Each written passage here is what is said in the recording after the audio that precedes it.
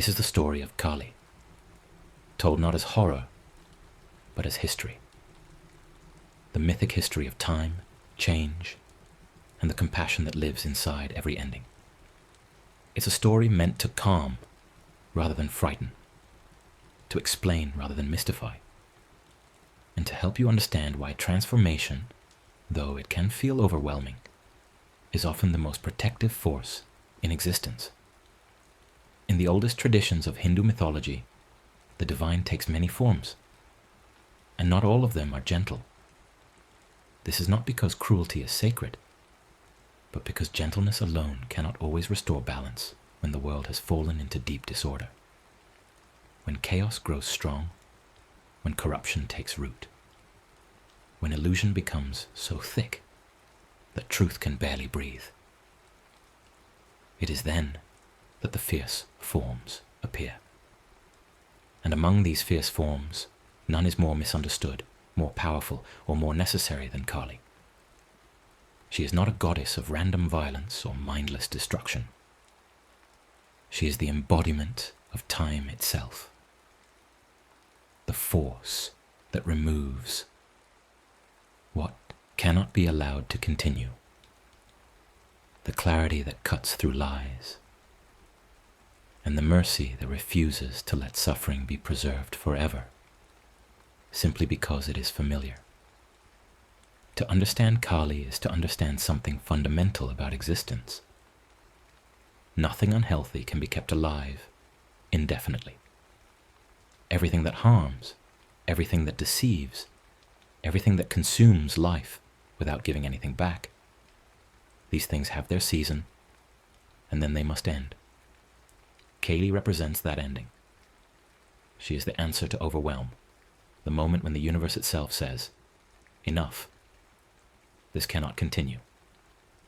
Something must change, even if that change feels catastrophic. And in this sense, she is not destruction for its own sake. She is emergency medicine for a cosmos in crisis.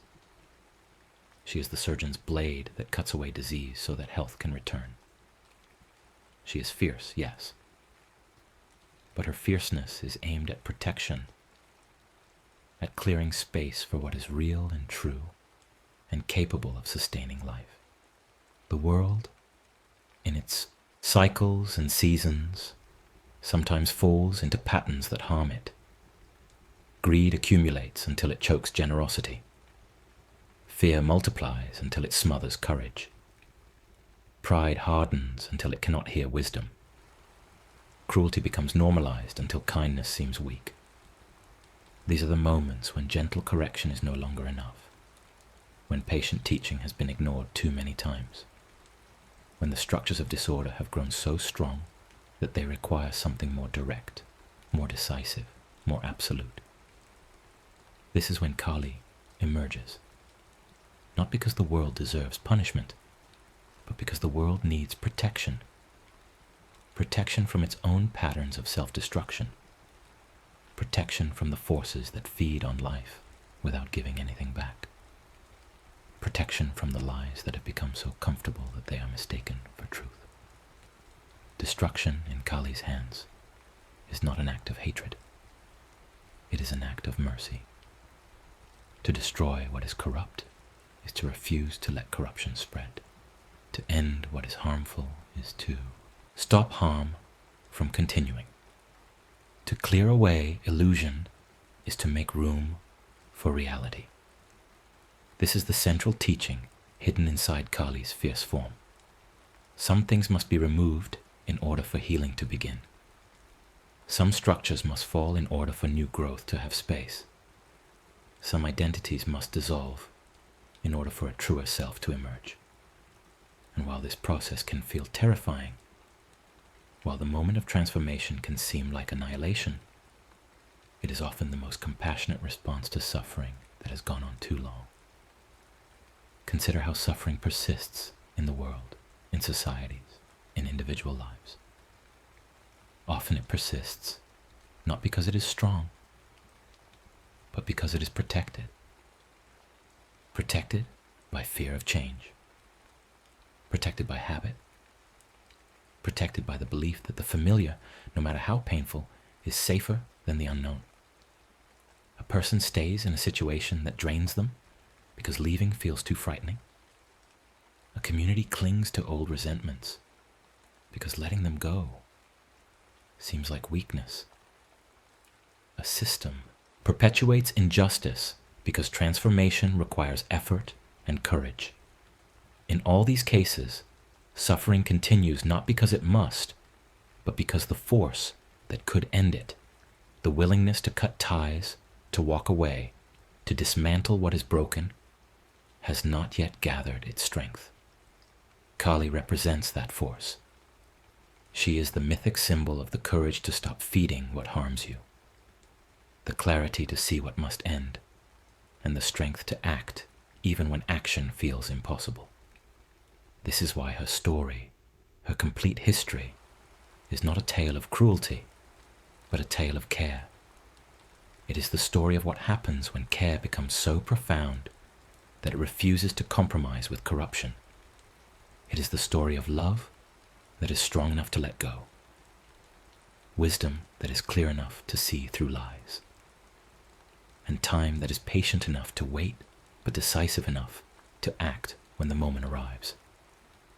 Kali's history is the history of necessary endings, the history of every moment when something old and harmful made way for something new and true, the history of every transformation that felt like death but was actually birth, the history of every release that seemed like loss but was actually freedom.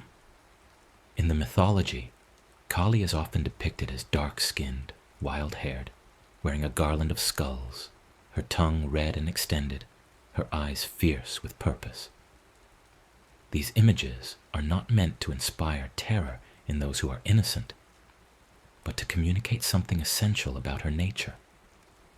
She is not polite, she is not contained, she is not concerned with appearing acceptable to those who benefit from illusion.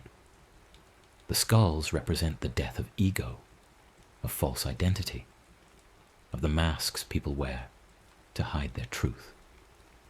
Her wildness represents freedom from social constraint, from the pressure to be small or quiet or agreeable when something important is at stake. Her darkness represents the mystery of time, the unknown that follows every ending, the fertile void from which new creation emerges. And her fierceness, her absolute uncompromising fierceness, represents her refusal to allow harm to continue unchecked. But mythology, especially the mythology of fierce divine forms, can be difficult to approach without context. The symbols can seem violent, the stories can seem harsh, and the lessons can seem inaccessible to someone who simply wants to understand why life involves so much change, so much loss, so much transformation. This is why Kali's story needs to be told differently, not as a list of battles and demons, but as a meditation on what she represents in the inner life of anyone who has ever struggled with letting go, with facing fear, with allowing something to end so that something else can begin. Her story needs to be told as a gentle explanation of the forces she embodies: time, change, and the compassion that refuses to preserve suffering indefinitely. Time is the ultimate teacher, and Kali is time in its most active form, not the slow drift of minutes and hours, but the sudden realization that a phase of life has ended, that a relationship cannot continue, that a version of yourself has outlived its purpose. This is the time that cannot be ignored, the time that demands acknowledgement, the time that transforms everything it touches. And this time, though it can feel harsh, is not cruel. It is simply honest. It does not lie about what is ready to fall away. It does not pretend that what is dying can be kept alive through force of will.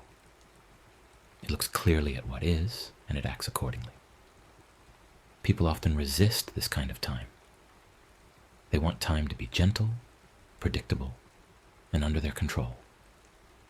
They want to decide when things end and when they continue. They want to hold on to what feels good and avoid what feels painful. But time, in its wisdom, knows that holding on too long turns preservation into imprisonment. What was once nourishing becomes stagnant. What was once protective becomes restrictive. What was once a source of growth becomes a barrier to further evolution.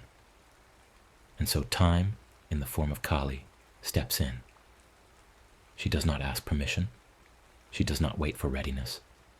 She acts when action is necessary, and she clears away what has become an obstacle to life.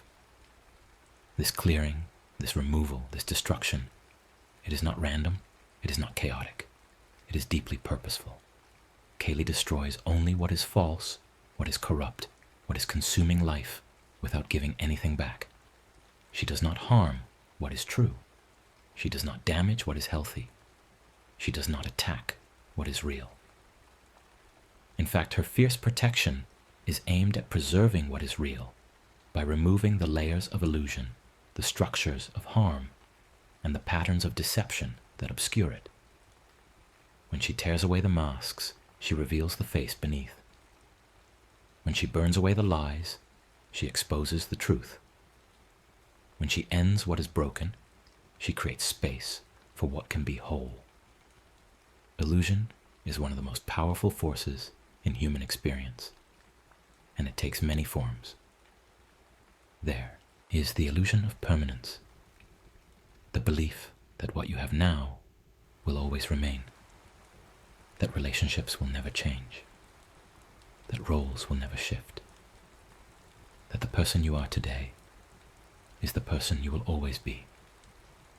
There is the illusion of control, the belief that if you just work hard enough, plan carefully enough, or worry sufficiently, you can prevent loss, avoid pain, and keep everything stable.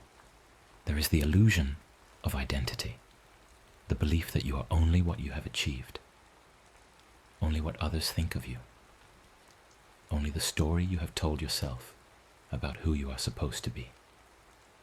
And there is the illusion of safety in suffering, the belief that familiar pain is better than unknown peace, that the devil you know is safer than the freedom you don't. Kali cuts through all of these illusions. She does not do this gently, because illusions are stubborn. They protect themselves. They justify themselves. They convince you that they are necessary, that without them you would be lost, that to let them go would be to lose yourself entirely. And so Kali's approach is direct. She does not negotiate with illusion. She does not argue with it or try to persuade it to leave. She simply removes it, the way a strong wind removes dead leaves from a tree.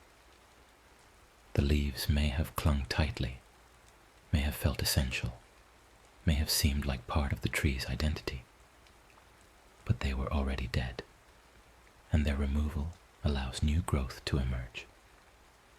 This is the mercy hidden inside what looks like destruction. When Kali strips away a false identity, she is not attacking who you are. She is revealing who you are beneath the layers of pretense and protection. When she ends a relationship that has become toxic, she is not punishing you. She is freeing you from a pattern that was draining your life.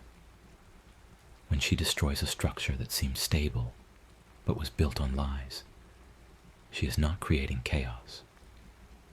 She's exposing the chaos that was already there, hidden beneath a surface of false order. Her destruction is clarification. Her violence is precision. Her fierceness is focus. In the mythology, Kali's emergence is often linked to moments of overwhelming crisis. The stories tell of demons who could not be defeated by ordinary means, of chaos that had grown so powerful that the usual forces of harmony were insufficient, of corruption that had become so entrenched that only something as fierce and uncompromising as Kali could restore balance. These stories are symbolic, of course. The demons represent the inner and outer forces that consume life: greed, hatred, delusion, pride, obsession, and fear. The chaos represents what happens when these forces are allowed to multiply unchecked. And Kali represents the necessary response: the courage to face what is overwhelming, the strength to confront what seems invincible, and the clarity to act with precision, even in the midst of disorder. One of the most famous stories tells of a demon whose every drop of spilled blood gave rise to a new demon, making him impossible to defeat through conventional battle. Every wound inflicted only multiplied the threat. This is a perfect symbol for certain kinds of psychological and spiritual patterns. The more you fight them directly, the stronger they become. Anger met with anger multiplies. Fear resisted with force intensifies. Shame defended against becomes deeper. In the story, Kali defeats this demon not by fighting harder, but by drinking the blood before it can touch the ground, by stopping the pattern at its source, by refusing to let it replicate, by cutting the cycle of multiplication. This is what she does with all patterns of harm. She finds the root and removes it, rather than endlessly battling the symptoms. This teaching is especially relevant to the inner life. How much energy is wasted fighting thoughts that only grow stronger when resisted? How much suffering comes from trying to control what cannot be controlled? How much exhaustion results from attempting to maintain an identity that no longer fits? Kali's approach suggests a different possibility. Stop feeding the pattern. Stop giving it your energy. Stop believing the story it tells. Let it collapse from lack of attention. Let it starve from lack of belief. Let it dissolve because you have withdrawn the fuel that kept it alive. This is not easy, of course. The patterns that harm us often feel essential to our survival. The thoughts that keep us awake at night often seem urgently important. The identities we cling to often appear to be the only thing holding us together. And so the idea of letting them go, of allowing Kali's fierce clarity to strip them away, can feel like annihilation. It can feel like you are being destroyed rather than being freed. This is why transformation is frightening. It asks you to trust that what remains after the stripping away will be enough. That who you are beneath the masks is worth revealing, that the truth, however naked and vulnerable, is stronger than the lies you have been protecting. Kali's relationship with Shiva is central to understanding this dynamic. In the mythology, Shiva represents consciousness in its purest form, still, unchanging, eternal witness to all that arises and passes away. He is the principle of deep stillness, the awareness that remains calm even when worlds are created and destroyed. Kali, by contrast, represents time and transformation, the dynamic movement of change, the force that never stops, the energy that continually reshapes reality. Together, they form a complete picture of existence. Shiva is the still center. Kali is the turning wheel. Shiva is the awareness that observes. Kali is the process that unfolds. Neither is complete without the other. This relationship is often depicted in images where Kali dances wildly on Shiva's still form, or where Shiva lies peacefully beneath her fierce movement. These images are not about domination or conflict. They are about balance. They show that change and stillness are not opposites, but complements. Change without stillness becomes chaos, pure motion with no center, transformation with no ground, evolution with no stability. Stillness without change becomes stagnation, pure potential with no expression. Awareness with no engagement, peace with no life. But when the two are in relationship, when fierce transformation is held within steady awareness, when wild change is grounded in deep stillness, then both can exist fully without destroying each other. This is the lesson for anyone navigating periods of intense change. You need both Kali's fierce willingness to let things transform and Shiva's steady presence that remains constant through transformation. You need the courage to let go and the stability to remain yourself. You need the clarity to see what must end and the wisdom to trust what will remain. You need the strength to move through fear and the peace to rest in the midst of movement. This balance is what allows transformation to be generative rather than destructive, what allows endings to lead to new beginnings rather than simply to emptiness, what allows you to change without losing your center. In practical terms, this balance might look like allowing grief to move through you while trusting that you will not be destroyed by it. It might look like ending a relationship that has become harmful while maintaining your sense of worth and dignity. It might look like leaving a job that no longer serves your growth while believing that your skills and value are not defined by any single role. It might look like releasing an old identity while trusting that who you are at your core is deeper and more resilient than any label or story. In all these cases, Kali's energy is the willingness to let go, and Shiva's energy is the steady presence that remains when the letting go is complete. Boundaries are another aspect of Kali's protective function. She is not only the force that removes what is corrupt within, she is also the force that prevents corruption from entering, that stops consuming patterns before they take root, that says no to what would drain life without giving anything back. This is often misunderstood as aggression, but it is actually a form of care. To protect something precious, you must be willing to defend it. To maintain what is healthy, you must be willing to exclude what is toxic. To preserve your peace, you must be willing to refuse what would disturb it. Many people struggle with this. They have been taught that kindness means always saying yes, that compassion means tolerating harm, that love means having no limits. And so they allow themselves to be drained, to be used, to be diminished. Not because they are weak, but because they believe that setting boundaries would be cruel. Kali teaches the opposite. She teaches that real kindness sometimes says no. Real compassion sometimes walks away. Real love sometimes sets limits. Because kindness that allows harm is not true kindness. Compassion that enables abuse is not true compassion.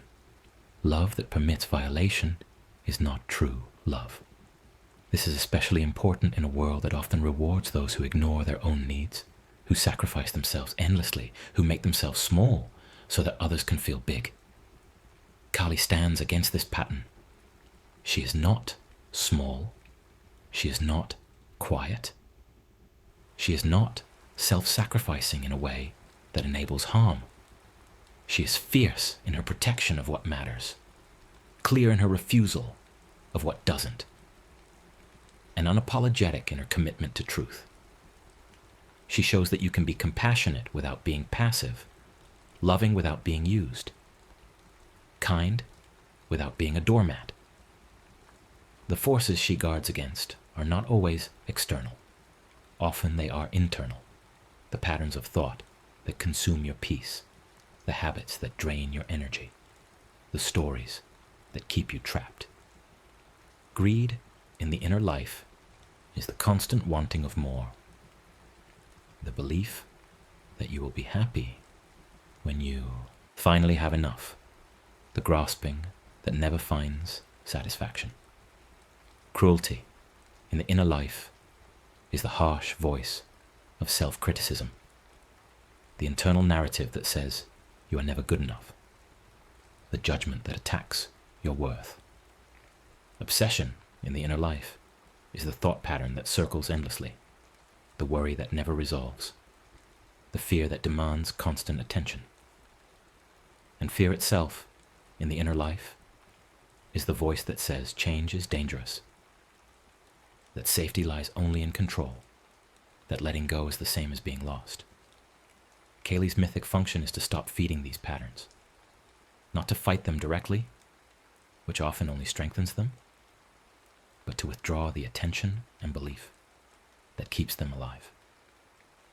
This is a subtle but profound shift. Instead of trying to defeat your anxiety, you stop believing that every anxious thought requires immediate action.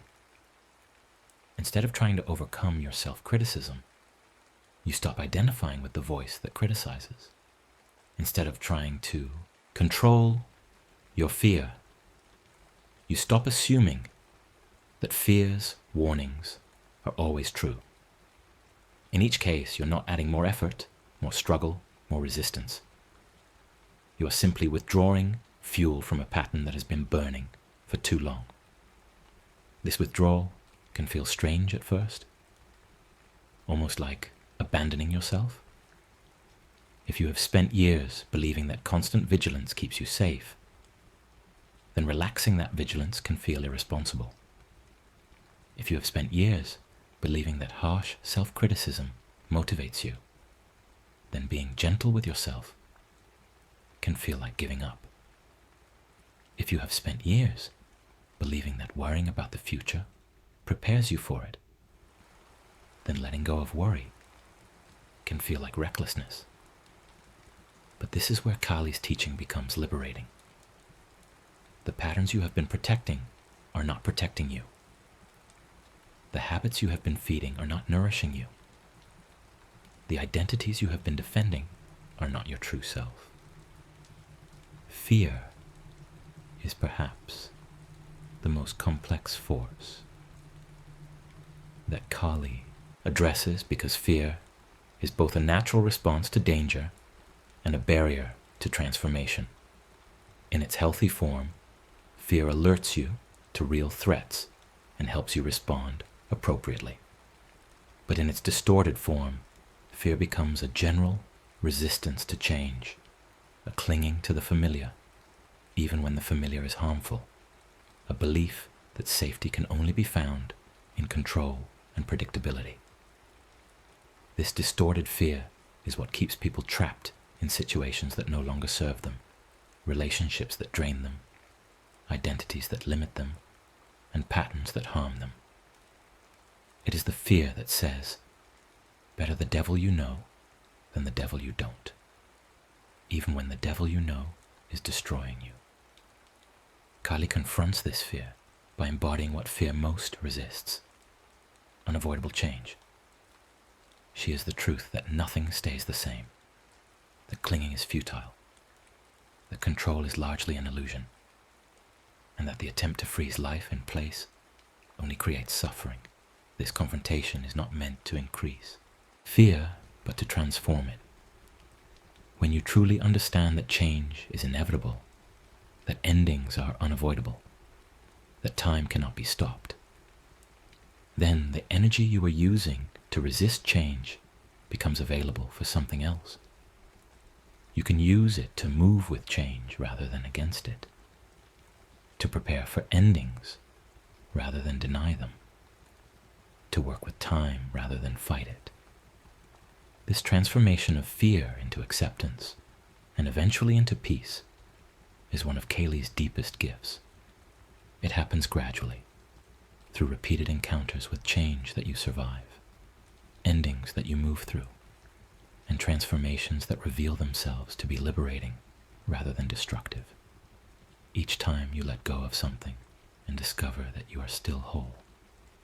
Each time you allow something to end and find that new possibilities emerge. Each time you face what you feared and realize it was not as devastating as you imagined. Each of these experiences weakens fear's grip and strengthens your trust in the process of change. The mythology speaks of Kali's eventual calming, the moment when her fierce dance slows, and she recognizes that the battle is over, that balance has been restored, that her work is complete. In the stories, this often happens when she looks down and sees Shiva beneath her feet, when she realizes that in her fierce protective dance, she has stepped on the very stillness she serves. This recognition brings her back to herself, back to balance, back to the understanding that fierceness is a tool, not a permanent state. The stories teach that even the force of transformation needs to rest, that even the clearer of illusions needs to remember stillness, that even time itself exists within eternity. This is a crucial teaching for anyone who has taken on Kali's fierce energy in their own life. There are times when you need to be fierce, when you need to set hard boundaries, when you need to cut away what is harmful without hesitation. But there are also times when fierceness itself becomes a trap, when the constant readiness for battle prevents you from resting, when the habit of saying no makes it hard to say yes, when the energy of destruction continues even after there is nothing left that needs to be destroyed. Learning when to be fierce and when to be still, when to transform and when to rest, when to end and when to allow. This is the wisdom that comes from understanding both Kali and Shiva, both change and stillness, both movement and peace. Time, as Kali embodies it, is not your enemy. It does not hate you. It does not take things from you out of cruelty. It simply carries everything forward, allowing what is ready to fall away to fall, allowing what is ready to emerge, allowing the great cycles of creation and dissolution to continue. When you fight against time, when you try to freeze moments or preserve what is already changing, you create suffering for yourself. But when you work with time, when you allow its natural movement, when you trust its wisdom, then you begin to experience it not as loss, but as flow, not as theft, but as transformation, not as ending, but as continuation in a new form. This does not mean you should not grieve. Grief is a natural response to loss, and honoring grief is part of honoring what mattered. Kali does not ask you to pretend that endings are easy or that loss doesn't hurt. She only asks you to recognize that endings are necessary, that loss is part of the cycle, that what falls away makes space for what comes next. Grief and acceptance can coexist. You can mourn what is gone while trusting that its going was part of a larger pattern. You can honor what was while opening to what will be. You can feel the pain of change while understanding that change is not punishment. The idea of renewal is central to understanding why Kali's destruction is ultimately compassionate. She does not clear things away in order to create permanent emptiness. She clears things away in order to make space for new growth, new truth, new life. When she burns away illusion, she reveals reality. When she ends what is corrupt, she allows integrity to flourish. When she removes what is consuming life, she permits life to regenerate. Every ending she brings is simultaneously a beginning. Every loss, a potential gain. Every death, a form of birth. This renewal is often quiet and subtle. It does not announce itself with fanfare. It does not arrive with certainty about what comes next. It begins as a sense of space, of possibility, of something lighter. After a painful ending, there is often a period that feels empty, uncertain, and disorienting. This is the fertile void, the time between what was and what will be, the pause in which new forms are gestating, but not yet visible. Many people struggle with this phase because it lacks structure, because there is nothing to hold on to, because the future is unclear. But this emptiness is not barren. It is pregnant with potential. It is the soil in which new seeds are already beginning to take root. What grows from this soil is often simpler and more honest than what was there before. Illusions are complex and require constant maintenance. Truth is simple and maintains itself. False identities need endless reinforcement. Your real self just is. Harmful patterns demand continual feeding. Healthy patterns sustain themselves. And so what emerges after Kali's clearing is often lighter, clearer, more aligned with reality. It is what was always there beneath the layers of protection and pretense, beneath the habits and stories, beneath the fear and control. It is who you actually are, what you actually value, what actually brings you peace. This is why transformation, though it feels frightening and often painful, is ultimately in service of greater ease. Carrying illusions is exhausting. Maintaining false identities is draining. Feeding harmful patterns takes enormous energy. Resisting inevitable change creates constant tension. When these things fall away, when Kali strips them from you, or you willingly release them, the immediate experience may be grief or fear or disorientation. But what follows in time is often a sense of relief. Relief that you no longer have to pretend. Relief that you no longer have to maintain what was never true. Relief that you can finally rest in what is real. The complete history of Kali, then, is not a history of violence, but a history of necessary transformation. It is the story of every moment when the old had to end so the new could begin. When illusion had to fall so truth could be seen. When what was consuming life had to be removed so life could flourish. It is the history of time itself, not the time that passes minute by minute, but the time that marks the great transitions, the time that ushers in new eras, the time that refuses to let anything remain static. And it is the history of mercy that looks like harshness, compassion that looks like destruction, and love that is strong enough to let go. In your own life, Kali's energy is present in every moment when you face necessary change. She is there when you end a relationship that has become toxic, when you leave a job that is crushing your spirit, when you release a belief that is no longer true, when you let go of an identity that has become a cage. She is there in the courage it takes to stop, to say no, to walk away, to choose yourself over what is familiar. She is there in the clarity that cuts through confusion, the strength that refuses to compromise with harm, and the fierce protection of what matters most. But she is also there in the gentler moments, in the recognition that a phase of life has ended, in the acceptance that a version of yourself has outlived its purpose, in the willingness to let time carry away what you can no longer hold. She is there when you stop trying to control everything, when you allow yourself to not know what comes next, when you trust that the space created by an ending is not emptiness but possibility.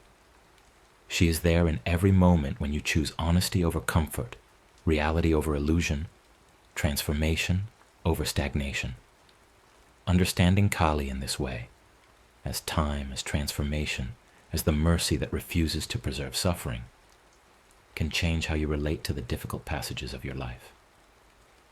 Instead of seeing change as punishment, you can recognize it as a natural process.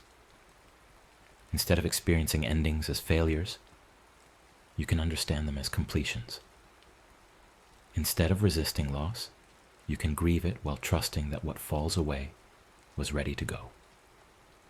Instead of fearing transformation, you can meet it with the knowledge that what is true in you cannot be destroyed, that what is real will remain, and that what falls away was only ever a layer of protection that is no longer needed. This shift in perspective does not make change easy, but it can make it more bearable. It does not eliminate grief, but it can hold grief within a larger context of meaning. It does not prevent fear, but it can transform fear from overwhelming terror into a feeling that can be acknowledged and moved through. And most importantly, it can help you stop fighting against the inevitable. Stop clinging to what time is already carrying away, and begin to work with the forces of change rather than exhausting yourself in futile resistance. The image of Kali dancing on Shiva's still form contains this entire teaching. She is movement. He is stillness. She is change. He is continuity. She is time. He is eternity. And they are not in conflict. They are in relationship. The dance needs the still ground beneath it. The stillness is enlivened by the dance. Change needs a stable center to be transformation rather than chaos. Stillness needs the energy of change to be alive rather than static. You need both. You need the willingness to change and the capacity to remain centered. You need the courage to let go and the trust that you will not be lost. You need Kali's fierce clarity and Shiva's deep peace. In meditation traditions, there is often talk of resting in awareness, of finding the still center that remains unchanged even as thoughts, emotions, and sensations arise and pass away.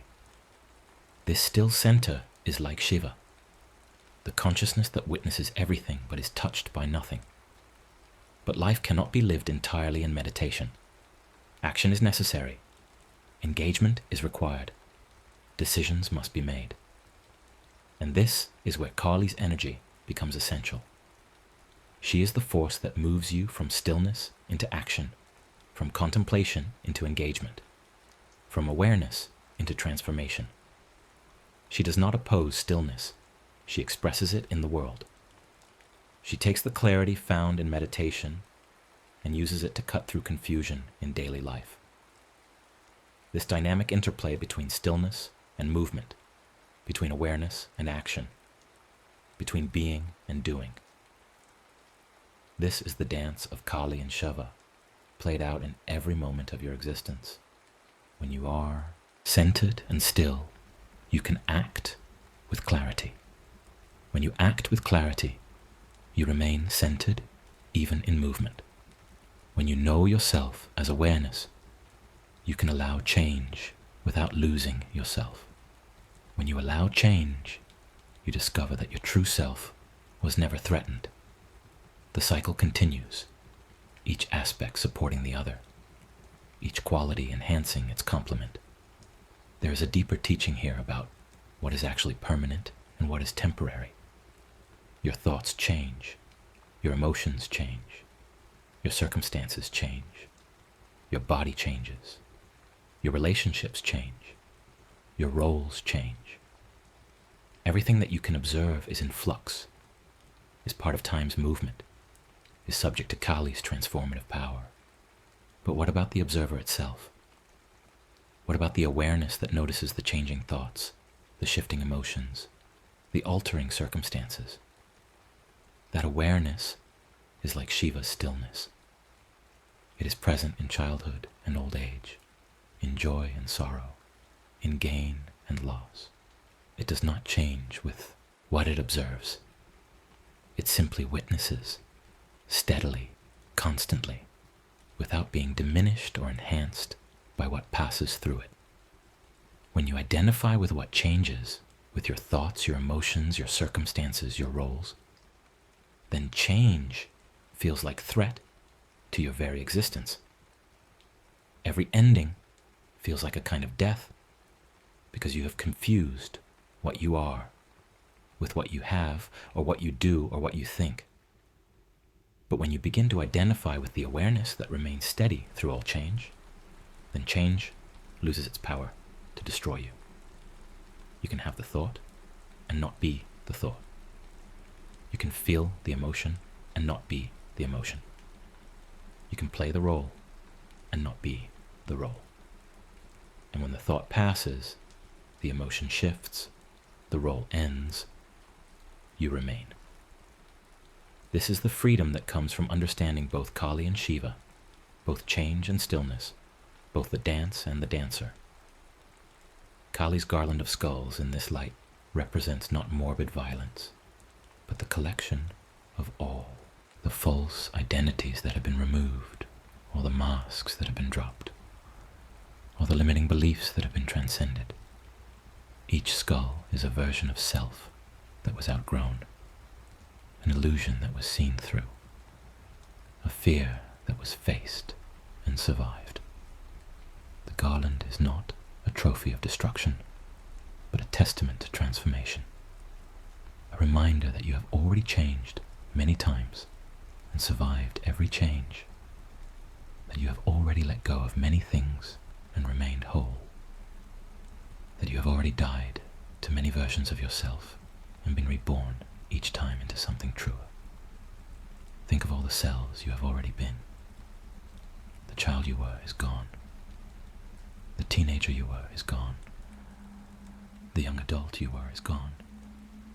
Each phase of life required you to release the previous phase's identity, to let go of what once defined you, to allow a death and a birth. And yet you remain. The continuity of awareness persists through every change of form. This is what Kali teaches when she wears the skulls of dead identities, that you can survive the death of who you thought you were, that transformation is not annihilation, that letting go of the old does not mean losing yourself, but finding yourself more truly. The extended tongue in Kali's iconography is sometimes interpreted as the expression of shock when she realizes she has stepped on Shiva, but it can also be understood as the act of tasting reality, of consuming experience directly without the filter of interpretation, of engaging with life as it is, rather than as you wish it to be. This is another aspect of her teaching, the willingness to face what is true, even when truth is difficult, even when reality is not what you wanted, even when honesty requires acknowledging something painful. Many people spend enormous energy avoiding certain truths, constructing elaborate illusions to protect themselves from what they do not want to see. Kaylee's approach is different. She looks directly at what is, tastes it fully, and acts from that clear seeing. This clear seeing, this unflinching acknowledgement of reality, is ultimately kinder than avoidance. When you avoid the truth of a dying relationship, you prolong the suffering of both people involved. When you avoid the truth of a job that is destroying your health, you sacrifice your well-being to the illusion of security. When you avoid the truth of a belief that is no longer serving you, you remain trapped in a worldview that has become a cage. The moment of facing truth may be painful, but it is a clean pain, the pain of an honest wound that can heal, rather than the chronic ache of a festering denial. Kaylee offers that clean pain, that honest wound, that opportunity to heal, rather than continue suppressing. In the context of sleep and rest, which is where this story finds its ultimate purpose, Kaylee's teaching becomes especially relevant. How many people lie awake at night, their minds spinning with worry, their hearts tight with fear, their bodies tense with the effort of trying to control what cannot be controlled? How many carry into the quiet darkness all the patterns of resistance they maintain during the day? The resistance to change, the clinging to what is slipping away, the fear of endings, the desperate attempt to hold everything together. This is exhausting. This is why rest eludes so many. Because rest requires letting go, and letting go is precisely what feels most dangerous. Kali's presence in the night is the permission to stop holding. Stop holding on to thoughts that circle without resolution. Stop holding on to worries about a future you cannot control. Stop holding on to an identity that is already changing. Stop holding on to the belief that your constant vigilance is what keeps disaster at bay.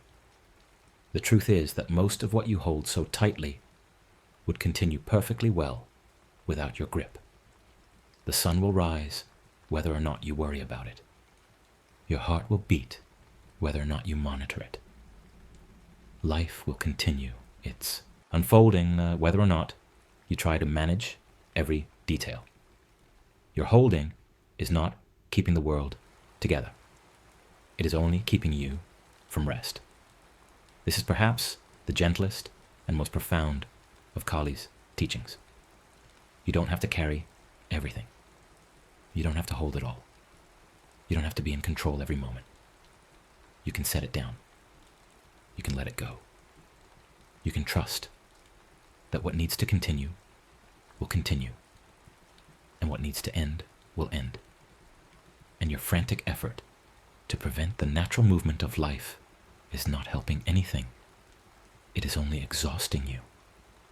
Rest comes when you finally release your grip, when you allow Kali's transformative energy to carry away what you were never meant to hold forever, when you sink into Shiva's stillness and remember that underneath all the change, something in you remains steady, whole, and safe.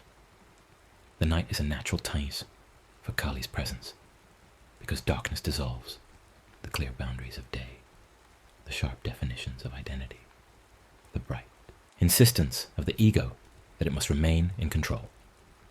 In darkness, forms blend.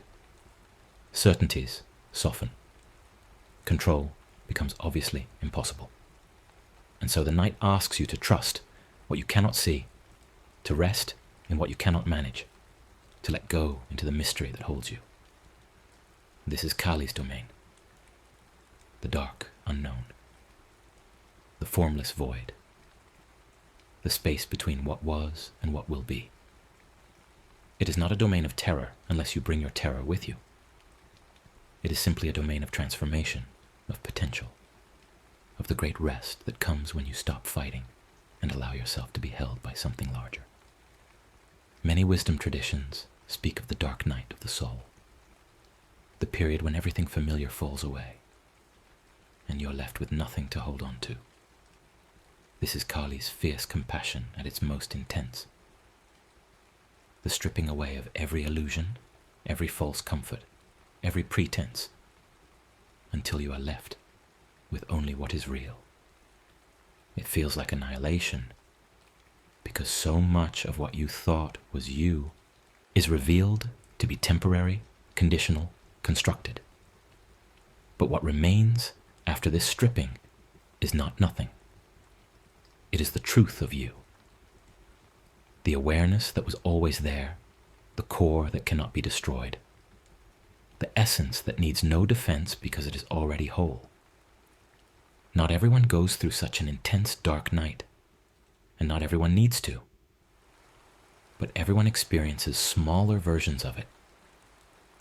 Moments when the structures you relied on crumble, when the identity you maintained no longer fits, when the beliefs you held can no longer be sustained, when life asks you to let go of something you thought was essential. These are Kali's moments.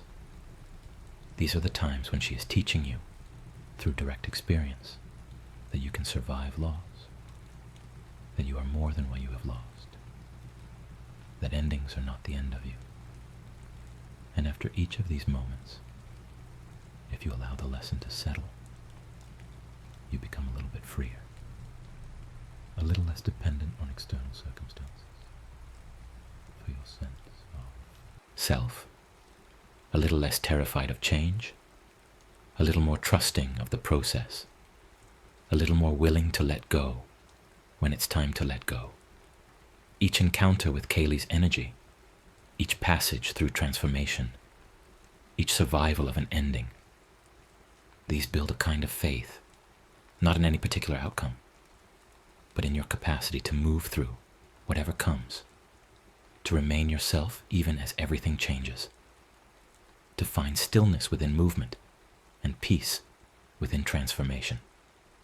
This faith is not naive optimism. It is not the belief that everything will always work out the way you want.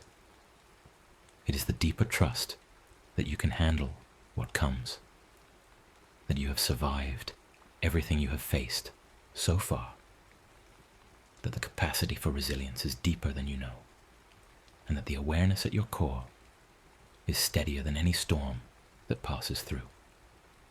This faith allows rest. It allows you to stop bracing for disaster. It allows you to release the constant tension of trying to prevent what might happen. It allows you to be present with what is, rather than constantly defending against what might be. Kali's complete history, then, is also your history.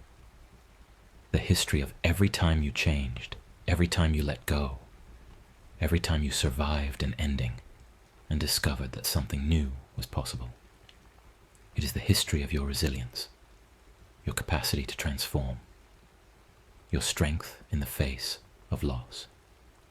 It is the record of every false identity you have outgrown, every illusion you have seen through, every fear you have faced. And it is the promise of every transformation still to come. The assurance that you will continue to change, that life will continue to ask you to let go, and that each time you do, you will discover once again that you are not destroyed by what you release, but freed by it. The mercy at the heart of Kali's fierce form is this: she will not let you cling to what is harming you. She will not permit you to preserve suffering simply because it is familiar. She will not allow illusion to remain undisturbed when truth is trying to emerge. She loves you too much to let you stay trapped. She cares too deeply to let corruption continue unchallenged. She is too committed to your ultimate freedom to compromise with the patterns that keep you bound. And so she comes, in her time, with her fierce clarity, and she removes what must be removed. Not to punish you, but to free you. Not to destroy you, but to reveal you. Not to end your life, but to clear the way for you to live more truly. As you prepare for rest, as you allow the day to release its hold on you, as you let your body sink into stillness and your mind begin to quiet, you can invoke Kali's energy in its gentlest form.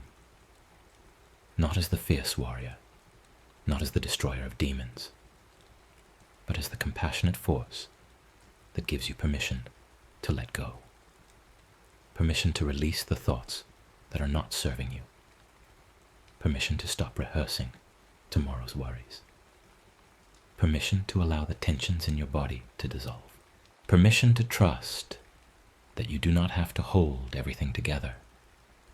That rest is not irresponsible. That letting go for the night will not result in disaster.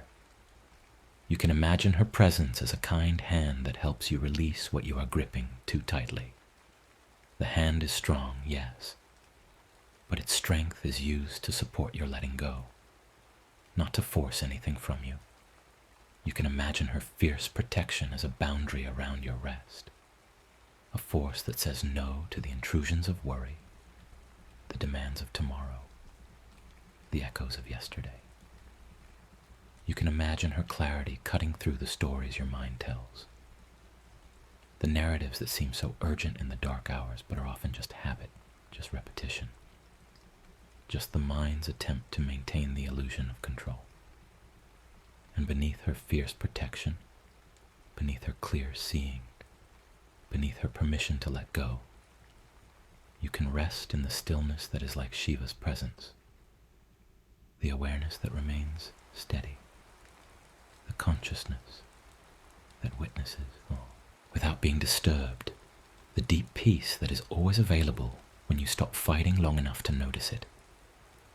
This stillness was there before you were born and will be there after you die. It is there beneath every thought, every emotion, every circumstance. It is what you are, beyond all the temporary identities, beyond all the changing forms, beyond all the stories and roles and masks. Kaylee's dance happens on the surface of this stillness. All of life's changes, all of its transformations, all of its endings and beginnings. These are movements on the surface of something that does not move. Waves on the ocean, wind patterns in the air, dance on the steady ground. And you are both. You are the movement and the stillness, the change and the continuity, the dance and the dancer. When you remember this, when you feel it even for a moment, fear loosens. When fear loosens, control relaxes. When control relaxes, rest becomes possible. So let this be Kali's final gift to you tonight. The understanding that you can let go, that it is safe to release your grip, safe to stop managing everything, safe to trust the natural movement of life, that what needs to stay will stay, and what needs to go is already leaving, and your desperate holding cannot change the fundamental patterns of existence. That rest is not giving up, but giving in to the wisdom of the body that knows how to sleep, giving in to the rhythm of day and night that knows when to be active and when to be still, giving in to the great turning of time that carries everything forward, whether you resist or flow.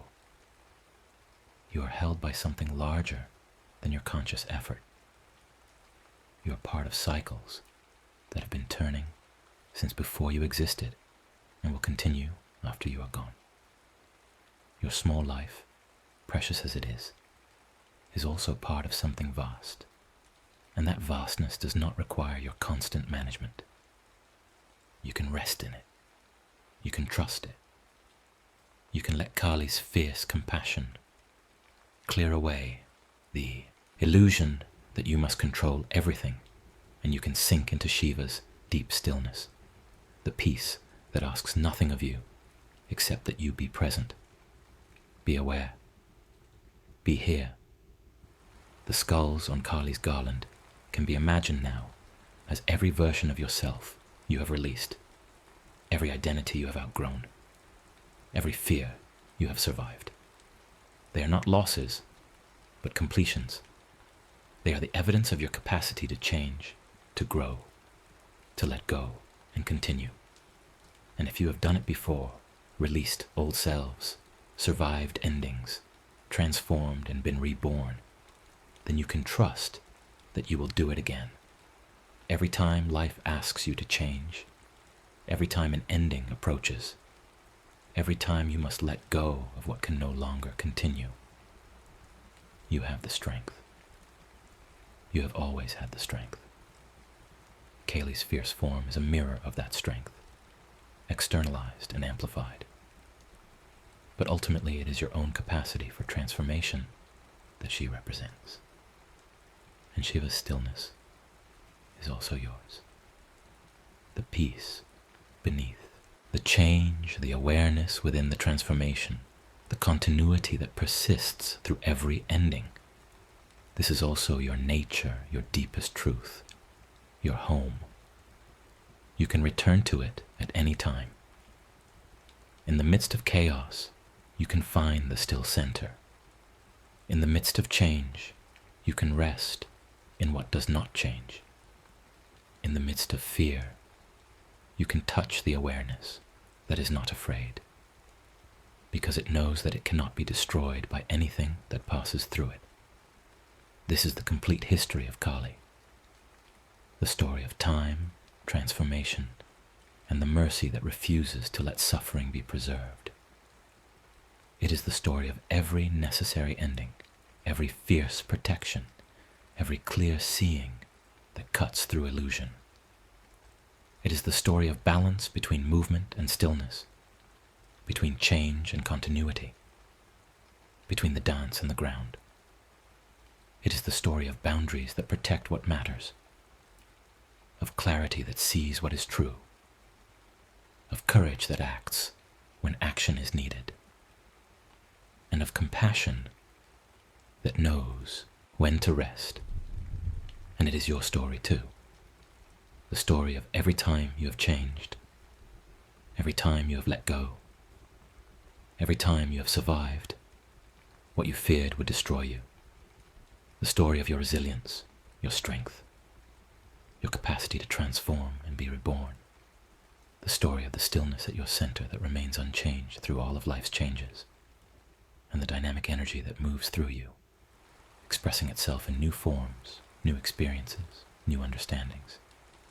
As you rest now, as you allow sleep to carry you into its own kind of transformation, trust that Kali's fierce protection surrounds your rest, and Shiva's deep peace holds your awareness.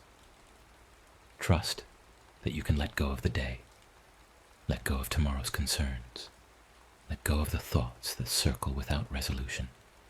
Trust that rest is safe, that darkness is not enemy, that the unknown space of sleep is a return to the source, a dissolution into the mystery that holds all form, a nightly practice of the great release that will one day be final, but for now is only temporary, only a pause, only a rest before morning's renewal.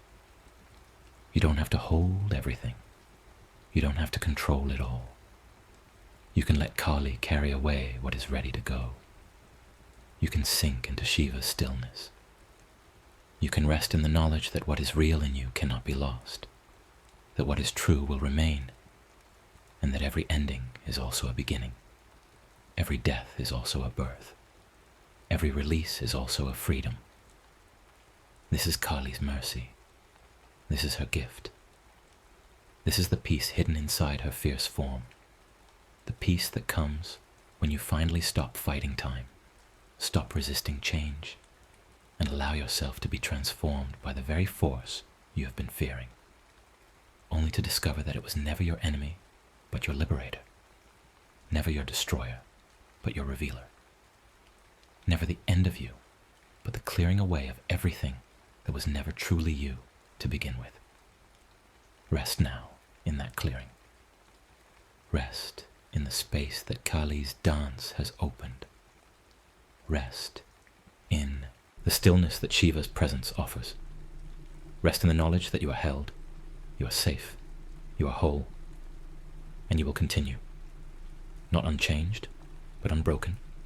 Not unscathed, but undefeated. Not the same, but deeper, truer, more yourself than you have ever been. This is what transformation offers when you stop fighting it. This is what time gives when you work with it rather than against it. This is what Kali teaches when you finally understand that her fierce love is destroying only what was never real, clearing only what was blocking your truth, ending only what had already served its purpose, and making space, always making space, for the next step, the next breath, the next beginning, the next moment of your continuing, evolving, eternal becoming. The next story is about to begin. Please relax and enjoy.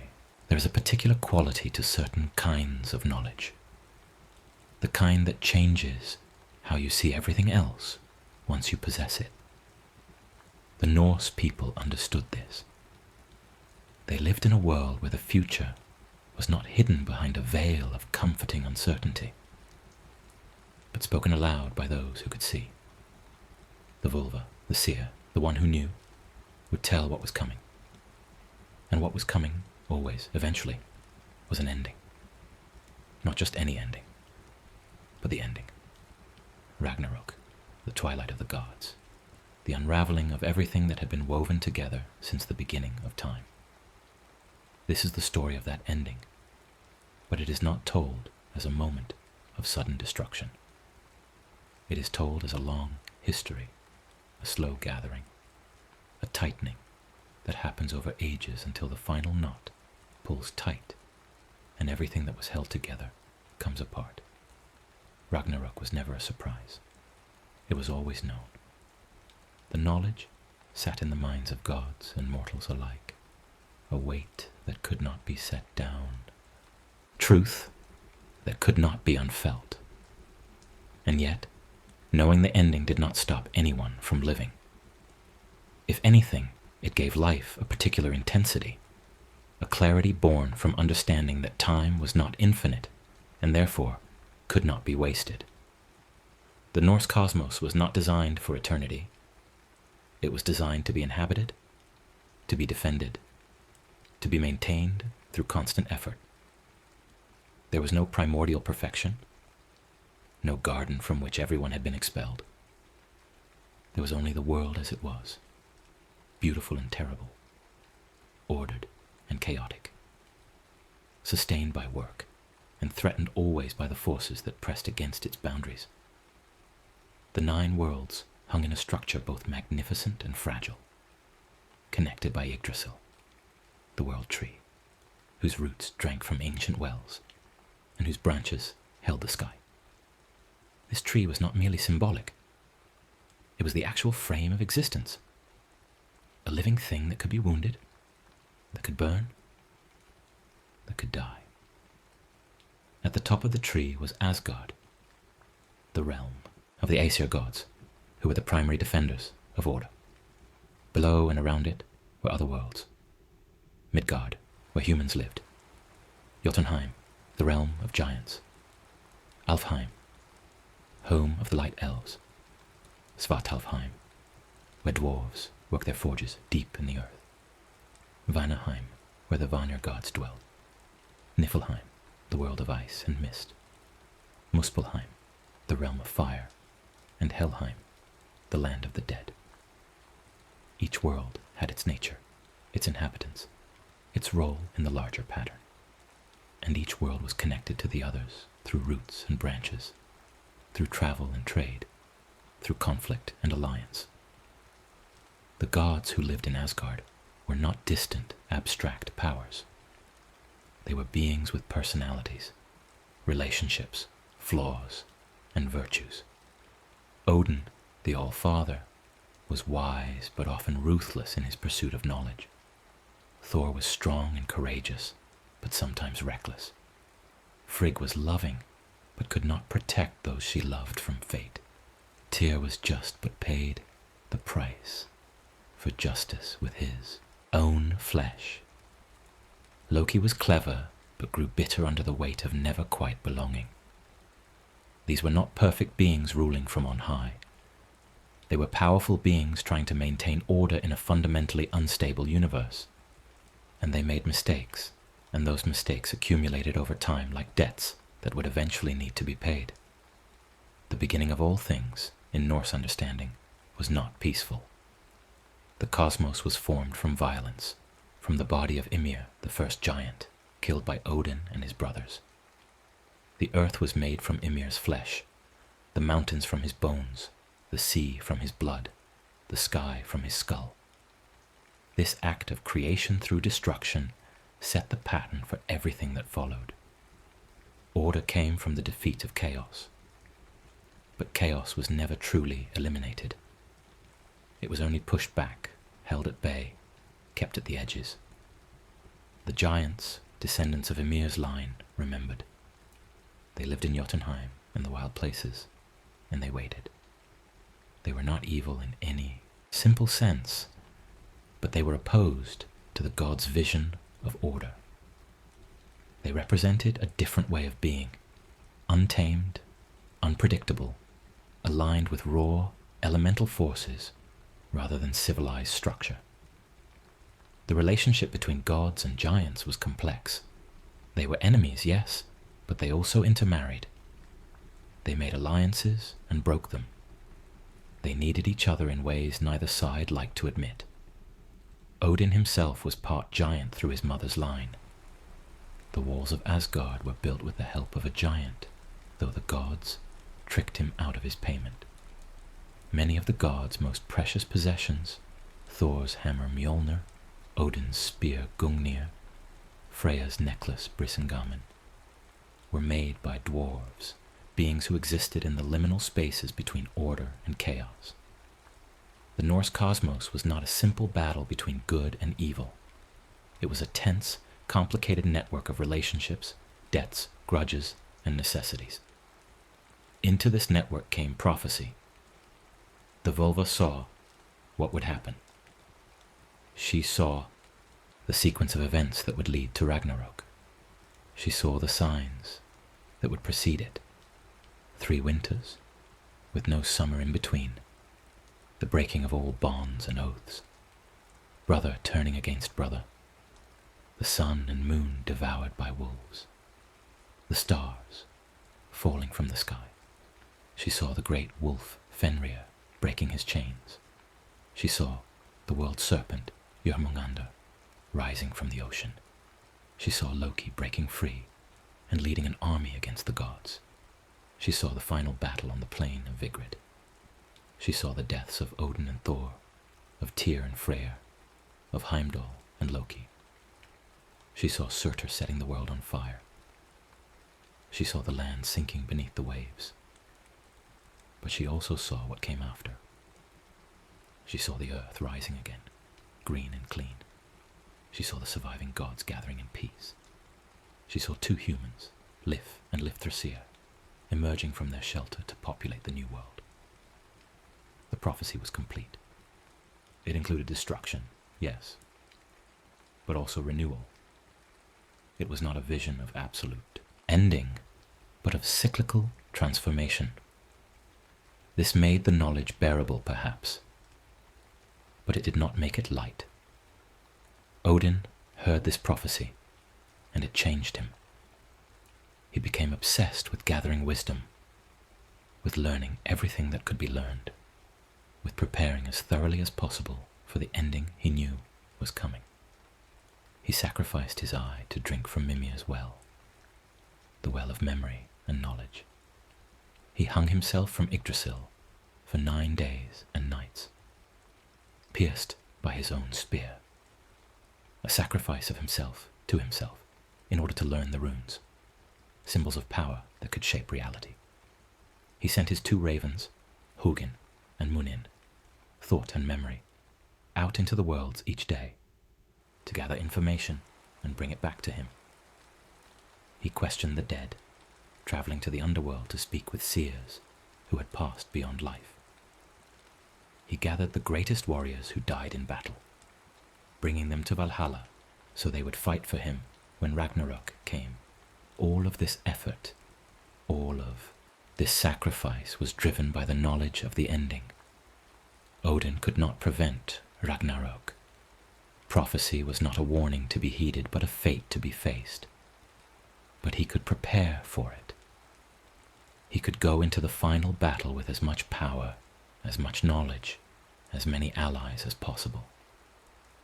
This was Odin's way of dealing with the inevitable. He met it head on, gathering strength, refusing to be passive even in the face of fate. Thor took a different approach. Thor was not a planner. He was a doer, a fighter, a defender. His role was to protect Midgard and Asgard from the giants who constantly tested the boundaries.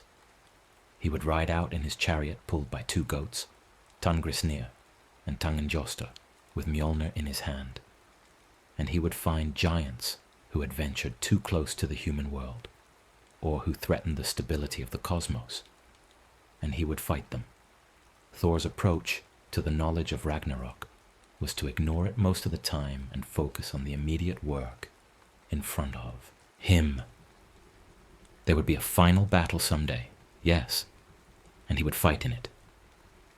But until then, there were smaller battles to fight, boundaries to defend, people to protect. Thor's simplicity was a kind of wisdom. He did not torture himself with questions about fate and free will. He did not agonize over whether his efforts mattered, if everything would end anyway. He simply did his work, because it was the right work to do. The farmers needed protection. The fishermen needed calm seas. The travelers needed safe roads. Thor provided these things. He was the god of common people, the one they called on when thunder rolled across the sky, the one they trusted to keep them safe. And in doing this work, day after day, season after season, year after year, Thor found meaning that did not depend on permanence. Frigg, Odin's wife, and the mother of many gods, carried the knowledge of Ragnarok differently. She was a seer herself, though she rarely spoke of what she saw. She knew the fates of all beings, but she kept this knowledge close. Her response to the prophecy was to try to protect those she loved as much as possible. When her son Balder began having dreams of his own death, she took action.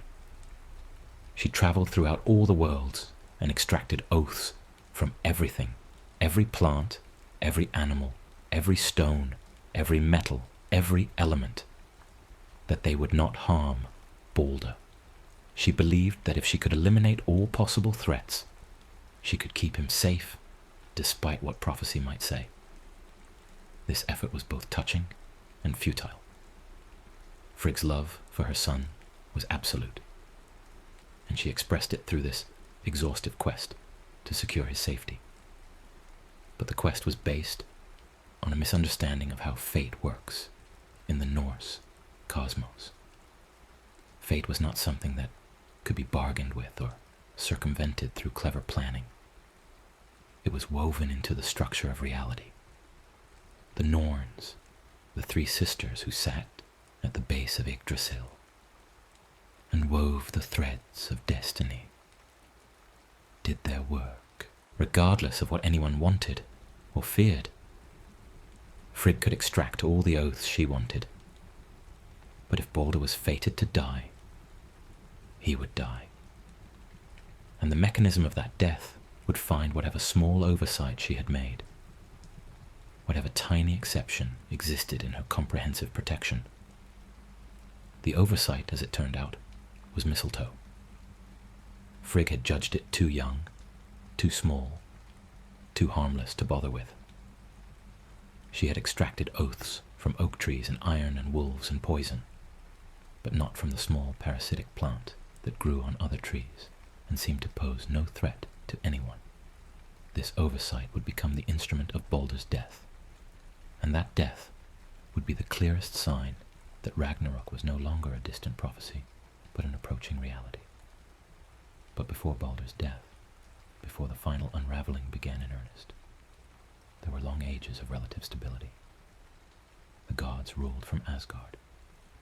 Humans lived in Midgard.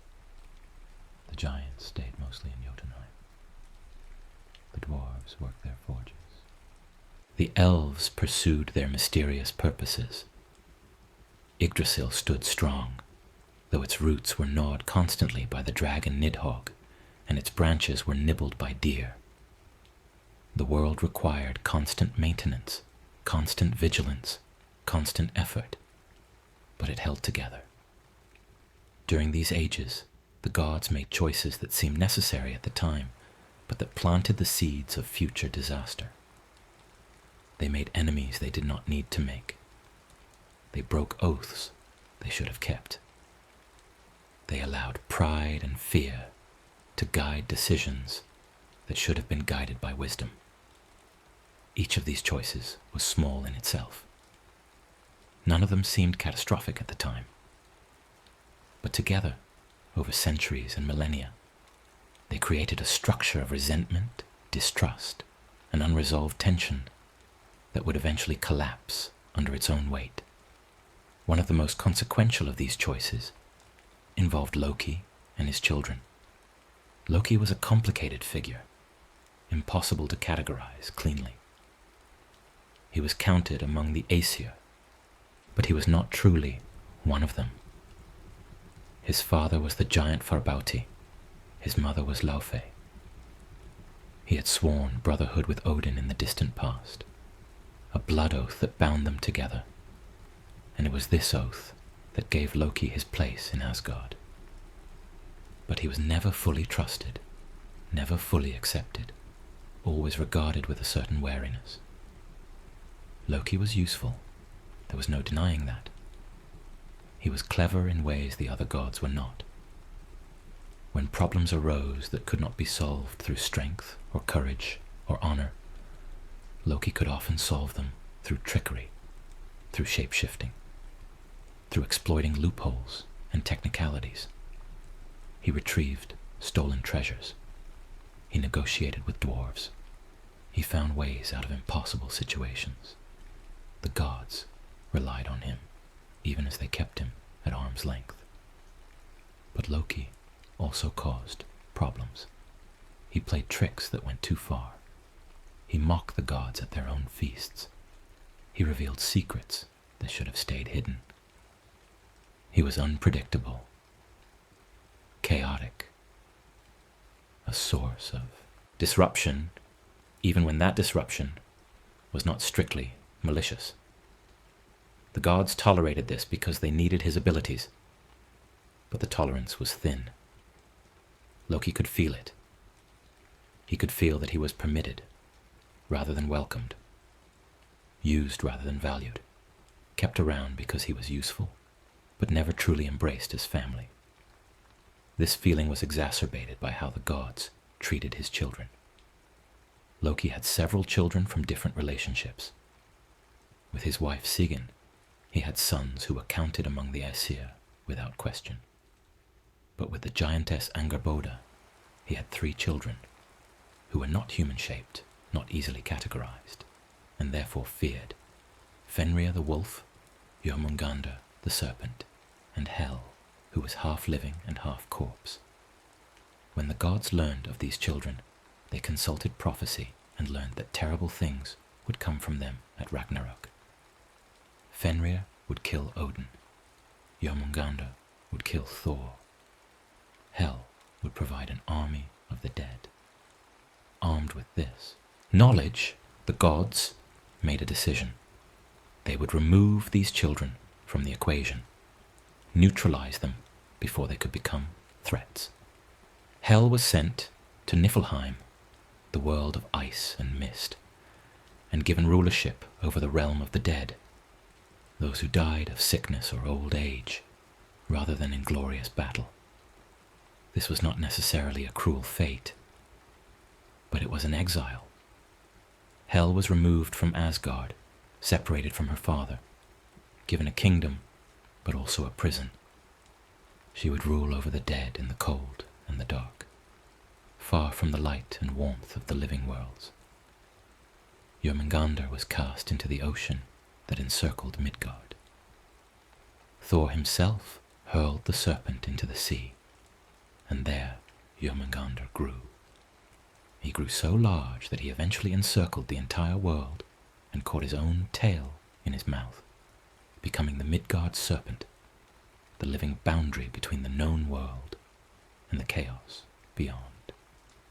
He was not killed, but he was placed where he could be monitored, where his presence served a purpose, holding the boundary, but where he could not easily threaten the gods.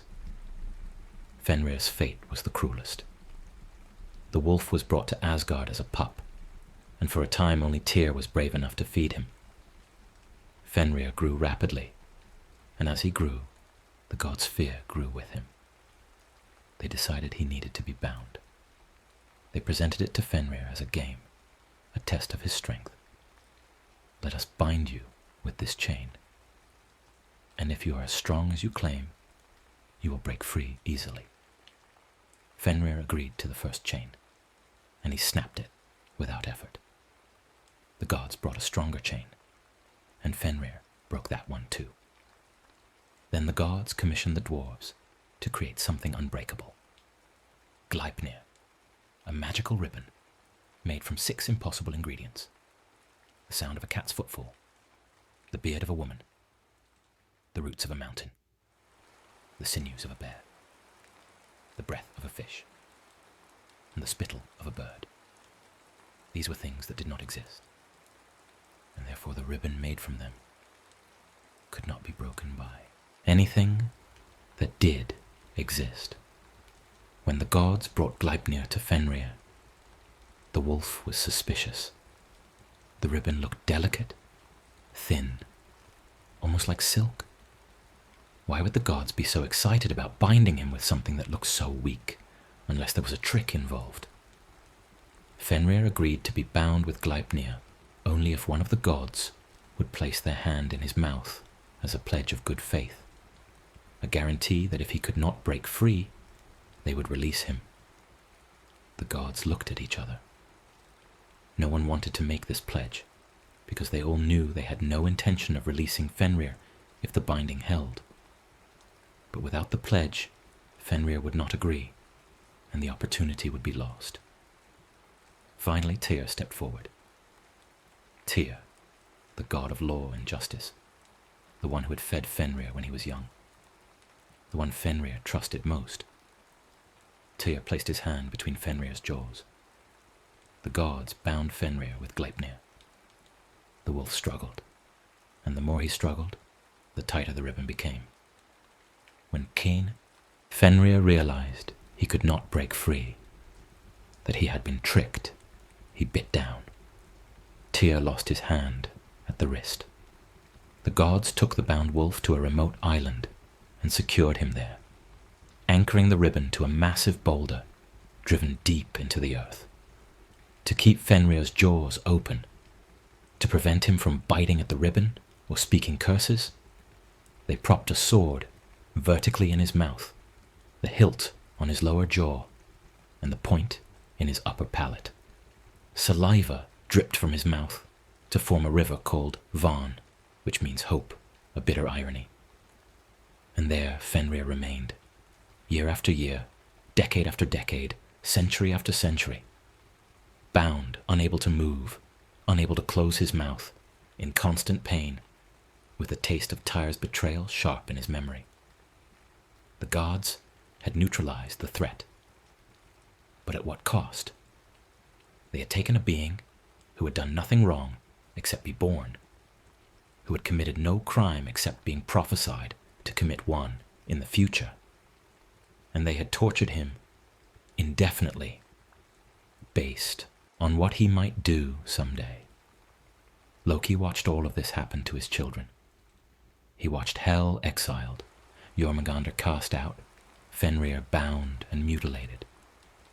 He said nothing, because what could he say? He was already on the margins. If he protested too strongly, the gods might decide he was the problem and deal with him the same way. So he swallowed his rage. He swallowed his grief. He continued to play his role as the clever trickster, the problem solver, the one who was useful. But inside, something was breaking. The gods told themselves that what they had done was necessary. Prophecy had named these beings as threats, and by removing them from play, the gods had protected the cosmos. They did not ask themselves whether prophecy described events that would inevitably happen, or whether it described events that would happen because of the choices they made. They did not consider that by treating Loki's children as enemies, before they had done anything to deserve it, they might be creating the very enmity that would lead to Ragnarok. This is one of the deep patterns in the Norse understanding of fate. The future and the past are woven together in ways that make it impossible to untangle cause and effect. Does Fenrir hate the gods because he is fated to kill Odin? Or is he fated to kill Odin because the gods made him hate them by binding him? The question has no answer, or perhaps it has both answers simultaneously. The gods acted according to their nature, fear-driven, control-seeking, attempting to impose order on chaos. And in doing so, they created the exact conditions that would lead to the destruction they feared. For many ages after the binding of Loki's children, life continued. The gods feasted in Asgard.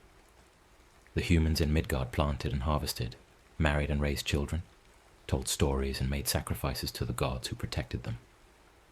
The sun rose and set. The seasons turned.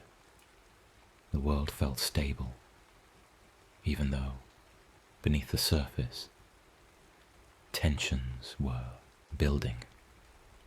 Loki remained in Asgard, still bound to Odin by their ancient blood oath, still useful enough to be tolerated.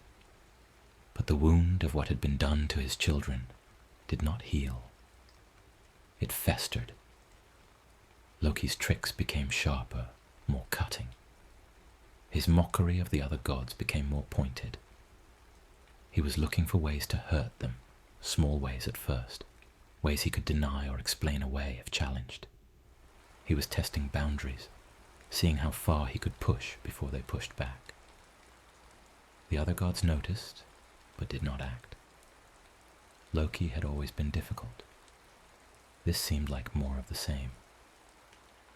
They did not realize that the nature of the difficulty had changed, that what had once been chaotic playfulness was slowly transforming into deliberate malice. Or perhaps they did realize on some level, but chose not to acknowledge it, because acknowledging it would require confronting what they had done to deserve it. Then Balder began to have dreams.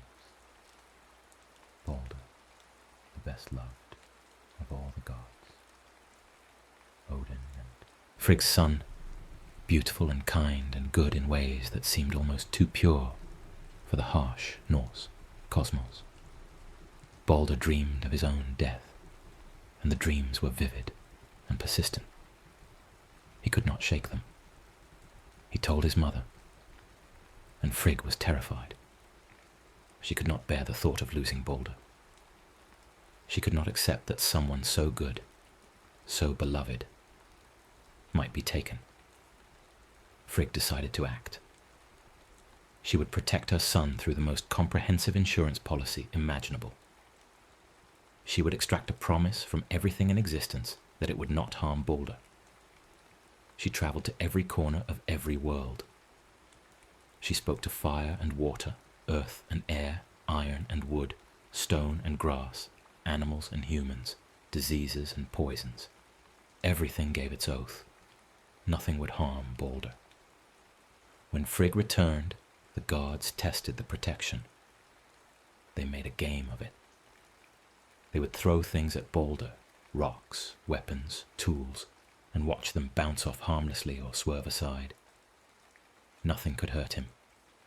Balder stood in the center of the hall, smiling, while his fellow gods threw everything they could think of at him, and he was untouched.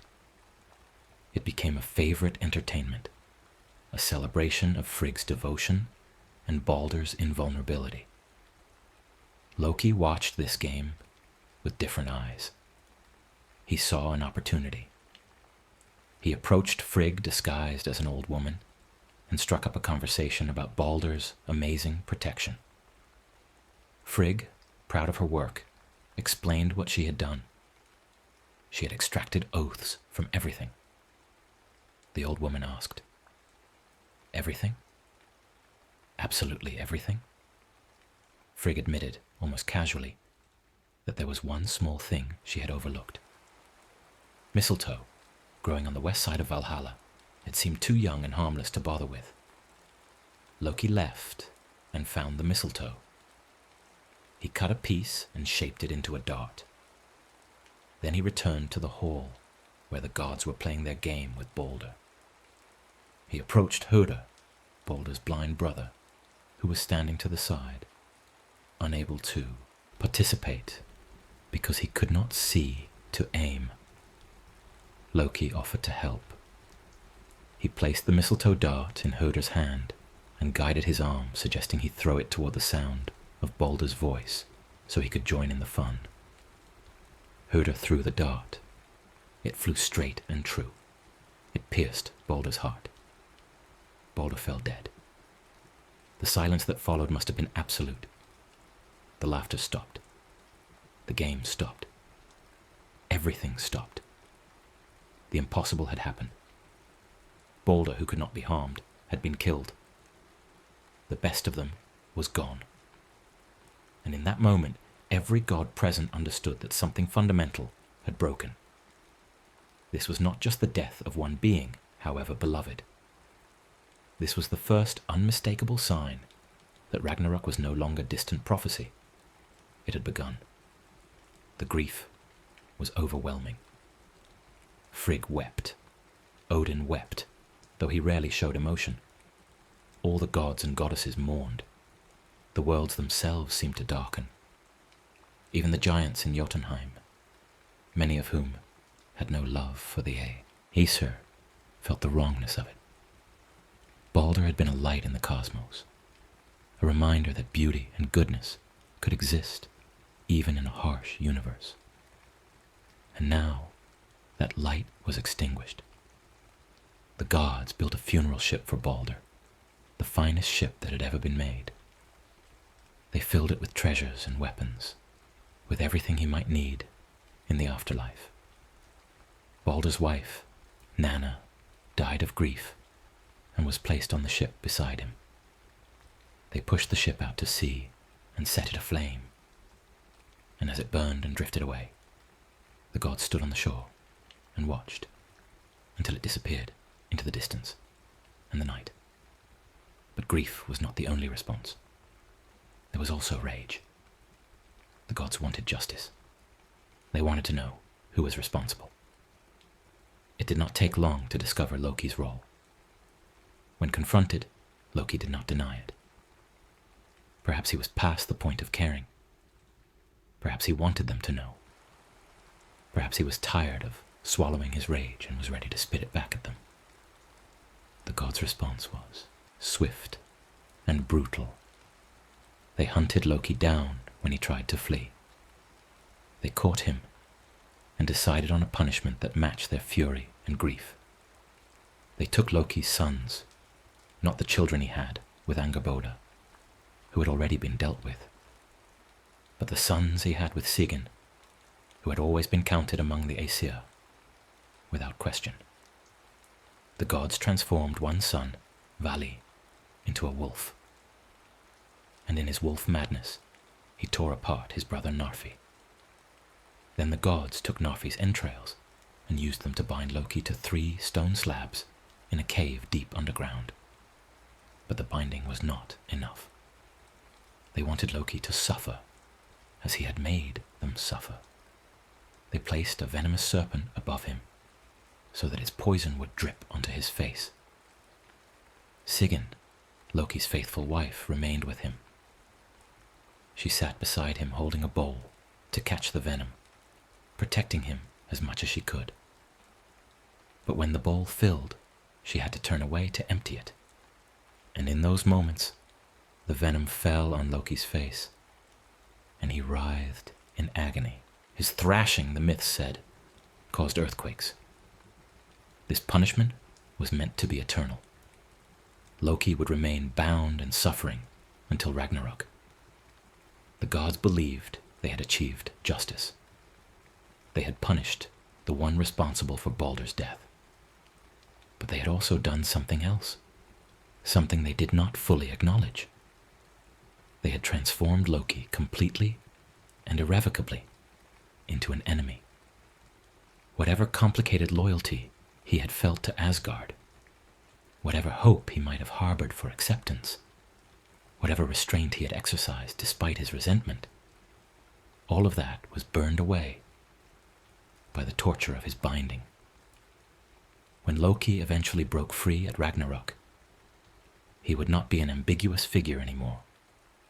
He would not be a trickster who sometimes helped and sometimes hindered. He would be pure vengeance, pure rage, pure hatred. He would gather every enemy the gods had ever made, and they had made many, and he would lead them against Asgard with the singular purpose of destruction. The gods, by punishing Loki so cruelly for Balder's death, ensured that Ragnarok would be as catastrophic as prophecy had foretold. And so the pieces were in place. Balder was dead, the first fallen, the sign that the end had begun. Loki was bound, but his binding was a temporary containment that only deepened his hatred. Fenrir remained chained, waiting in suffering and rage. Jormungandr encircled the world in the cold ocean, waiting, Hell ruled her realm of the dead, waiting. The giants in Jotunheim remembered old grievances and waited. Surtur in Muspelheim, the fire giant who had existed since the beginning, waited with his flaming sword for the moment when he would finally fulfill his purpose and burn everything to ash. The gods had done everything they could to prevent or delay Ragnarok, but every action they took seemed only to make it more certain, more terrible. They had bound threats instead of resolving them. They had punished based on prophecy rather than on actual wrongdoing. They had let fear guide them instead of wisdom. And now the consequences of those choices were gathering, slowly but inexorably, like storm clouds on a distant horizon, darkening, growing, moving closer. In Midgard, the humans began to notice changes. The weather became harsher, more unpredictable. Winters lasted longer. Summers were shorter and less productive. Crops failed more often. Herds sickened. Fish disappeared from the waters. These were not catastrophic changes all at once, but gradual degradation, the slow erosion of the abundance that had sustained human life. People responded to the scarcity by turning inward. Families hoarded what they had. Villages stopped helping neighboring villages. Old feuds that had been forgotten were remembered and used as excuses for violence. The bonds of kinship, which had always been sacred in Norse culture, began to weaken. Brother turned against brother over inheritance disputes. Parents and children became estranged. The social fabric that had held communities together started to fray. This social collapse was Fimbulwinter in its truest form. Yes, there was a physical winter coming. 3 years of winter with no summer in between. A cold so deep and prolonged that it would kill the weak and desperate and transform the strong into something harder and meaner. But the real winter was moral. It was the freezing of human compassion, the death of generosity, the triumph of survival instinct over social obligation. The gods watched this from Asgard and recognized it for what it was, another sign that Ragnarok was approaching. When humans stopped honoring the old values, when they abandoned the principles that gave their lives meaning beyond mere survival, the world itself became colder. The Norse understood that the physical and moral dimensions of existence were connected. A society that lost its warmth would find that the sun gave less warmth as well. A people who turned cruel would discover that the land turned cruel in response. Odin intensified his preparations. He sent his Valkyries to every battlefield to collect the greatest warriors who fell in combat.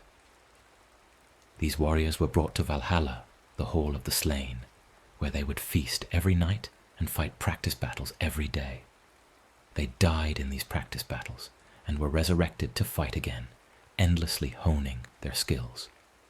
Odin was assembling an army, the Einherjar, the glorious dead who would fight beside the gods at Ragnarok. But even as Odin gathered forces, he knew it would not be enough. Prophecy had been clear. The gods would lose. Odin would be devoured by Fenrir. Thor would kill Jormungandr, but die from the serpent's venom. Tyr would fall. Freyr would fall. Heimdall and Loki would kill each other. The army of Einherjar would be slaughtered. Asgard would burn. The world tree would burn. Everything would burn. Knowing this, Odin did not stop preparing. This is important to understand about the Norse mindset. They did not believe that effort was pointless just because the outcome was already determined. They believed that how you faced fate was what mattered. Courage meant doing what was right, even when it would not change the ending. Honor meant keeping your oaths, even when no one would be left alive to remember whether you kept them or not. The gods prepared for Ragnarok not because they thought they could win, but because preparing was the right thing to do. And doing the right thing gave meaning to existence, regardless of outcome. Thor continued his work, protecting the boundaries. He rode out regularly to Jotunheim to confront giants who were becoming bolder, testing the limits, sensing perhaps that the order maintained by the gods was weakening. Thor fought them and drove them back, again and again, never tiring, never questioning whether the work mattered. Of all the gods, Thor seemed least troubled by the knowledge of Ragnarok. He had work to do today, and he did it. Tomorrow would bring its own work. When the final day came, he would face it the same way he faced every other day, with Mjolnir in his hand and courage in his heart. Heimdall stood watch at the Bifrost, the rainbow bridge that connected Asgard to the other worlds. Heimdall's senses were so acute that he could hear grass growing and see for hundreds of miles. He could detect any threat approaching from any direction. He stood at his post day and night. He needed less sleep than any other god, watching, waiting, ready to blow his horn, Gjallarhorn, when the enemies finally came. Heimdall knew his fate, as well as Odin knew his. At Ragnarok, Heimdall would face Loki, and they would kill each other. This knowledge did not make Heimdall abandon his post. It made him more vigilant. Every day that he kept watch was another day that Asgard stood. That was enough. Freya, the goddess of love and beauty, who was also a warrior and had first claim to half the slain in battle, continued to tend to her fields in Folkvanger, her hall where her chosen dead resided. Like Odin with his Einherjar in Valhalla, Freya gathered forces. But her focus was different. Where Odin sought the fiercest warriors, Freya sought those who had fought with love as well as courage, those who had protected others, those who understood that strength without compassion was ultimately hollow.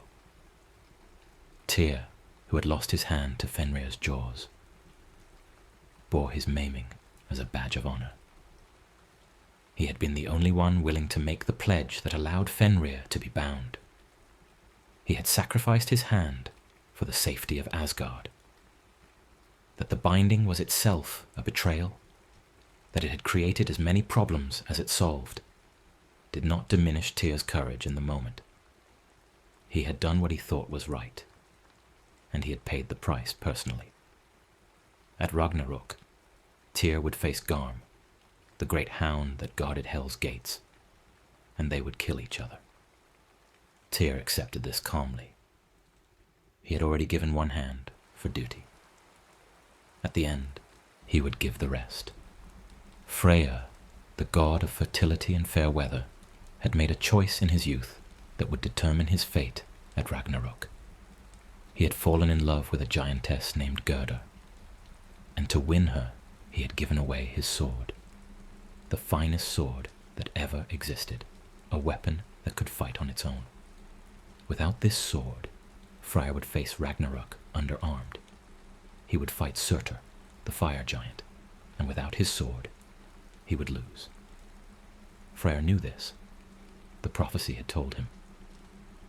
But he did not regret his choice. He had chosen love over power, and he would face the consequences of that choice when the time came.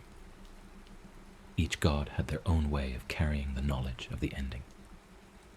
Some prepared actively, like Odin. Some continued their usual work, like Thor. Some accepted with quiet dignity, like Tyr. Some paid the price of earlier choices, like Freya. But all of them lived with the knowledge, and all of them kept going. This was the Norse ideal. To live fully even in the face of certain doom. To maintain your principles, when there was no guarantee of reward. To be courageous, not because victory was assured, but because courage was its own justification. The signs continued to accumulate. The sun and moon, which had travelled across the sky in their eternal flight from the wolves, Skuld and Hati since the beginning of time, began to dim. The wolves were getting closer. At Ragnarok they would finally catch their prey and devour them, plunging the world into darkness. But even before that final moment, the light itself seemed to be weakening, as if the sun and moon were growing tired of their endless flight, as if they knew their time was running out. The stars, too, began to fall from the sky. Not all at once, but occasionally, unexpectedly, bright streaks of light would arc down and disappear. Each falling star was noticed. Each was taken as a sign. The heavens themselves were coming undone.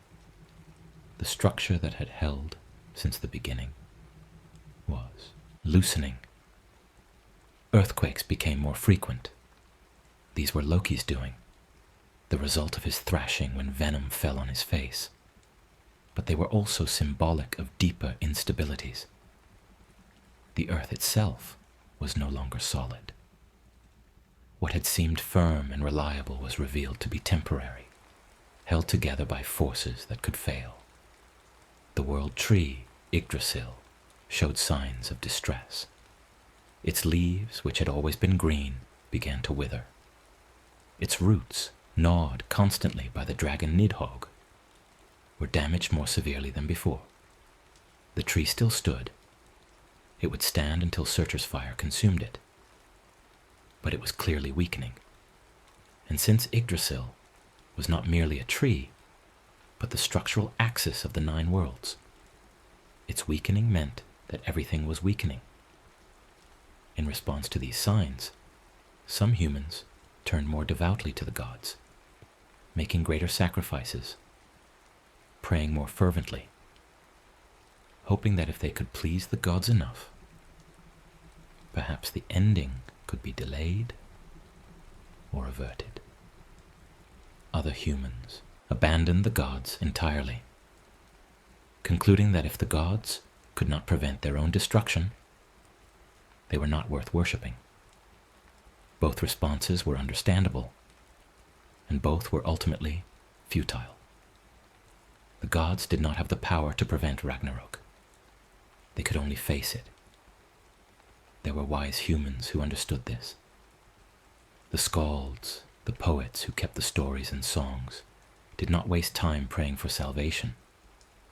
Instead, they worked to preserve the memory of what was and what would be. They composed poems about the gods, about heroes, about the structure of the cosmos, about the prophecy of Ragnarok. They taught these poems to the young so that the knowledge would survive, even if everything else was destroyed. In a sense, the skalds were doing what Odin was doing, preparing not to prevent the ending, but to face it with clarity, and to ensure that something meaningful would persist. The Volva, who had first spoken the prophecy of Ragnarok, continued to see visions. She saw more details of what would come. She saw Loki breaking free from his bonds, shaking off the serpent, standing up after centuries of torture, and the rage on his face was terrible to behold. She saw him travelling to the shore and finding Naglfar, the ship made from the fingernails of the dead. A ship that grew larger every time someone died without having their nails properly trimmed before burial. A ship that had been building itself for ages, waiting for this moment. She saw Loki board Naglfar and take command. She saw the dead rising from Helheim, the ignoble dead who had not died in battle, and therefore had no place in Valhalla or Folkvanger. These dead, who had been dismissed and forgotten, would march under Loki's command. She saw the giants of Jotunheim rallying, setting aside their own feuds and differences, united by their common enmity toward the gods. She saw them marching toward Asgard, an army of enormous size, earth-shaking, unstoppable. She saw Fenrir break free from Gleipnir at last. The ribbon that could not be broken was finally broken. The wolf shook himself, and the chains fell away like cobwebs. He opened his jaws, and they opened so wide that his lower jaw scraped the earth, and his upper jaw touched the sky. His eyes blazed with hatred and hunger. He began to move toward Asgard, and where he walked, the ground cracked and split. She saw Jormungandr, the world serpent, release his tail from his mouth. The serpent that had encircled Midgard, that had held the boundary between order and chaos, let go. He rose from the ocean, and his rising caused tidal waves that swept across the land, drowning coastlines, flooding valleys, destroying villages. Venom dripped from his fangs and mixed with the seawater, creating a poisonous mist that spread across the world. Jormungandr began to move toward land, his massive body crushing everything in its path. She saw Surtur emerge from Muspelheim, the realm of fire that had existed at the edge of creation since the beginning. Surtur had waited through all the ages for this moment. He was not a being with thoughts or desires in any complex sense. He was fire given form, destruction given purpose. He carried a sword made of pure flame, a blade that burned so hot it could melt stone, that radiated heat that could be felt from miles away. Surtur began to march, and behind him Muspelheim erupted. Rivers of lava flowed. The sky turned red. Fire spread across the landscape, consuming everything it touched. She saw Heimdall standing at his post on the Bifrost, and she saw him see the approaching armies. She saw him raise Gjallarhorn to his lips and blow. The sound that came from the horn was like nothing that had ever been heard before. It echoed across all 9 worlds simultaneously. It could not be ignored, could not be mistaken for anything other than what it was. The final alarm, the call to the last battle, the announcement that Ragnarok had arrived. In Valhalla, the Einherjar heard the horn and stopped their feasting and fighting. They armed themselves. They formed ranks. They had trained for this moment for centuries, for millennia in some cases. They were the greatest warriors who had ever lived, and they were ready. Odin stood at their head, wearing his armor, holding Gungnir, his spear that never missed its mark. He looked old, older than he had ever looked, because the knowledge of what was coming weighed on him in a way that even his wisdom could not lighten. But he stood straight, and his voice was firm when he addressed his warriors. He did not promise them victory. He promised them honor.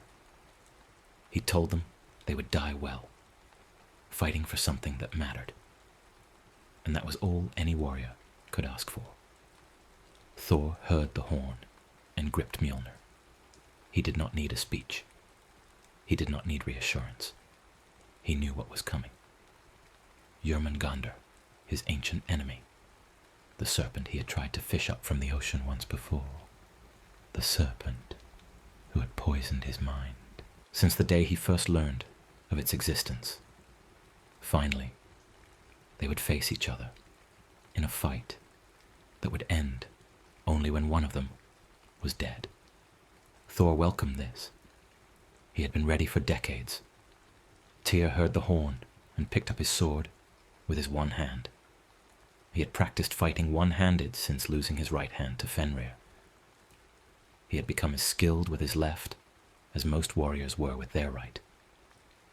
He was not afraid of Garm, the hound he would face. He had already sacrificed for duty. He would sacrifice again. Freyr heard the horn and picked up the stag's antler he would use as a weapon, since his sword was long gone, given away for love. He did not regret the choice, even now. He had lived a full life, had known genuine love, had helped the fields bloom and the crops grow.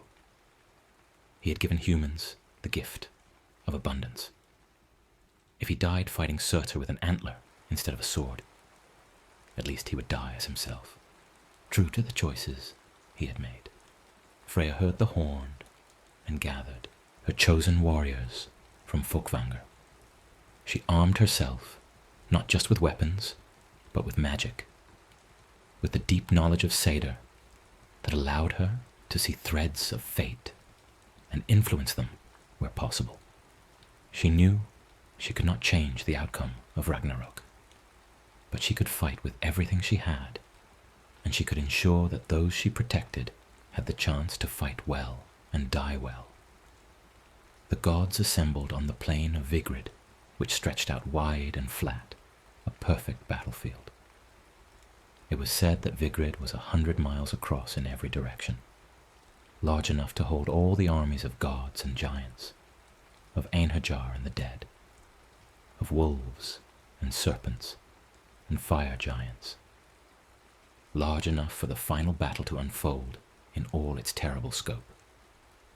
Across the plain, the enemies arrived. Loki led Naglfar to shore, and the dead poured out of the ship. Thousands upon thousands of them, pale and cold, wielding weapons of bone and ice. The giants of Jotunheim came from another direction, their footsteps shaking the ground. Fenrir came, jaws wide, hunger and rage in his eyes. Jörmungandr came, dragging his massive coils across the land, leaving a trail of poison in his wake. Surtur came, blazing, the heat of him visible as a shimmer in the air, even from miles away. The two forces faced each other across Vigrid. Gods and Einherjar on one side, enemies of every kind on the other. For a moment, there was silence. This was the moment prophecy had described. This was what had been foreseen since the beginning of time. Everyone present knew how it would end. But knowing did not stop them from standing there, from gripping their weapons, from preparing to fight. Odin looked across the plain and saw Fenrir, the wolf he had ordered bound so long ago. Their eyes met. Fenrir's hatred was palpable, a force as real as the ground beneath their feet. Odin had known this confrontation would come, but knowing did not make it easier. He had sacrificed so much. His eye, his comfort, his peace of mind, in pursuit of wisdom that might help him survive this moment. But some fates could not be changed through wisdom. Some endings had to be met head on. Thor looked across the plain and saw Jörmungandr, the serpent that encircled the world. They had met before, during Thor's journey to the giant Utgard Loki's hall, where the serpent had been disguised as a cat and Thor had tried to lift it, not knowing what it truly was. They had met when Thor went fishing and used an ox head as bait, hooking the serpent and nearly pulling it up from the ocean floor before the giant he was with cut the line in fear. Now they would meet for the last time, and this time there would be no tricks, no disguises, no interruptions, just a god and a serpent fighting until one of them died.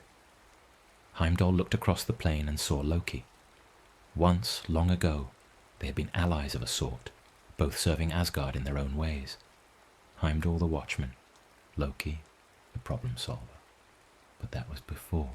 Baldur's death, before Loki's binding, before the final transformation of Loki from ambiguous trickster to absolute enemy. Now they would face each other, and prophecy said they would kill each other. Mutual destruction, the end of both their stories. Freya looked across the plain and saw Surtur, the fire giant with the burning sword. Freyr knew he was underarmed for this fight. Without his sword, he had no weapon that could match Surtur's reach or power. But he would fight anyway, because that was what you did. You fought even when you were overmatched. You stood even when standing meant dying. This was the Norse way. And then the battle began. There was no signal, no formal start. The two sides simply moved toward each other, slowly at first, then faster. And then they crashed together, like two waves meeting in the middle of the ocean. And the sound of it was like thunder that never stopped. The Einherjar fought the dead from Hell's realm. Swords clashed against bone weapons. Living warriors fought those who had already died once and were fighting again. The Einherjar were skilled, better trained than almost any fighters who had ever existed. But they were outnumbered. For every enemy they struck down, two more took its place. They fought bravely, magnificently, holding their ground, singing battle songs even as they fell. The gods fought the giants.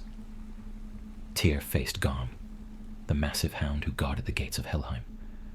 They circled each other, and then Garm lunged. Tyr met him with his sword, driving the blade deep into the hound's body, even as Garm's teeth closed on his throat. They fell together, and neither rose again. Freyr faced Surtur, the god of fertility and growth, against the embodiment of destruction and fire. Freyr fought with courage and skill, using his stag's antler like a spear, staying mobile, trying to find an opening. But Surtur was relentless. His flaming sword moved in great sweeping arcs, and Freyr could not get close enough to strike effectively without being burned. The heat alone was overwhelming. Freyr fought as long as he could, but without his sword he was doomed from the start. Surtur's blade found him, and Freyr fell, his body consumed by flame. Thor faced Jormungandr. The god and the serpent met in the middle of the battlefield, and their confrontation made the ground shake. Thor swung Mjolnir, and the hammer struck Jormungandr's skull with a sound like a mountain splitting. The serpent recoiled, stunned, and Thor struck again and again, driving the serpent back. Jormungandr fought with teeth and coils, trying to wrap around Thor, trying to crush him, trying to sink fangs into him. Thor was strong enough to resist the constriction, strong enough to keep fighting, strong enough to land blow after blow with Mjolnir. Finally, with a strike that seemed to channel all of Thor's divine strength, the hammer crushed Jormungandr's skull completely. The serpent convulsed and then went still. Thor had won. But victory had come at a cost. During the fight, Jormungandr's venom had washed over Thor, soaking into his skin, his lungs, his blood. The god of thunder stood over the serpent's corpse and felt the poison burning through him. He managed to take 9 steps away from the serpent before he fell. The venom had done its work. Thor, strongest of the gods, was dead. Odin faced Fenrir. The wolf charged, jaws wide, and Odin met him with Gungnir. The spear struck Fenrir's chest, but it did not stop him. The wolf barely seemed to feel it. Fenrir's hatred was stronger than pain, stronger than the wound, stronger than any weapon. The wolf closed the distance, and his jaws closed on Odin, the All-Father, the one who had sought wisdom above all else, who had sacrificed and prepared and gathered knowledge for this very moment, was swallowed whole. The king of the gods was gone. But Odin's death was not the end of Fenrir. Vidar, Odin's son, saw his father devoured and moved with terrible purpose. Vidar was the silent god, the one who rarely spoke but his strength was second only to Thor's. He had spent ages preparing for this moment in a specific way. He had been collecting leather. Every time a shoe was made anywhere in the 9 worlds, the pieces of leather cut away and discarded came to Vidar. He had fashioned these scraps into a single boot, the strongest boot that had ever existed. Now he used it. Vidar stepped forward and placed his booted foot on Fenrir's lower jaw. The wolf tried to bite down, tried to use his terrible strength, but Vidar's boot was too strong, made from the accumulated remnants of every shoemaker's work throughout history. With his foot holding the lower jaw down, Vidar reached up and grabbed Fenrir's upper jaw with his hands. And then, with strength born from grief and rage and purpose, Vidar pulled. He tore Fenrir's jaws apart. The wolf who had devoured Odin died with his mouth ripped open from the inside. Vidar had avenged his father. Heimdall faced Loki. They were almost equals in power, but their natures were opposite. Heimdall was vigilance, order, protection. Loki was chaos, disruption, betrayal. They fought with a kind of intimate hatred, the hatred of those who had once been part of the same community, but now represented irreconcilable opposites. They struck and blocked, wounded and were wounded, and neither could gain an advantage. Finally, they struck each other simultaneously. Heimdall's sword pierced Loki's heart at the same moment that Loki's blade found Heimdall's throat. They stood there for a moment, each dying, each looking into the other's eyes. Then they fell together, and both were gone. The battle raged on, but the gods were falling. One by one, the great warriors died. The Enerjar were being overwhelmed by sheer numbers. The giants were crushing what resistance remained. And through it all, Surtur moved forward, burning everything in his path. Where he walked, the ground melted. Where his sword swung, flesh and metal vaporized. He was the inevitable conclusion of the battle, the force that would end what fighting had begun. Surtur raised his sword and brought it down on Yggdrasil. The world tree, which had stood since the beginning of time, which connected all 9 worlds, which was the axis of existence itself, began to burn. The flames spread from the base of the tree to its branches, consuming everything.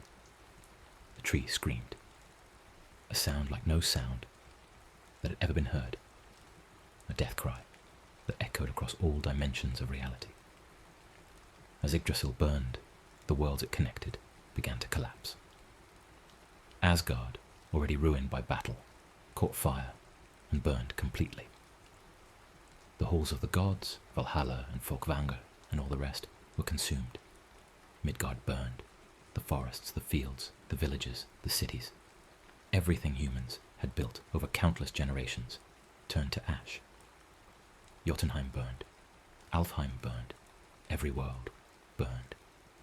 The sky itself caught fire. The stars that remained fell like rain.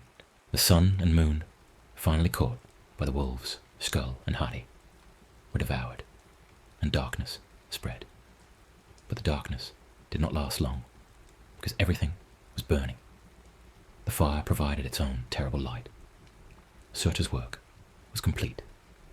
The old world was destroyed. Everything that had existed was reduced to fire and smoke and ash. The ground cracked and split, and the land began to sink beneath the waves. The ocean rushed in, swallowing the burning land, and the steam that rose created clouds that covered everything. The 9 worlds, which had existed in careful balance for so long, were gone. The gods were gone. The giants were gone. The great tree was gone. Everything was gone. And in the silence after the destruction, in the darkness beneath the waves, the world rested. There was no thought, no life, no movement. There was only water and darkness and silence. This lasted for a time that cannot be measured, because time itself had been burned away with everything else. But then, slowly, something changed. The water began to recede. The darkness began to lift. And the earth, new and soft and green, rose from the ocean. It was not the same earth. It was not the old world restored. It was something different, something simpler, something clean. The fields were green without needing to be planted. The rivers ran clear and cold. The air was fresh, unpolluted by smoke or ash or the memory of burning. The land was empty, but it was not dead. It was waiting. The surviving gods found each other. Vidar and Vali, sons of Odin, who had lived through the battle. Modi and Magni, sons of Thor, who found their father's hammer Mjolnir among the ruins and carried it with them as a memory and a tool.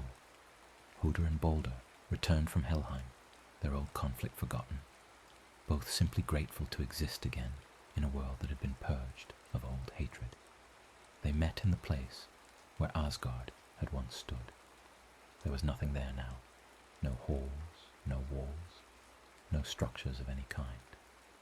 Just grass, soft and green, growing over the ash of what had been. The surviving gods sat down in this grass. They were tired. They were grieving. They had lost fathers, brothers, friends, the entire world they had known. But they were alive, and they were together. They talked quietly. They remembered what had been. They spoke of Odin's wisdom, Thor's strength, Freya's generosity, Tyr's courage. They spoke of the Einherjar who had fought so bravely. They spoke of the old world, with its complexities and beauties and flaws. They did not try to hide from the memory. They let themselves feel the grief of what was lost. But they also talked about what might come. They sat there in the grass, in a world that was new and empty and full of possibility. And they wondered what might be built. They had no need to rebuild Asgard exactly as it had been. They had no desire to recreate the old structures with all their accumulated tensions and unresolved conflicts. They could begin again, simpler. Wiser, unburdened by the mistakes of the past. Deep in the roots of what had been Yggdrasil, two humans emerged. Leaf and Leif-Thrasir, life and eager for life, had sheltered there during the destruction. They had hidden in a place so deep and protected that even Surtur's fire had not reached them. They had survived on morning dew and had slept through the worst of it. And when they finally emerged, they found themselves in a new world. They walked out into the green fields, and they saw that they were alone. There were no other humans, no villages, no signs of civilization. But the land was good. The air was clear. Water was plentiful. They could survive here. More than survive. They could live, they could build, they could begin the human world again. Lif and Leif-Thrasir did not mourn the old world because they had barely known it. They had spent most of their existence in shelter, waiting. Now they were free to emerge, free to walk in sunlight, free to explore this new earth. They held hands and walked through the fields, and they talked about where they might build a home, where they might plant crops, how they might live. They did not know that gods existed. They did not know about Ragnarok. They did not carry the weight of prophecy or the burden of knowing how things would end. They were simply two people in a new world, and they had their whole lives ahead of them. They would have children, and those children would have children. And slowly, over generations, humanity would grow again.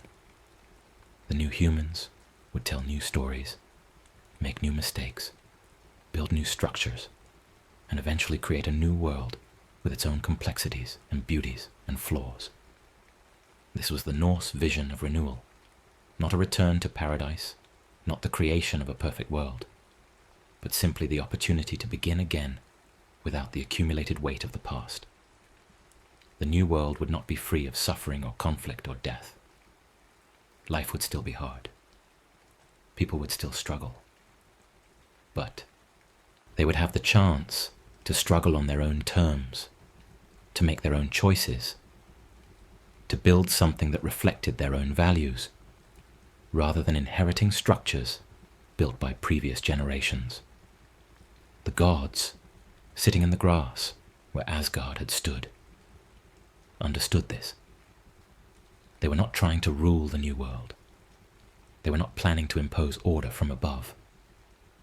They were simply resting, talking, remembering, and slowly adjusting to the strange peace of existence, without constant threat, without constant duty, without the weight of prophecy hanging over everything. In the absence of Ragnarok, now that it had happened and was over, life felt different. There was grief, yes, but there was also relief. The long tension was finally released. The waiting was over. The worst had happened, and they had survived it. And now, there was just the quiet present moment, the feel of grass beneath them, the sound of wind moving across the empty land, the possibility of rest. This is what Ragnarok ultimately meant in the Norse understanding. Not the end of everything, but the completion of a cycle. Everything that begins must end so that something else can begin. The old world, with all its conflicts and compromises, with its bound wolves and cast-out children, with its broken oaths and accumulated resentments, had reached the limit of its sustainability. It had run its course. Trying to maintain it any longer would have been pointless, exhausting, a refusal to acknowledge truth. Ragnarok was the acknowledgement of that truth. It was the acceptance that this version of the world had finished its time. And in that acceptance there was a kind of peace. Not the peace of things lasting forever. That peace is an illusion. But the peace of things ending when they need to end. Of letting go when holding on serves no purpose. Of clearing space for what comes next. The Norse did not fear this kind of ending. They prepared for it, yes. They met it with courage, yes. But they did not try to prevent it through denial or delusion. They faced it clearly, as one of the fundamental truths of existence. Everything changes, everything dies, and clinging to what is finished only creates suffering. Better to live fully in the time you have, to be honest about what is happening, and to let go gracefully when the moment comes. For those who lived during the long ages before Ragnarok, this knowledge shaped everything. It gave urgency to life without making life desperate. It clarified priorities. It made clear what actually mattered. Not accumulating power that could not be kept. Not building structures that would eventually fall. But living with integrity. Keeping oaths. Treating others justly. Facing challenges with courage. Loving fully. Fighting well when fighting was necessary. And resting peacefully when rest was possible. The gods modeled this way of living, imperfectly but sincerely. They made mistakes. Terrible mistakes. Mistakes that contributed to their own destruction. But they did not run from the consequences of those mistakes. They stood and faced what they had created. And they died defending values they believed in, even though defending them would not save them. This was the essence of Norse courage. Not the belief that you will win, but the commitment to fight for what is right, regardless of outcome. For the humans who lived in Midgard during those ages, The god's example was both inspiring and sobering. It said, even the gods are not eternal. Even the strongest beings fall. Power is temporary. Status is temporary. Life itself is temporary. So what matters is not how long you live or how powerful you become, but whether you live and die with honor, whether you keep your word, whether you protect the weak, whether you face your fate with clear eyes and courage. This philosophy did not make life easy. The Norse world was harsh. Long winters, Viking raids, diseases, famines, violence. People died young. Families were destroyed. Communities struggled. But the philosophy gave people a way to make meaning from the struggle. It said, this is hard, and it will not last forever, and someday you will die. But how you live until then matters. Your courage matters. Your integrity matters. Your loyalty to your kin matters. These things matter not because they will be rewarded with eternal life, but because they are what make life meaningful in the moment.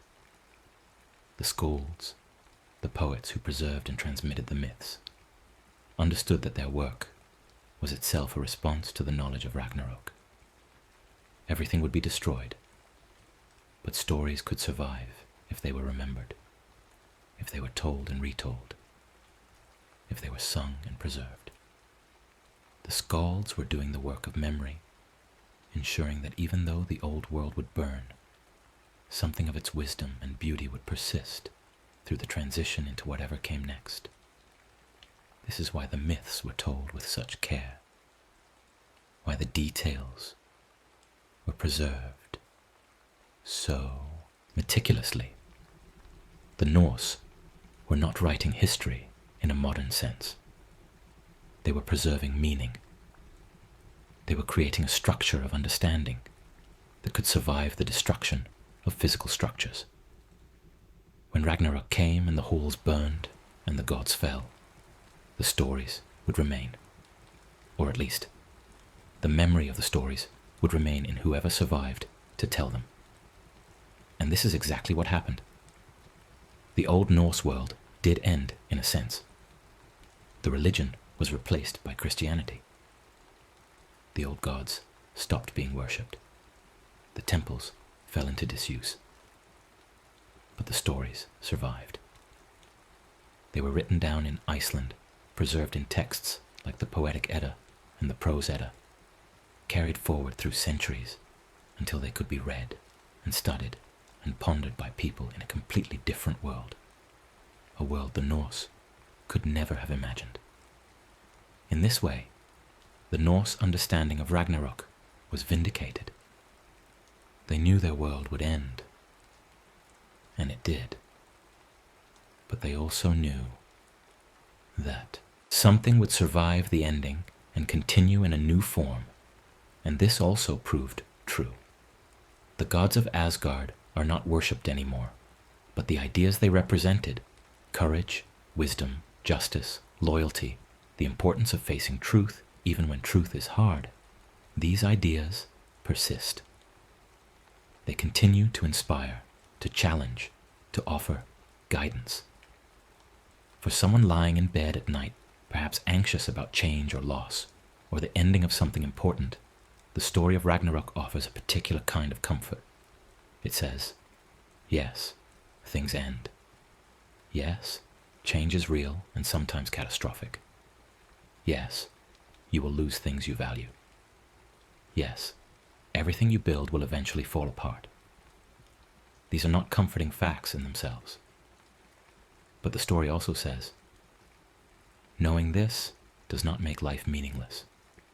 It makes life precious. It makes the present moment valuable. It makes courage meaningful. You do not have to save the world forever. You do not have to prevent every ending. You do not have to make things last eternally. You just have to live well in the time you have, to be honest, to be brave, to keep your promises, to care for those who depend on you. to face difficulties without collapsing into despair or denial. This is enough. This is more than enough. This is what gives life its meaning. When an ending comes, and endings will come, small ones and large ones, throughout your life, you can face it the way the Norse gods faced Ragnarok. Not with panic or denial, but with clear eyes and courage. You can acknowledge what is happening. You can grieve what is lost. And then you can do what needs to be done. Or rest, if rest is what is needed. Or simply sit quietly in the grass and let the world be what it is. After every ending, something begins again. Maybe not the same thing. Maybe not what you expected or hoped for. But something. Life continues in new forms with new possibilities, unburdened by the weight of what came before. The earth rises from the water, green and clean. Lif and Lifthrasir walk out into the morning. The surviving gods sit together in the grass and talk quietly about what was and what might be. There is peace in this. The peace of completion. The peace of having faced the worst and survived it. The peace of knowing that the pattern continues, even when individual pieces of it fall away. Sleep now in this peace. Sleep knowing that endings are natural and necessary. Sleep knowing that you do not have to carry the world forever. Sleep knowing that courage means facing what comes, rather than hiding from it. Sleep knowing that meaning is found in how you live, not in how long what you build lasts. Sleep knowing that the cycle turns, that destruction and creation are partners, that every twilight is followed by a dawn, even if the dawn illuminates a different world than the one that fell into darkness. The gods of Asgard fought their final battle and fell, and the world burned. And then the world was renewed. This is the pattern. This is the teaching. This is the comfort. Not that you will never face loss, but that loss is part of life, and life continues. And you can face loss with dignity and courage. And then you can rest. And then something new begins. Rest now. The ending is also the beginning. The burning is also the clearing. The falling is also the releasing. The long arrival of the ending is complete. And what comes next is quiet and green and new. The next story is about to begin. Please relax and enjoy. In the beginning, before the world learned to speak of love in careful words, before philosophers tried to define it, or poets tried to capture it, there was Aphrodite. She arrived not as a child who grew into power, but as a force already complete, already knowing exactly what she was. The Greeks told her story in many ways, but all versions agreed on this. She came from the sea, born fully formed from the foam and salt, carrying with her something the world had never quite contained before: the power of attraction itself, the magnetic pull that draws one thing toward another, the current beneath all desire. This is not the story of a goddess who learned her domain slowly, who studied under teachers, or earned her authority through trials. This is the story of desire arriving in the world, with all its complexity already intact, as if longing existed before anyone knew what to call it. Aphrodite represented something the Greeks understood instinctively, that love is not invented by society, not created by rules or rituals, but discovered as something already present, something that society then tries to organize, channel, and control. She was the reminder that beneath all the structures humans build, marriage contracts, codes of honor, laws of hospitality, there runs this older current, this force that moves through people, whether they welcome it or not. Her presence among the gods changed the atmosphere of Olympus itself. The divine realm had known many kinds of power before her arrival. Zeus commanded through authority and thunder, enforcing order with the weight of kingship. Athena wielded wisdom and strategic thought, solving problems through clarity and planning. Ares embodied the raw energy of conflict, the bloodlust that surges in battle. Hera held the dignity of marriage and the fierce protection of vows. Apollo brought light, prophecy, and the structured beauty of music. Artemis claimed the wild places and the independence of the hunt. But Aphrodite brought something different, something that worked through subtler channels. Her power did not announce itself with weapons or manifestos. It moved like warmth, spreading through a room, like the slow shift of attention when beauty enters a space. It worked through persuasion rather than force, through magnetism rather than decree. The other gods felt it immediately. Suddenly there existed a power that could reshape their priorities without their full awareness, that could redirect a conversation through charm, that could make an alliance feel like fate rather than strategy. Aphrodite introduced the realm of desire to a world already full of desires. But hers was the desire that felt like something beyond choice, the pull that seemed to bypass thought entirely and speak directly to something deeper. She represented the moment when logic says one thing and the heart says another. And the heart wins not through argument, but through simple, overwhelming presence. This made her both beloved and unsettling. The gods appreciated beauty. They surrounded themselves with it, demanded it in their temples, rewarded it in mortals. But Aphrodite made beauty into something that demanded response. Not just admiration from a distance, but approach, engagement, the rearrangement of priorities to move toward what attracted. She turned beauty from decoration into a force that could change the direction of a life. And this meant that around her, everything became a little less predictable, a little less controlled. Plans could shift, allegiances could waver. What seemed important yesterday could pale when desire entered the room today. The Greeks, telling her story across generations, understood that they were telling the story of something larger than romance. Aphrodite became their way of explaining why attraction has the power it does, why beauty can make empires rise or fall, why longing can feel more important than survival, why people will trade security for the chance to be near what draws them.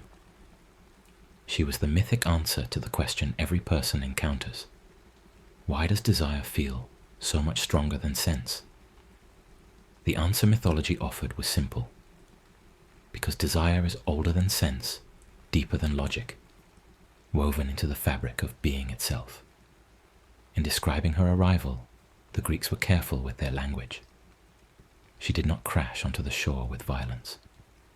She emerged, they said, with the gentleness of foam gathering, of waves organizing themselves into form. The image was deliberate. Attraction itself works this way, gathering slowly, building from small moments into undeniable presence.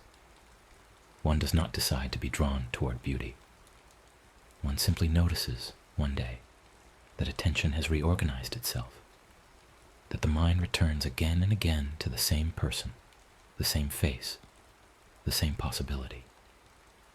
Aphrodite's birth from sea foam captured this perfectly.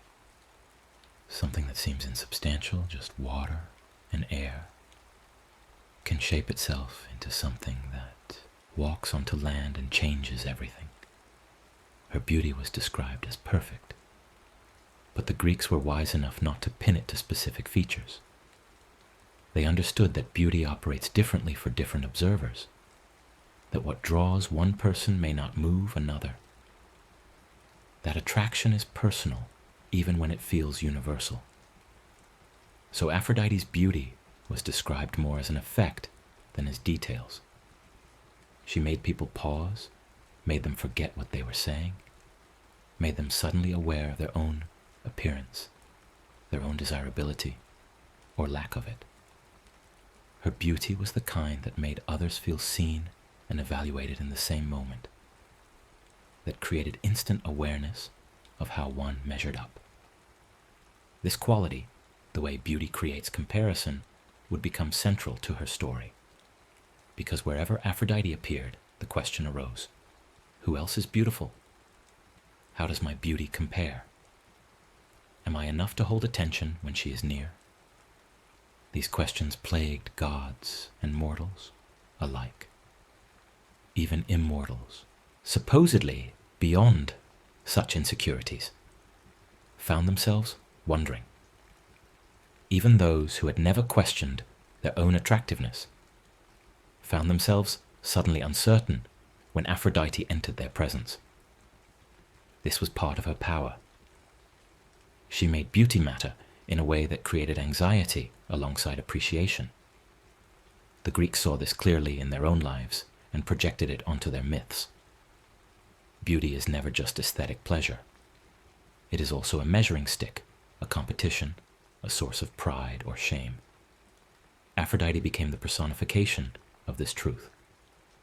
To be in her presence was to be evaluated, to evaluate oneself, to become suddenly aware that attractiveness is a kind of currency, and some people possess more of it than others. This was not cruelty on her part. It was simply what happens when beauty becomes conscious of itself and makes others conscious in turn. Yet there was more to her than just physical attraction. The Greeks understood that Aphrodite's domain included all the ways people seek connection and pleasure. She represented not just the desire for a specific person, but the broader human impulse towards softness, comfort, luxury, and joy. She was the goddess of everything that makes life feel worth living beyond mere survival. The pleasure of touch, the satisfaction of being wanted, the warmth of intimacy, the delight in beautiful objects, the enjoyment of fine things. Under her influence fell perfumes and jewelry, music and laughter, the decorated home and the carefully prepared meal, anything that transformed necessity into art. This made her the patron of civilization's gentler aspects, whereas other gods represented the forces that built cities through strength or defended them through warfare. Aphrodite represented what made cities worth building, the spaces where people could gather in pleasure, could celebrate beauty, could soften the harshness of existence with comfort and connection. She was why people planted gardens instead of just crops, why they carved statues instead of just tools, why they composed love songs instead of just work chants. She was the impulse that said life should be not just endured, but enjoyed. Not just survived, but savored. The philosophers would later try to categorize this, distinguishing between different types of love: eros for passion, philia for friendship, agape for selfless devotion, storge for familial affection. But in mythology's older, simpler framework, Aphrodite encompassed the entire spectrum of human connection, driven by attraction and pleasure. She was present in the first spark of romantic interest and in the settled comfort of long companionship. She blessed new marriages and inspired clandestine affairs. She made parents cherish their children's beauty and made children seek their parents' approval. She was everywhere people wanted to be close to one another, wanted to please or be pleased, wanted to matter to someone else. This universality made her both accessible and dangerous. Everyone, god or mortal, experienced her influence. No one was too powerful to be moved by attraction, too wise to be swayed by beauty, too disciplined to feel longing. Even Zeus, king of gods, found himself repeatedly redirected by desire, his attention caught by one beautiful being after another, his plans rearranged to accommodate new fascinations. Even Athena, goddess of wisdom and self-control, felt the sting of comparison when questions of beauty arose. Even Artemis, who prided herself on independence from such concerns, knew the pull of wanting to be admired, to be seen as worthy. For mortals, Aphrodite's power was even more overwhelming. Humans lacked the gods' immortality, their extended time spans, their ability to outlast passion's urgency.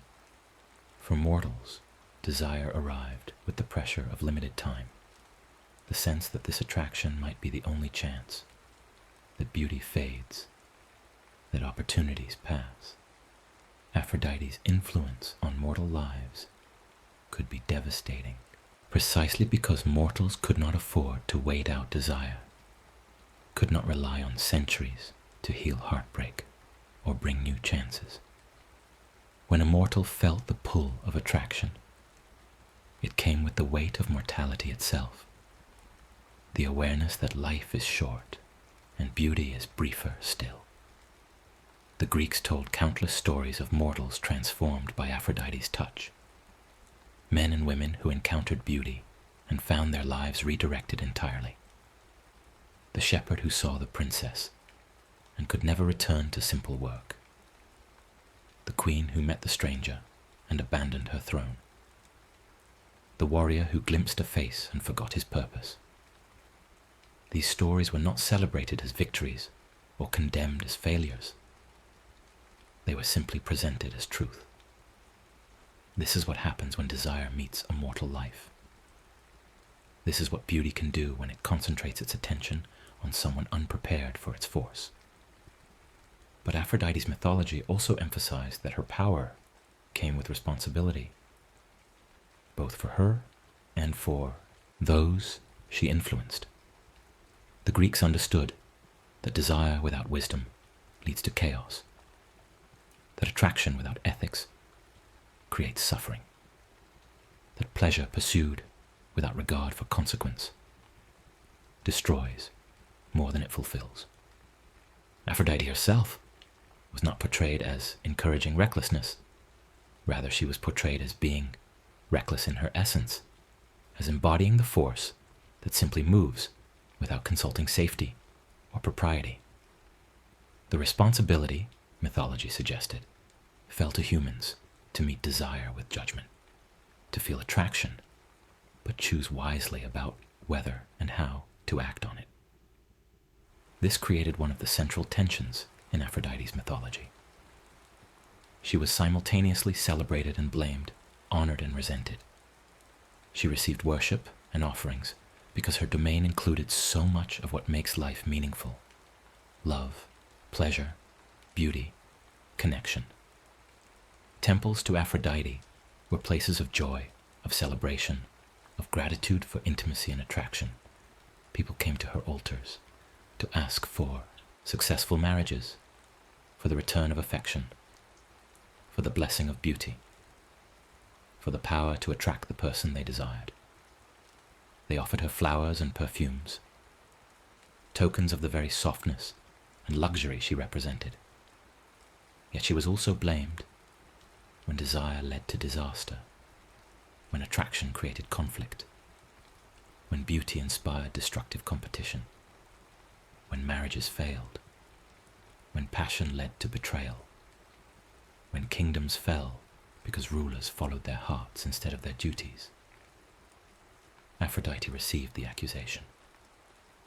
How could she let this happen? Why did she not protect love from itself? Why did she make people want what would destroy them? These questions miss the point, mythology suggested. Aphrodite was not a guardian of morality. She was a force of nature. Asking her to make desire safe was like asking the ocean to arrange its waves conveniently. She was what she was, and humans had to navigate her influence as best they could. The story of Aphrodite, then, becomes the story of how the Greeks understood this navigation. How do you honor beauty without becoming enslaved to it? How do you celebrate pleasure without being destroyed by it? How do you acknowledge attraction without letting it override every other value? These questions run through all her myths, shaping the way storytellers presented her influence across divine and mortal realms. The answer mythology offered was not simple denial. The Greeks were too honest about human nature for that. The answer was something more subtle. Recognition, respect, and guided choice. Feel desire, yes. Notice beauty, yes. But also remember what else matters. Also consider the costs. Also choose with awareness of what you might be trading away. This wisdom appears most clearly in the myths that frame love as a practice rather than just a feeling. Aphrodite could inspire the initial attraction, could create the magnetic pull that brought two people together. But the Greeks understood that this was just the beginning. What happened next?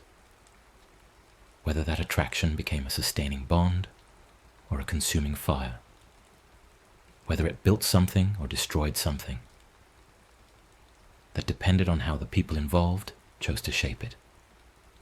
Love as practice meant tending to affection the way one tends a garden, protecting it from neglect, feeding it with attention and care, making daily small choices to honor the connection rather than waiting for feelings to do the work automatically. This practical approach to love appears in the Greek understanding of marriage, which Aphrodite blessed but did not control. Marriage was understood as a social contract, a weaving together of families and resources and futures, a commitment made with full awareness that attraction might fade, that other attractions might arise, that challenges would test the bond. Aphrodite's role was to make marriage desirable, to provide the initial spark that made people want to bind themselves together, to offer the warmth that made commitment feel like joy rather than just duty. But maintaining marriage required other virtues: patience, forgiveness, loyalty, compromise. These fell under other deities' domains, but they were necessary to transform Aphrodite's gift into something lasting. The tension between passion and partnership runs through many of Aphrodite's most complex myths. She was married to Hephaestus, the craftsman god, in an arrangement that mythology presents as fundamentally mismatched. Hephaestus represented everything solid, patient, and reliable: the slow work of building, the steady application of skill, the transformation of raw material into useful beauty through effort and time. He was not particularly handsome, this god of the forge. He was described as lame, scarred from his work, covered in soot and sweat, more comfortable with tools than with people. His hands created marvels: armor that could turn any blade, jewelry that shone with impossible brilliance, mechanisms that moved with their own life. But he himself was not the kind of beauty that turned heads or stopped conversations. Aphrodite's marriage to him was portrayed as a political arrangement, possibly a gift from Zeus, possibly a punishment for Aphrodite's pride, possibly an attempt to contain her disruptive influence by binding her to the most stable god available. Whatever the reason, mythology presented it as a union of opposites: beauty and craft, spontaneity and patience, the goddess of attraction married to the god who had to work for every achievement. The symbolic weight is obvious. Can beauty be satisfied with steady reliability? Can passion survive routine? Can attraction be sustained by virtue alone? The myths answer honestly, not easily. Aphrodite's most famous affair was with Ares, the god of war, in a relationship that mythology presents as both inevitable and catastrophic. If Hephaestus represented patience and building, Ares represented intensity and destruction. He was physical power, immediate gratification, the thrill of conflict and conquest. Where Hephaestus worked slowly over hot metal, Ares moved with explosive speed. Where Hephaestus created things meant to last, Ares destroyed things in moments. Where Hephaestus was steady and predictable, Ares was volatile and dangerous. The attraction between Aphrodite and Ares was portrayed as natural in its own way, the meeting of two forces that operated on intensity rather than patience, that valued the immediate rather than the eventual. Their affair was passionate, reckless, conducted in secret while Hephaestus worked at his forge, unaware or perhaps choosing to remain unaware. Mythology treats this not as a simple story of betrayal, but as a symbolic exploration of love's different possibilities. With Hephaestus, Aphrodite had security, devotion, beautiful gifts, a husband who honored her. With Ares, she had excitement, urgency, the feeling of being consumed by intensity, rather than simply cherished with care. This revelation of the affair is one of mythology's most telling moments. Hephaestus, finally made aware of the betrayal, does not respond with Ares-like violence. Instead, he responds as a craftsman. He builds. He creates an invisible net, unbreakable and imperceptible, and sets it as a trap above the bed, where Aphrodite and Ares meet.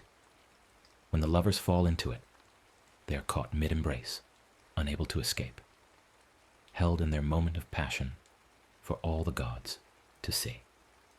Hephaestus calls the Olympians to witness his humiliation and their shame. This scene could be played for simple revenge, but mythology makes it more complex. The trapped lovers are described as beautiful even in their shame, their bodies intertwined, still radiant with the aftermath of pleasure. The watching gods react with a mixture of responses. Some laugh, some avert their eyes, some feel sympathy for Hephaestus, some envy the lovers. Apollo famously says he would gladly endure such shame for such pleasure, would willingly be caught in Aphrodite's arms, even knowing he would be mocked for it afterward. The scene becomes a meditation on what people are willing to risk for intensity, what they will trade for the feeling of being fully alive in desire's grip. Hephaestus eventually releases them, and Aphrodite returns to his home, and the marriage continues in its uncomfortable arrangement. But mythology makes clear that nothing is truly resolved. Desire does not evaporate because it has been exposed. Beauty does not become less magnetic because it has been shamed. Intensity does not lose its appeal because it has proven costly. The story offers no easy moral, no simple condemnation or celebration. It simply presents the reality. People want different things, and sometimes those things conflict. Stability and excitement, security and passion, the steady flame and the consuming fire. These are not easily reconciled, and choosing one does not make the other cease to call. This complexity extends to all of Aphrodite's relationships and influences. She was not a goddess who could be reduced to simple lessons. She represented too many contradictory truths about human experience. Love is beautiful and love is painful. Attraction creates connection, and attraction creates conflict. Beauty inspires creation, and beauty provokes destruction. Pleasure is essential to life, and pleasure can destroy life. All of these were simultaneously true in her mythology, held together not through logic, but through honest observation of how desire actually operates in human experience. The Greeks used Aphrodite's myths to explore these contradictions without trying to resolve them falsely.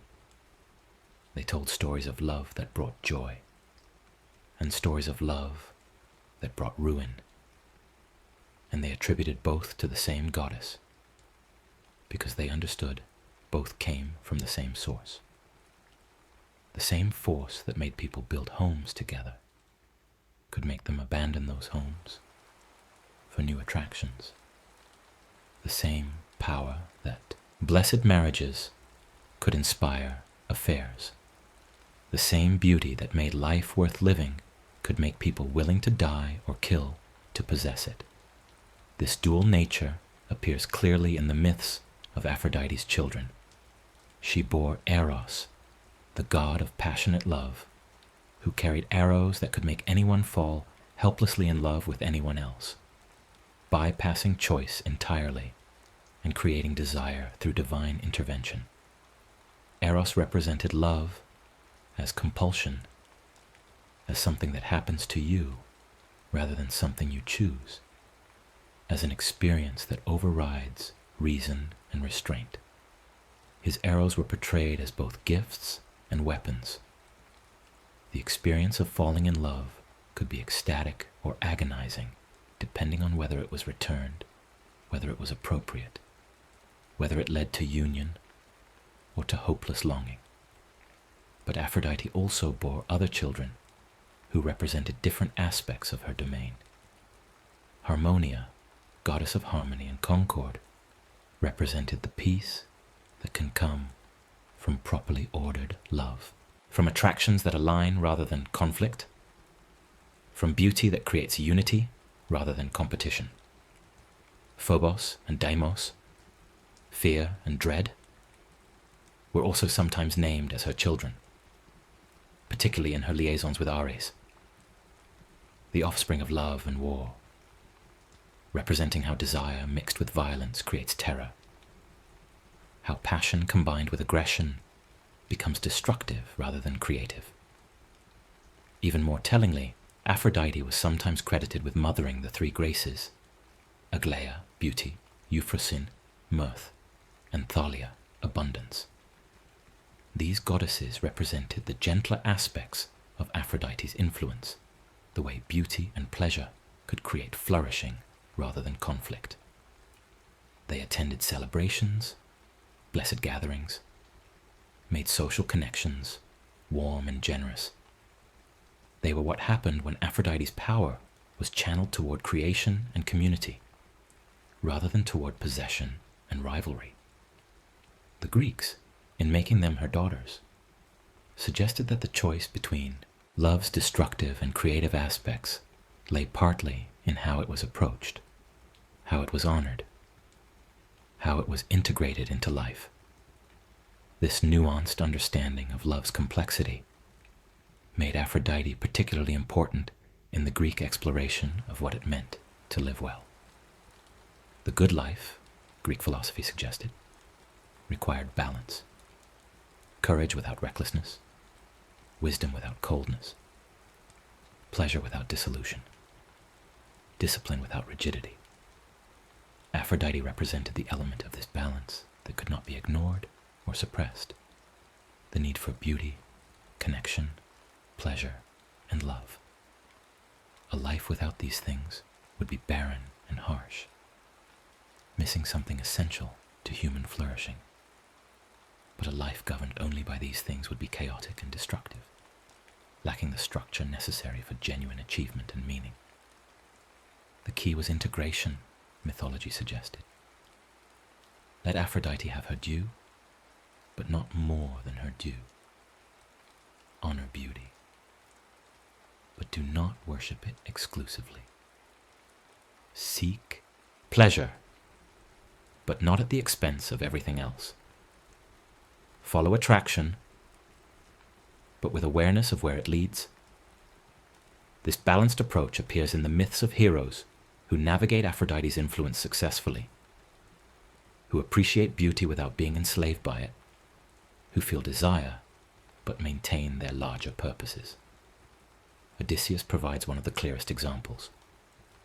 His long journey home from Troy includes multiple encounters with beautiful women who offer him pleasure, comfort, and ease if he will only stay with them and abandon his journey. Calypso offers him immortality itself if he will remain as her lover on her island paradise. Circe offers him luxury and transformation, the chance to forget his struggles in her palace. The sirens offer the irresistible pleasure of their song, the promise of knowledge and beauty combined. In each case, Odysseus feels the attraction.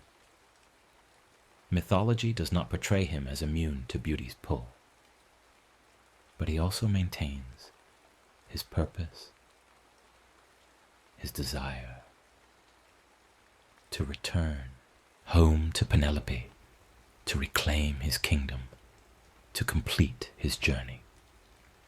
This is presented not as rejection of Aphrodite's gifts, but as proper ordering of them. Odysseus enjoys Calypso's company for years before insisting on leaving. He accepts Circe's hospitality and even her bed before eventually continuing his voyage. He experiences the pull of the siren's song while taking precautions against being destroyed by it.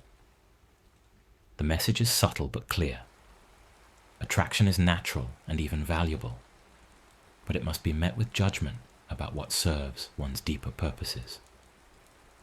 Pleasure has its place, but it is not the only place.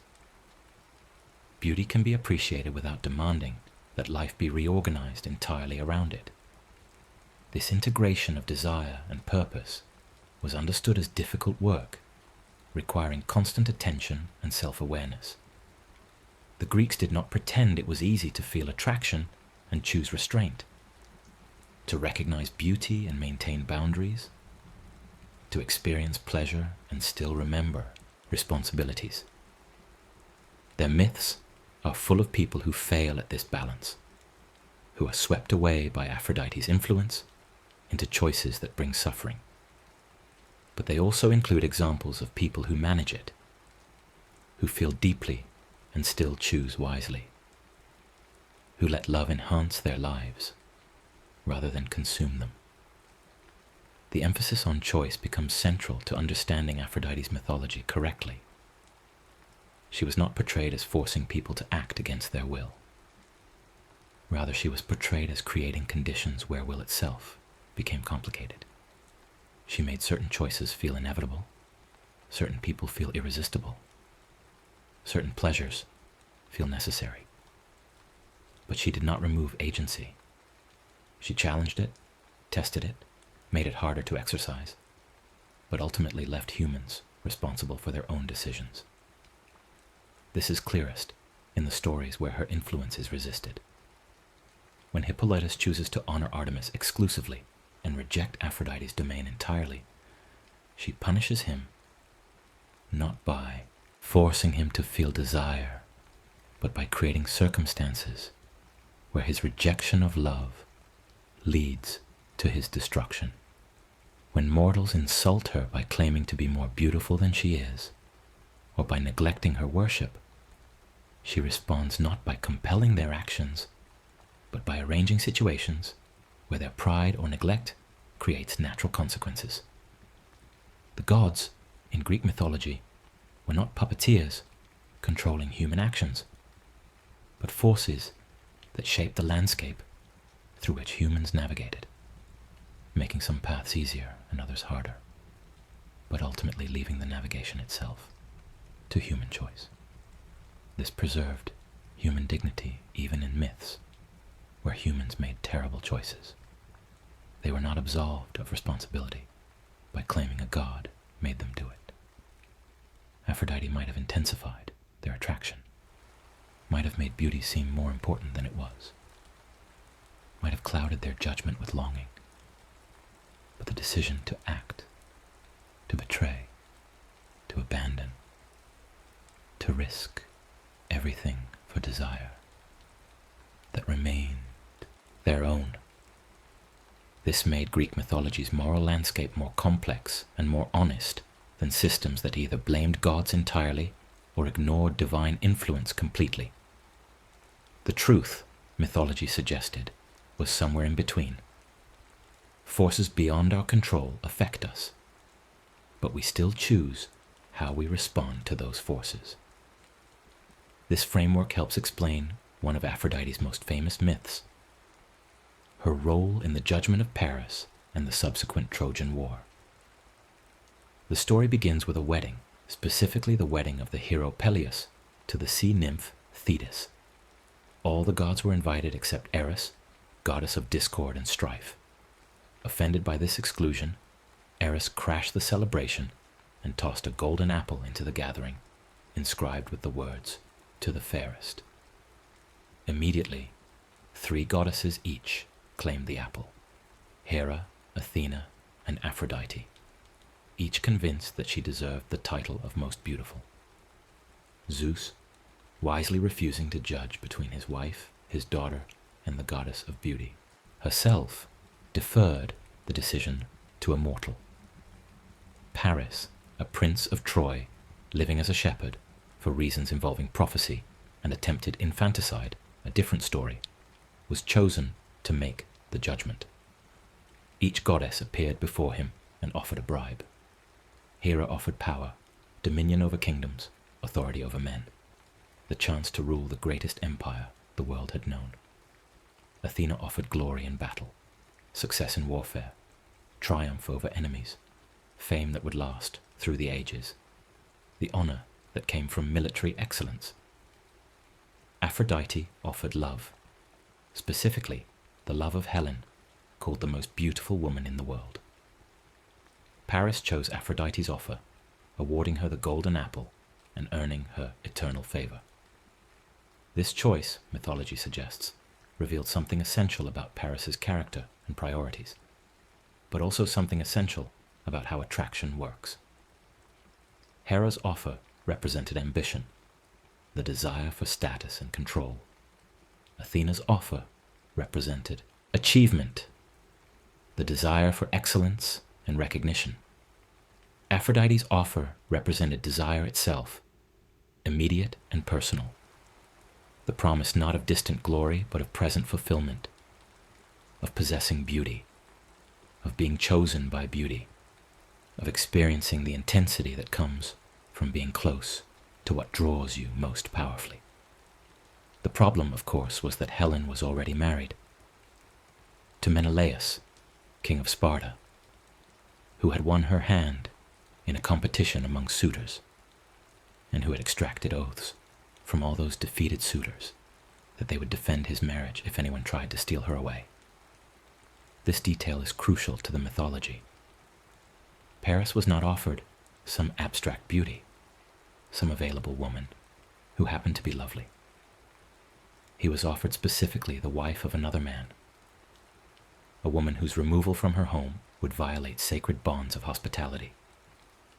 Paris was guest in Menelaus' home when he took Helen.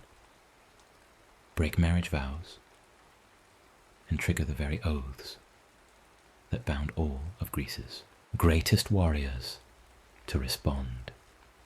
Aphrodite's gift, then, came with catastrophic strings attached. She could make Helen desirable to Paris, could create circumstances where the two encountered each other, could even inspire in Helen some reciprocal attraction, whether through genuine feeling or through divine influence. Mythology leaves ambiguous. But the consequences of accepting this gift were inevitably destructive. By choosing Aphrodite's offer, Paris chose intensity over wisdom, immediate pleasure over long-term consequences, personal desire over social obligations. He chose, in other words, to let attraction override every other consideration. What followed was 10 years of war, the destruction of Troy, the deaths of countless warriors, the suffering of families left behind, the transformation of love into the catalyst for one of mythology's greatest catastrophes. The Trojan War, as the Greeks told it, began with a beauty contest and a bribe of love, and ended with a city in flames, with heroes dead, with Aphrodite's promised pleasure buried under years of bloodshed and grief. This was mythology's clearest statement about desire's potential for destruction. when attraction becomes more important than everything else, when people are willing to violate every bond and break every rule to possess beauty, the resulting damage ripples outward beyond imagination. Yet even in this story, Aphrodite herself is not portrayed simply as villain. She offered what she had to offer: love, beauty, attraction, the promise of intensity. It was Paris who chose to accept, without considering costs. Paris who placed desire above honor. Paris who thought the possession of beauty worth any price. And it was the system of honor, oaths, and alliances that transformed a personal choice into a civilizational conflict. One man wanted one woman. This should have been a small story. But because that woman represented honor, because her marriage was protected by oaths, because kingdoms had invested their reputations in defending such bonds, a personal desire became a public catastrophe. The Trojan War myths then become an extended meditation on what happens when desire is not integrated properly into the larger web of human obligations and relationships. Throughout the war, Aphrodite continues to protect Paris and Helen, shielding them from the worst consequences of their choice, helping them survive when by rights they should have been killed or captured. She fights on Troy's side not because she approves of what Paris did, but because he chose her, honored her above the other goddesses, and she protects those who honor her. This loyalty creates one of the war's stranger dynamics. The goddess of love working to prolong a war, beauty fighting to sustain bloodshed, the force of attraction aligned with the force of destruction. During the war, mythology portrays Aphrodite as sometimes surprisingly vulnerable. When she enters the battlefield herself, to protect her favorites, she can be wounded. Diomedes, the Greek hero, actually manages to drive his spear into her hand, causing her to flee back to Olympus in pain and fear. This moment is revelatory. Even the goddess of love is not invincible in the realm of violence. Beauty cannot stand against weapons. Attraction cannot shield against aggression. When desire enters the territory of warfare, it becomes exposed, endangered, revealed as powerful in its own domain, but fragile when removed from it. This fragility emphasizes something important about Aphrodite's mythology. She was strongest in spaces of peace, in moments of connection, in contexts where people had room to feel and respond to attraction. War was fundamentally foreign to her nature. She could operate within it, could try to protect those she favored, but she was not built for it, not designed to thrive in an environment of constant violence and hatred. The war itself, then, represented not just the consequences of desire, but the destruction of the very spaces where desire could flourish. By starting this war, Paris had not just caused suffering, he had destroyed the peace necessary for love itself to exist.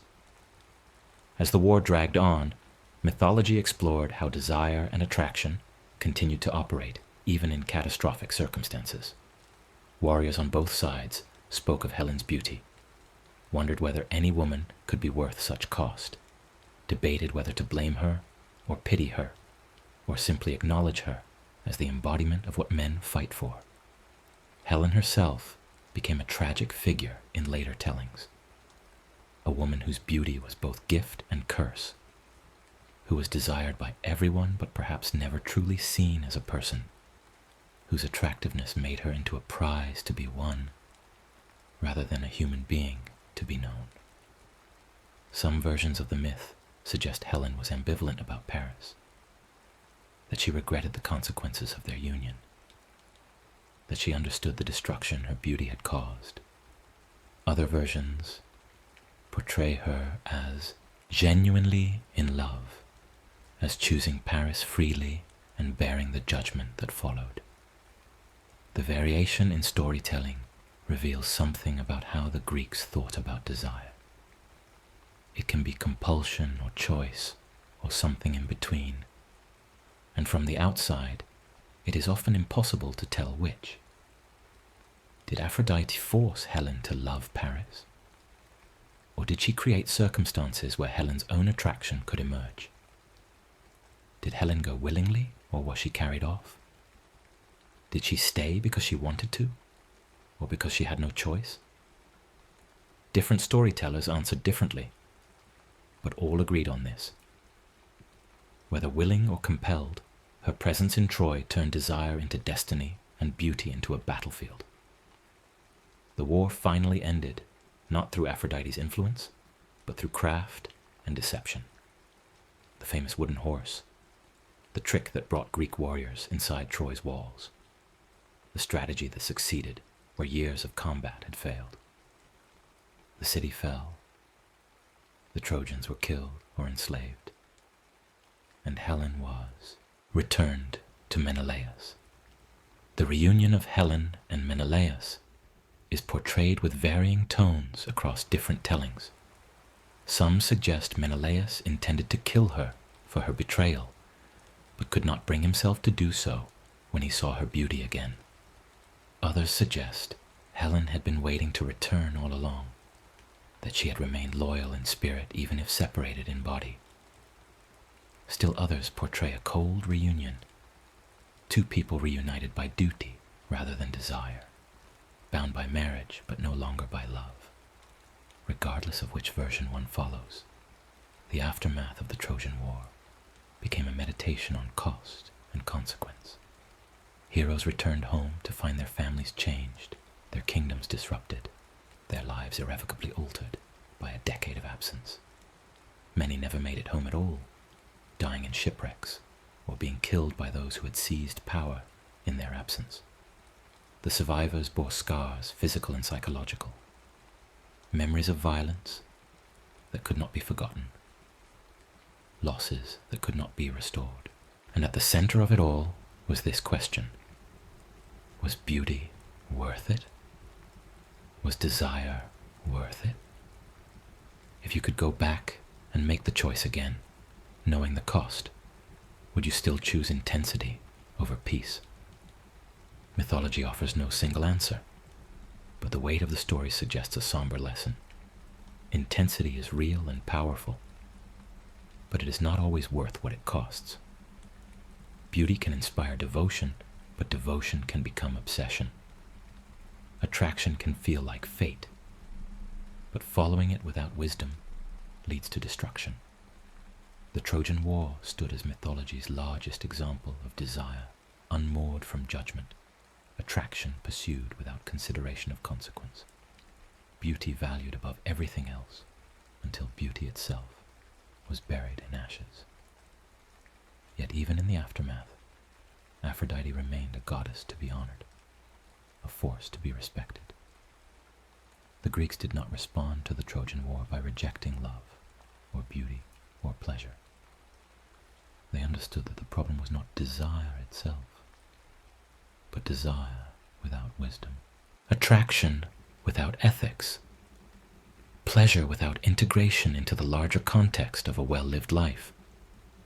Aphrodite continued to receive worship, continued to bless marriages and inspire art, continued to represent the essential human need for connection and beauty.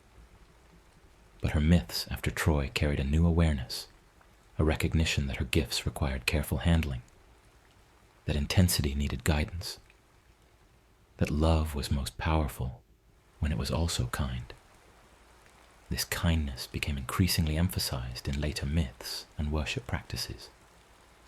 Aphrodite Pandemos, Aphrodite of all the people, was honored as the force that created community bonds, that made people want to gather and celebrate together, that transformed individual desires into shared joy. Aphrodite Urania, Aphrodite of the heavens, was honored as the inspiration for higher love, for intellectual and spiritual connection, for beauty that elevated rather than merely pleased. These different aspects of her worship acknowledge that attraction operated on multiple levels, That desire could be physical or emotional or spiritual. That love could be immediate and consuming or slow and elevating. The distinction between these aspects of Aphrodite helped Greeks think about how to engage with desire wisely. Pure physical attraction, urgent, immediate, focused on beauty of form, was real and natural, but also potentially dangerous if pursued without consideration. Love that included affection, respect, shared values, intellectual connection. This was more complex but also more sustainable, more likely to build something rather than just consume. The highest love, mythology suggested, combined attraction with admiration, desire with respect, passion with patience. This was Aphrodite operating in harmony with other virtues, beauty enhanced by goodness, pleasure integrated into purpose. This integration appears in myths of successful love stories, rare as they are in Greek mythology's generally tragic landscape. Eros and Psyche provide one of the clearest examples. Psyche was a mortal woman, so beautiful that people began to worship her instead of Aphrodite, an insult that prompted the goddess to send her son, Eros, to make Psyche fall in love with something wretched. But Eros himself fell in love with Psyche instead, and arranged for her to be brought to his palace, where he visited her only in darkness, forbidding her to see his face. The relationship worked as long as Psyche trusted without seeing, loved without full knowledge. But her sisters, jealous and suspicious, convinced her that her mysterious lover must be a monster, that she should light a lamp while he slept to see his true form. When she did, she discovered not a monster but a god, beautiful beyond description. A drop of hot oil from her lamp fell on Eros, waking him, and he fled, feeling betrayed by her lack of trust. What follows is Psyche's journey to win him back, a series of impossible tasks set by Aphrodite herself, tests that require courage, cleverness, and persistence. Psyche must sort an enormous pile of mixed grains, gather golden fleece from violent sheep, fill a flask with water from an inaccessible stream, even journey to the underworld to retrieve a box of beauty. She succeeds through a combination of her own determination and help from unexpected sources. Ants sort the grains, reeds tell her how to gather the fleece, an eagle fills the flask. A tower gives her instructions for the underworld journey. The myth becomes an allegory for the work required to transform attraction into lasting love. The initial connection was based on mystery and intensity, on passion in darkness, on desire without full knowledge. But sustainable love requires seeing clearly, working hard, facing challenges, proving devotion through action rather than just feeling. Psyche's tasks represent the everyday work of maintaining relationship, sorting through mixed elements to find what nourishes, gathering resources carefully to avoid harm, reaching high and deep to sustain connection, even facing death-like descents into despair, and emerging with treasures that restore vitality. Eventually, Psyche completes all her tasks and is reunited with Eros, but in a transformed way. She becomes immortal, elevated to divine status, no longer a mortal overwhelmed by a god's beauty, but an equal partner. Their union produces a daughter named Hedone, pleasure, suggesting that when love does the necessary work, when attraction is tested and proven and integrated, the result is sustainable joy rather than consuming intensity. The myth offers a rare optimistic vision. Desire can become devotion, attraction can become commitment, passion can mature into something that lasts. This maturation of love appears in other myths as well, though often in more tragic contexts.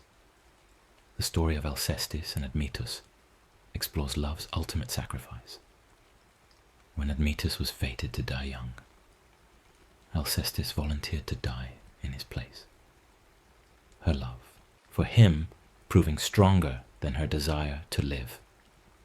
This act of devotion, choosing the beloved's life over one's own, became mythology's clearest example of selfless love. Attraction transformed entirely into gift. The story ends with Alcestis being rescued from death, brought back by Heracles, her sacrifice honored with restoration. But the emotional power lies in the moment of choice, the willingness to give up everything for love. These stories of love's maturation and depth provided counterweight to the stories of love's destruction and chaos. The Greeks acknowledged both possibilities. Attraction could lead to either flourishing or catastrophe, depending on how it was approached, how it was integrated, how it was met with other virtues. Aphrodite herself was not responsible for determining which outcome occurred. She provided the initial spark, the magnetic pull, the opening of possibility. What humans did with that opening, how they chose to respond to attraction. Whether they let desire guide them wisely or lead them to ruin, that remained their responsibility and their choice. This emphasis on human choice and responsibility became increasingly important as Greek culture evolved and philosophical thinking developed alongside mythological storytelling. Philosophers began to distinguish between different types of pleasure, arguing that some pleasures were more valuable than others, that the pursuit of pleasure needed to be guided by wisdom. Aphrodite's domain became a subject of philosophical debate. Should humans pursue physical pleasure? How should desire be managed? What is the relationship between beauty and goodness? Can attraction be trusted as a guide to what is worth pursuing? Different schools of philosophy answered differently. The Epicureans argued that pleasure was indeed the highest good, but they defined pleasure as the absence of pain and disturbance, rather than as intense gratification. True pleasure, they suggested, came from simple satisfactions, from friendship and peace of mind, from intellectual contemplation, not from the kind of consuming passion Aphrodite often inspired. The Stoics went further, arguing that desire itself was a disturbance to be transcended, that the wise person should not be moved by attraction or repelled by its absence, that true freedom meant independence from Aphrodite's influence entirely. Yet mythology persisted alongside philosophy, and popular worship continued to honor Aphrodite as essential to human flourishing. Whatever the philosophers argued, ordinary people knew that desire was real, that beauty mattered, that connection was necessary, that pleasure made life bearable. They brought offerings to Aphrodite's temples, not because they had read philosophical treatises, but because they had experienced love, had felt attraction, had known the joy of being desired and the pain of being rejected. They understood in their bodies what philosophy tried to analyze in concepts. That Aphrodite's domain was not optional, not something to be transcended or denied, but something to be engaged with as wisely as possible. The temples to Aphrodite became places where this engagement could happen in ritualized, contained ways. People came to honor beauty, to celebrate pleasure, to ask for blessing on their relationships. Some temples included sacred prostitutes, priestesses who embodied the goddess's domain by offering physical intimacy as an act of worship. This practice, controversial and often misunderstood, represented an attempt to acknowledge sexuality as sacred, to create a context where physical desire could be experienced within religious rather than just personal or commercial frameworks. The sacred prostitutes were not degraded, but honored, seen as conduits for the goddess's power. as offering something that connected worshippers to the divine through the very earthly experience of pleasure. Other temples focused on different aspects of Aphrodite's domain. Some emphasized marriage and legitimate unions, blessing engaged couples and interceding for wives who wanted their husbands' continued devotion. Some focused on beauty and aesthetics, serving as centers for the appreciation of art and music and lovely things. Some honored the more playful, joyful aspects of attraction, flirtation and courtship, the excitement of new interest, the pleasure of being noticed and appreciated. The variety of worship practices reflected the complexity of Aphrodite's domain. Love was not one thing, but many things, and each deserved its own form of honor and attention. Throughout all this evolution of worship and philosophy, certain core truths about Aphrodite remained constant in Greek understanding. First, that desire was a fundamental force, not created by society but encountered by it, something that pre-existed civilization's attempts to regulate it. Second, that beauty had real power, that it could inspire and transform, that it was not superficial, but deeply significant in human experience. Third, that attraction created both connection and conflict, that it could build families and destroy kingdoms, that its consequences depended on how it was approached. Fourth, that pleasure was essential to flourishing, that a life without joy and beauty and connection was impoverished, no matter how virtuous it might be in other ways. And fifth, that love required wisdom, that desire needed guidance, that the most powerful force was also the most dangerous if pursued without integration into a larger framework of meaning and purpose. These truths shaped how Greeks told Aphrodite's stories across generations. She appeared in their myths not as a simple character with consistent motivation, but as a force with complex effects, interpreted and reinterpreted to explore different aspects of human experience with desire. Her birth from sea foam was told and retold, always emphasizing her arrival fully formed, always capturing the sense that attraction appears complete rather than developing gradually. Her marriage to Hephaestus and affair with Ares became a standard story, explored from different angles to consider the tension between security and excitement, between reliability and intensity. Her role in the Trojan War stood as the ultimate cautionary tale, the largest example of desire creating catastrophe when pursued without wisdom. But alongside these major myths, countless smaller stories portrayed Aphrodite's influence in more intimate, personal ways. Stories of people blessed with beauty who learned its burdens. Stories of people granted their heart's desire only to discover the desire had changed once fulfilled. Stories of love that elevated and love that destroyed, of attraction that built and attraction that demolished, of pleasure that restored and pleasure that depleted.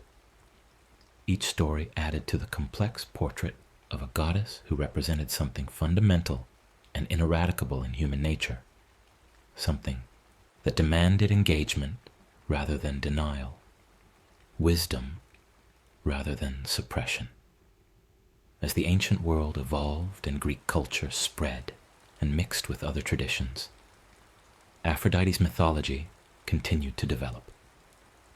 The Romans adopted her as Venus, keeping her essential character while adapting it to their own cultural concerns. In Roman hands, she became more associated with the state, with Rome's mythological origins and divine destiny. Venus was claimed as the ancestor of Rome's founders, making her not just the goddess of personal love, but the divine mother of an empire. Her domain expanded to include political as well as erotic power. Yet even in this adapted form, the core remained. She represented attraction, beauty, pleasure, and all the complexity that came with them. Christian traditions later struggled with Aphrodite's legacy, uncomfortable with a goddess who represented desire so openly and who blessed pleasure so directly. In Christian reinterpretation, much of what Aphrodite represented became associated with temptation and sin, with the dangerous allure that drew people away from spiritual pursuits. Physical beauty became suspicious. Sexual desire became something to be resisted. Pleasure itself became problematic unless carefully justified and controlled. The goddess of love was transformed into a warning, her power acknowledged but reframed as threat rather than gift. Yet even in this rejection, Aphrodite's influence persisted. The human experiences she represented did not disappear because theology condemned them. People still fell in love, still felt attraction, still sought beauty and pleasure and connection. The language and interpretation changed, but the fundamental realities remained. And in art and literature and human imagination, Aphrodite continued to appear, sometimes directly, sometimes in disguised or symbolic form, always representing the same essential truths: that beauty moves us, that desire shapes us, that connection matters, that pleasure nourishes, that love transforms. In our current era, disconnected from literal belief in gods but still shaped by the archetypes they embodied, Aphrodite remains relevant as a way of thinking about desire and its complexities. We no longer believe a goddess makes us fall in love, but we still experience the sense that attraction arrives unbidden, that it operates beyond our full control, that it can redirect our priorities in ways logic would not recommend. We no longer worship at temples of beauty, but we still organize significant portions of our economy and attention around the pursuit of attractiveness, still seek to possess or display or become beauty in its various forms. We no longer sacrifice to Aphrodite for successful marriages, but we still struggle with the same questions her myths explored: how to balance security and excitement, how to sustain connection over time, how to navigate the gap between what we feel and what we should do. The psychological insights embedded in Aphrodite's mythology remain startlingly current. The recognition that beauty creates comparison and competition, that attraction can bypass judgment, that desire can feel like compulsion. These appear in contemporary discussions of everything from advertising to online dating to social media. The understanding that intensity is not the same as sustainability, that passion requires something beyond itself to become lasting, that love must be practiced rather than just felt. These appear in relationship counseling and marriage research and studies of long-term satisfaction. The awareness that desire can be creative or destructive, depending on how it is engaged. That pleasure pursued without wisdom leads to suffering. That attraction must be integrated into a larger framework of values and purposes. These remain central to contemporary ethics and philosophy. Even the specific tensions Aphrodite's myths explored remain recognizable. The gap between whom we are committed to and whom we are attracted to, the conflict between wanting security and wanting excitement, the question of whether beauty is worth its cost, the struggle to maintain desire within long-term partnership, the challenge of integrating pleasure into life without being consumed by it.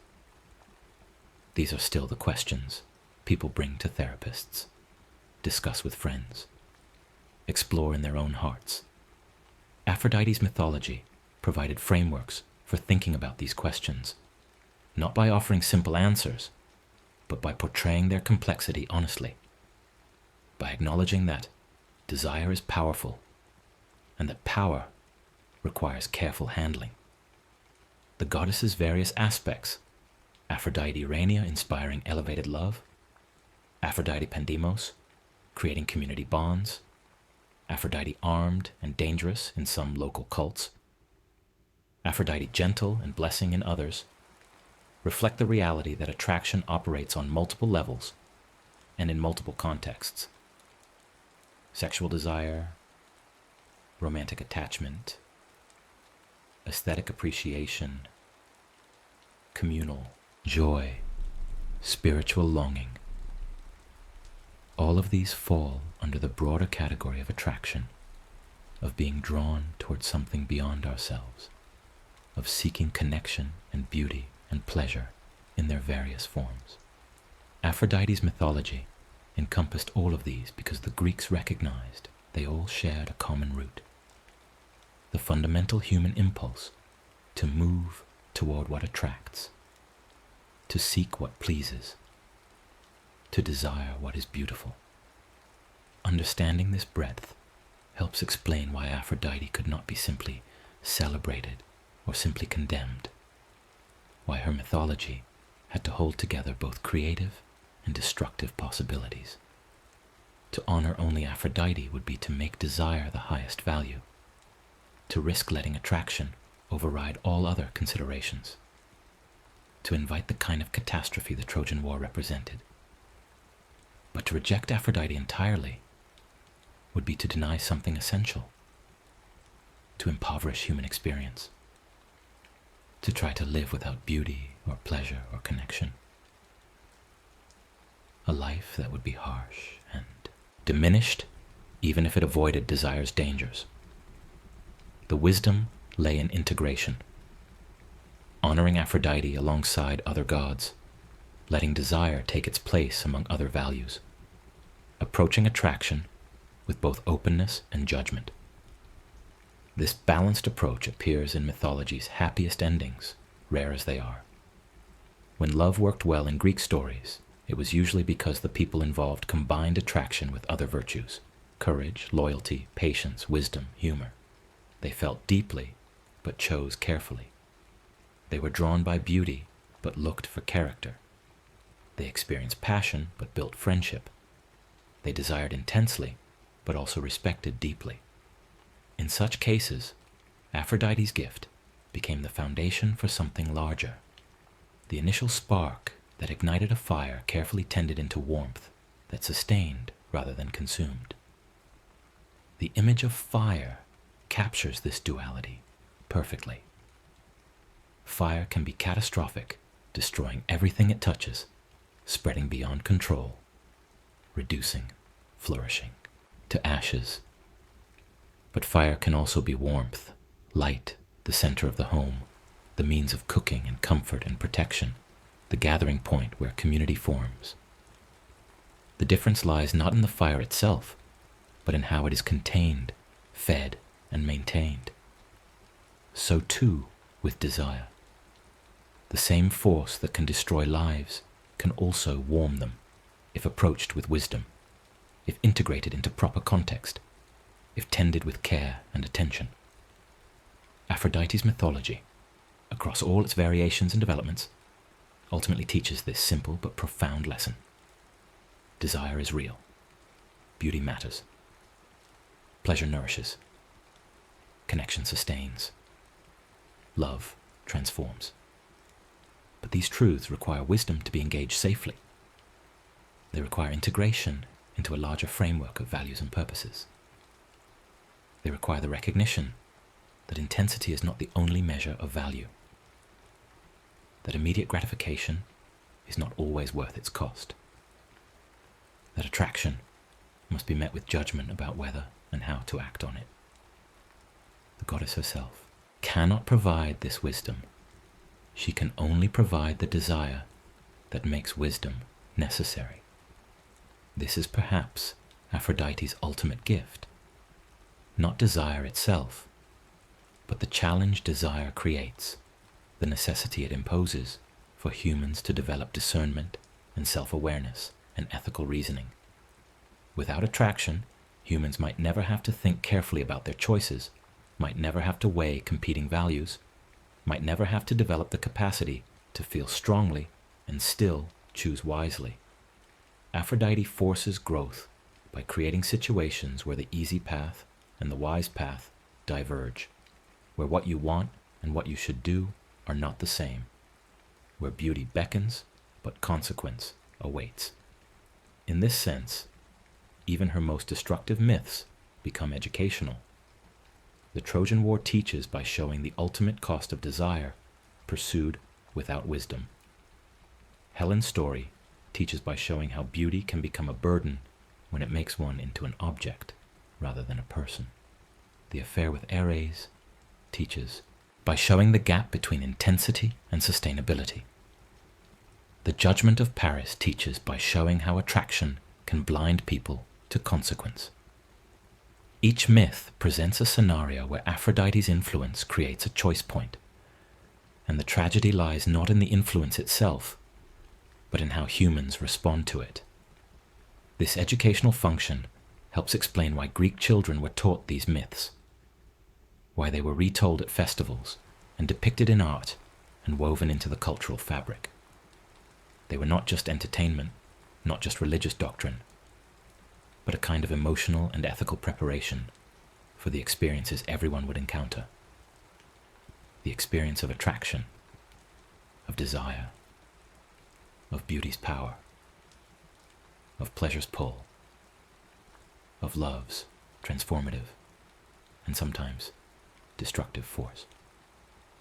By learning Aphrodite's myths, young Greeks learned that these experiences were normal, were acknowledged, were important, but also that they required care, required wisdom, required integration into a larger understanding of what makes a life good.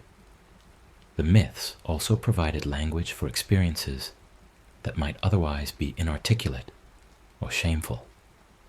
To say, Aphrodite moved me, was to acknowledge powerful feelings without claiming them as entirely one's own. To admit being affected without being entirely defined by the affection. It created space to discuss desire without reducing it to simple choice or absolute compulsion. To hold the complexity of feeling, drawn towards something while also being the person who chooses whether to move. This language recognized that humans are not simple creatures, that we are moved by forces we do not entirely control, but also possess agency to engage those forces wisely or poorly. In contemporary terms, we might speak of neurochemistry and evolutionary psychology, of hormones and instincts and the brain's reward systems. We might explain attraction through pheromones and facial symmetry, might understand desire through dopamine and oxytocin, might predict relationship patterns through attachment theory and social conditioning. These frameworks offer different kinds of insight than mythology provides, answering different questions through different methods. But they do not entirely replace what mythology offers: the symbolic richness, the narrative complexity, the recognition that human experience contains dimensions beyond what can be measured or predicted. That meaning matters alongside mechanism. Aphrodite's mythology reminds us that however we explain attraction scientifically, we still experience it subjectively as something powerful and transformative, something that can reorganize our priorities and redirect our lives. We still feel beauty as significant even when we understand it as arbitrary or constructed. We still experience desire as compelling even when we recognize its biological foundations. The subjective reality of these experiences, what they feel like from the inside, what they mean to the person experiencing them, how they shape identity and choice and meaning. This is what mythology addresses, what scientific frameworks often miss. The goddess remains relevant then, not as an entity to be believed in, but as a symbol to think with, a way of organizing and understanding experiences that resist simple categorization. When we struggle with attraction we know is unwise, we are wrestling with Aphrodite. When beauty moves us beyond explanation, we are experiencing her power. When desire compels us to act in ways we later regret, we are learning her lessons. When love transforms us into better versions of ourselves, we are receiving her blessing.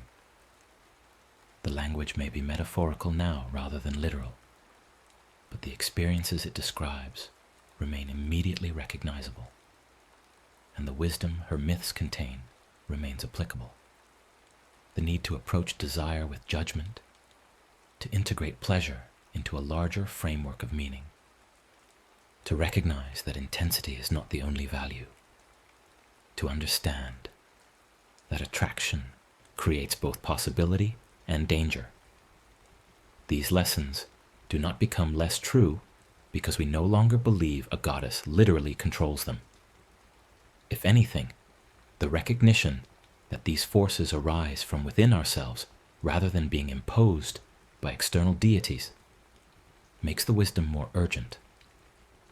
We cannot blame a goddess for our choices, cannot appeal to her to resolve our conflicts, cannot depend on divine intervention to save us from desire's consequences.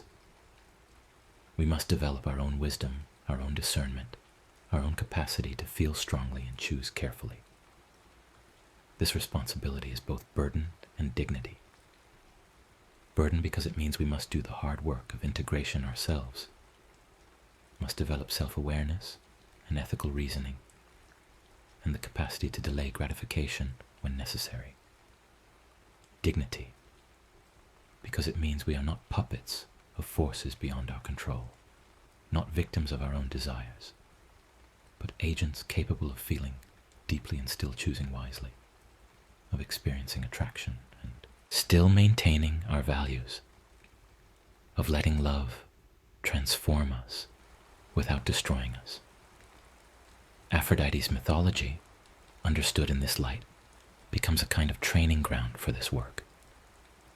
By engaging with her stories, by thinking through the scenarios they present, by considering what we would do in similar situations, we prepare ourselves for the actual challenges we will face. When attraction arises, we will have already thought about whether to act on it. When beauty tempts us toward choices we know are unwise, we will have already considered the cost. When desire pulls us in one direction and duty in another, we will have already developed some framework for making the decision. The myths do not make these choices easy, but they make them less bewildering, less shocking, more recognizable as situations that humans have always faced and always will. This continuity across time and culture is itself comforting in a strange way. The struggles we face with desire and attraction and beauty and love, these are not new problems created by modern life, not unique dysfunctions of contemporary culture, but permanent features of human experience. The Greeks wrestled with the same tensions we do: security versus excitement, passion versus stability, beauty versus character, desire versus duty. Their resolutions were not always successful, their choices not always wise, their outcomes not always happy. But they faced the challenges honestly, portrayed them in all their complexity, and passed down through mythology a collective wisdom about how to engage with these forces as thoughtfully as possible. As we move toward this story's close, we return to where we began. Aphrodite arriving from the sea, fully formed, carrying with her the power of attraction. But now we see her more completely, understanding her not just as desire, but as the entire complex of experiences desire creates. Connection and competition, inspiration and obsession, pleasure and pain, creation and destruction, elevation and degradation, flourishing and catastrophe. She is all of these because desire itself is all of these. Because attraction contains within itself both tremendous creative potential and tremendous destructive capacity, because beauty is powerful and power is dangerous, and wisdom lies in recognizing both truths at once. The final teaching of Aphrodite's mythology is perhaps the gentlest and most important, that love becomes most powerful when it becomes kind. When desire is guided by care for the other person's well-being, when attraction includes respect for their autonomy, when pleasure is sought in ways that nourish rather than deplete, when beauty is appreciated without possessiveness, when connection is valued without becoming compulsion. This is when Aphrodite's gifts fulfill their highest potential. This is when desire builds rather than destroys, when attraction creates lasting bonds rather than momentary intensity, when love becomes not just a feeling, but a practice, a discipline, a choice made daily to honor what connects us without letting it consume us. This kindness is not the absence of passion, but passion properly integrated. It is not the denial of desire, but desire met with wisdom. It is not the rejection of beauty, but beauty held with humility. It is the recognition that the most powerful force in human experience, the force that can reshape lives and topple kingdoms, becomes sustainable only when it is also gentle. Only when it remembers that the other person is not an object to possess, but a person to honor, not a prize to win, but a presence to cherish. In this understanding, Aphrodite transforms from a force of disruption into a force of connection, from a source of chaos into a foundation for community, from a goddess of consuming passion into a goddess of sustaining affection. She remains powerful, remains central to human flourishing, but her power is channeled toward building rather than burning, toward creating warmth rather than consuming fire. This is the version of Aphrodite that blesses marriages that last, that inspires art that endures, that creates bonds that strengthen over time, that makes life feel meaningful and connected and beautiful. And so, we come to rest in this vision. Love as kindness, desire as care, attraction as respect, beauty as gift rather than possession, pleasure as nourishment rather than depletion, connection as chosen practice rather than overwhelming compulsion. This is Aphrodite at her best, her most gentle, her most sustaining. This is the goddess who arrived from the sea foam, carrying not just intensity, but possibility, not just disruption, but transformation, not just desire, but the promise that desire can become devotion, that attraction can become commitment, that passion can mature into peace. The world is full of forces that demand response, hunger and fear and anger and pride. But among all these forces, attraction holds a special place because it is the force that draws us outward, that makes us seek connection, that reminds us we are not alone and need not be. Aphrodite represents this fundamental human truth. We are beings who desire, who seek beauty, who need pleasure, who flourish through love. These needs are not weaknesses to transcend, but realities to integrate, not problems to solve, but experiences to engage wisely. And when we do engage them wisely, when we feel attraction and meet it with judgment, when we recognize beauty and honor it without worshiping it, when we seek pleasure and integrate it into balanced living, when we desire and choose carefully whether to act, when we love and practice making that love kind, then we are living in harmony with Aphrodite rather than being controlled by her. We are receiving her gifts without being destroyed by them, honoring her domain without letting it dominate all else, acknowledging her power while maintaining our agency. This is the complete history of love as the Greeks understood it. A force older than civilization, powerful beyond measure, capable of tremendous good and terrible harm, requiring wisdom and care and integration, most beautiful when most gentle, most powerful when most kind. Aphrodite emerged from the sea fully formed, and we meet her still in every moment of attraction, every experience of beauty, every instance of desire. The question is not whether we will encounter her. We will, inevitably and repeatedly throughout our lives. The question is what we will do when we do, how we will engage with this force that can transform us, whether we will let it guide us to wisdom or to ruin. The myths offer no guarantee, no formula for success, no promise that choosing wisely will always lead to happiness. Love can be approached with all the wisdom in the world and still bring pain. Beauty can be honored humbly and still create complexity. Desire can be integrated carefully and still lead to difficult choices. But the alternative, to deny these forces entirely, to reject beauty and pleasure and connection, to try to live without Aphrodite, would be to diminish life itself, to miss something essential about what makes being human meaningful and worthwhile.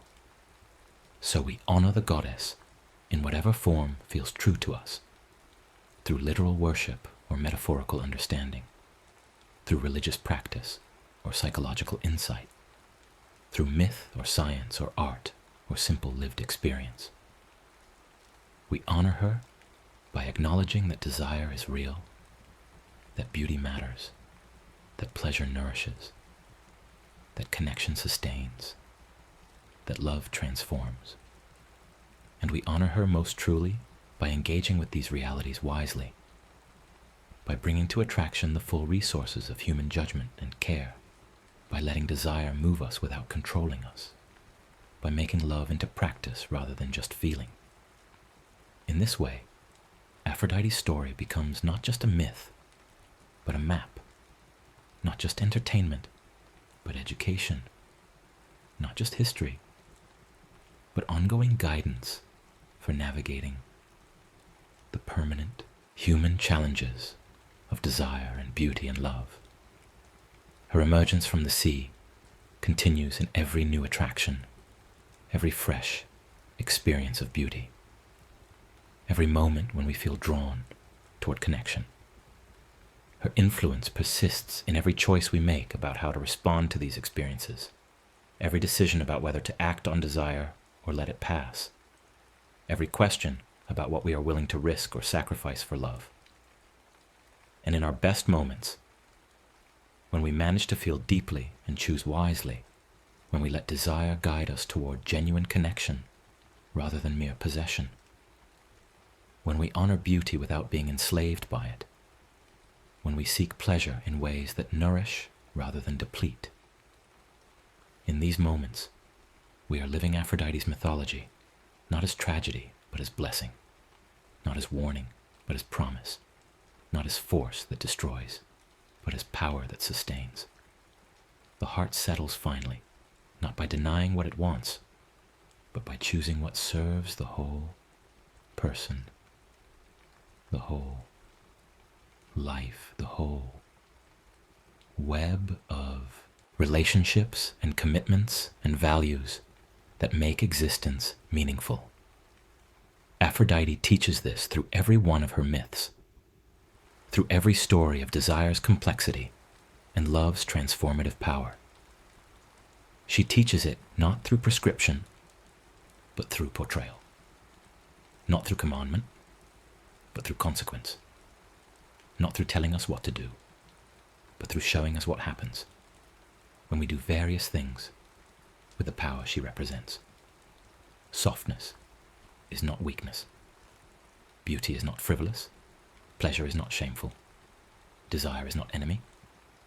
Love is not danger.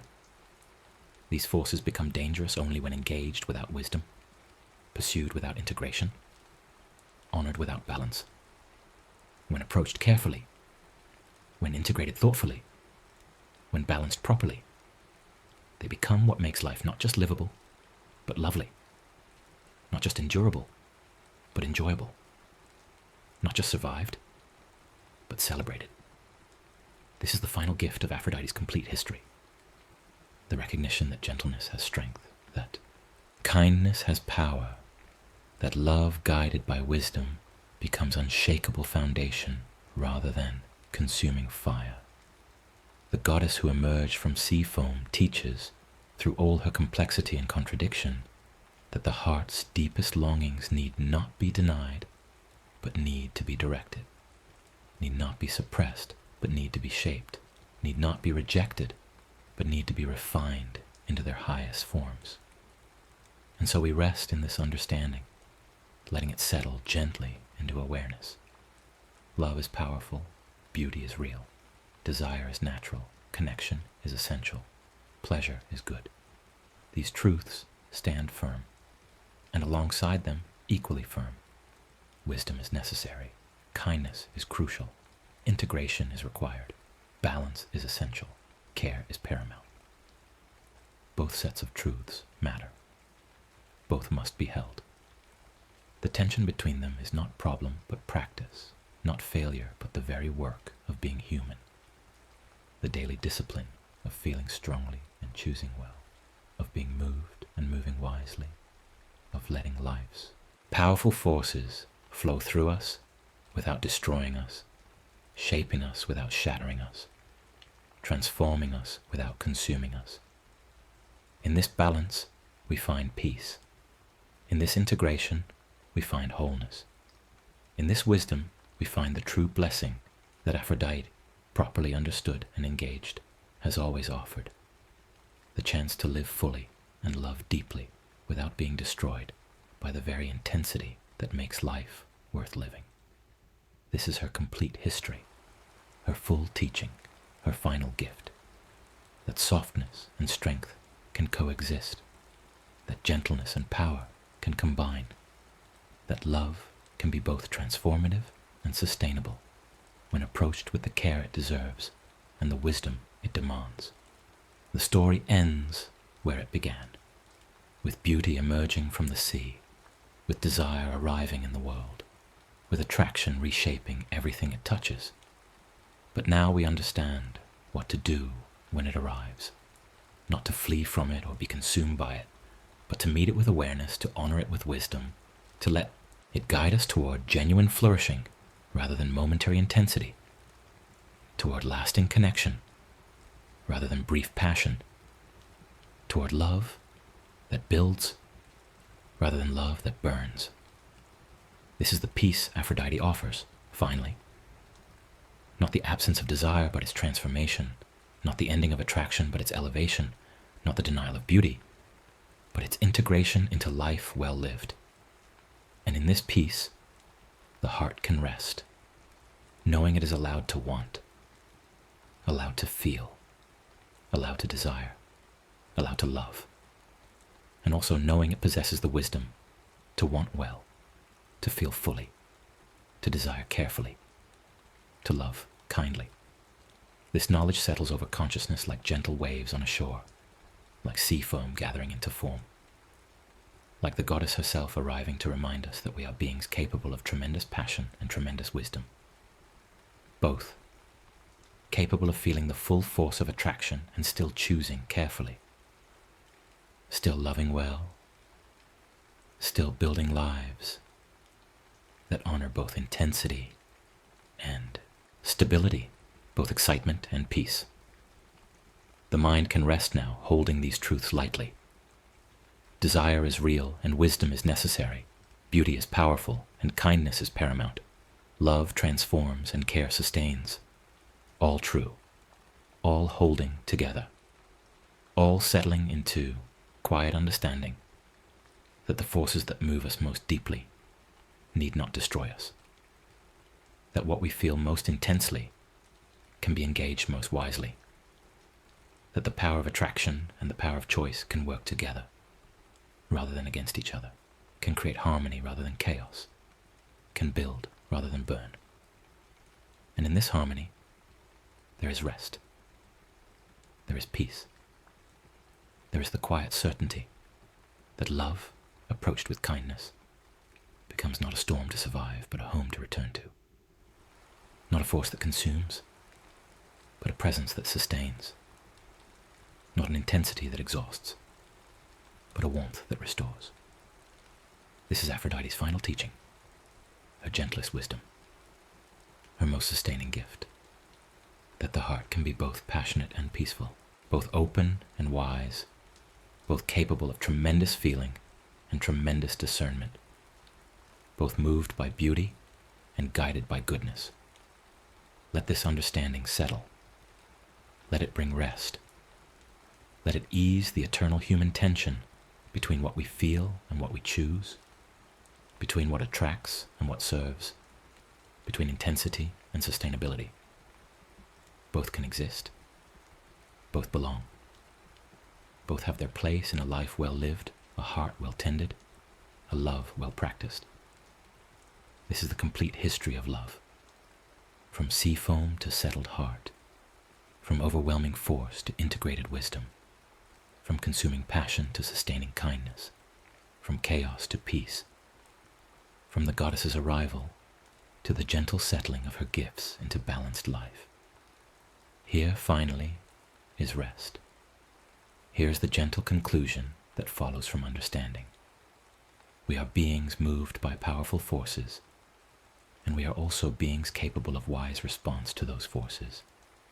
And these two truths need not conflict, but can combine into something beautiful.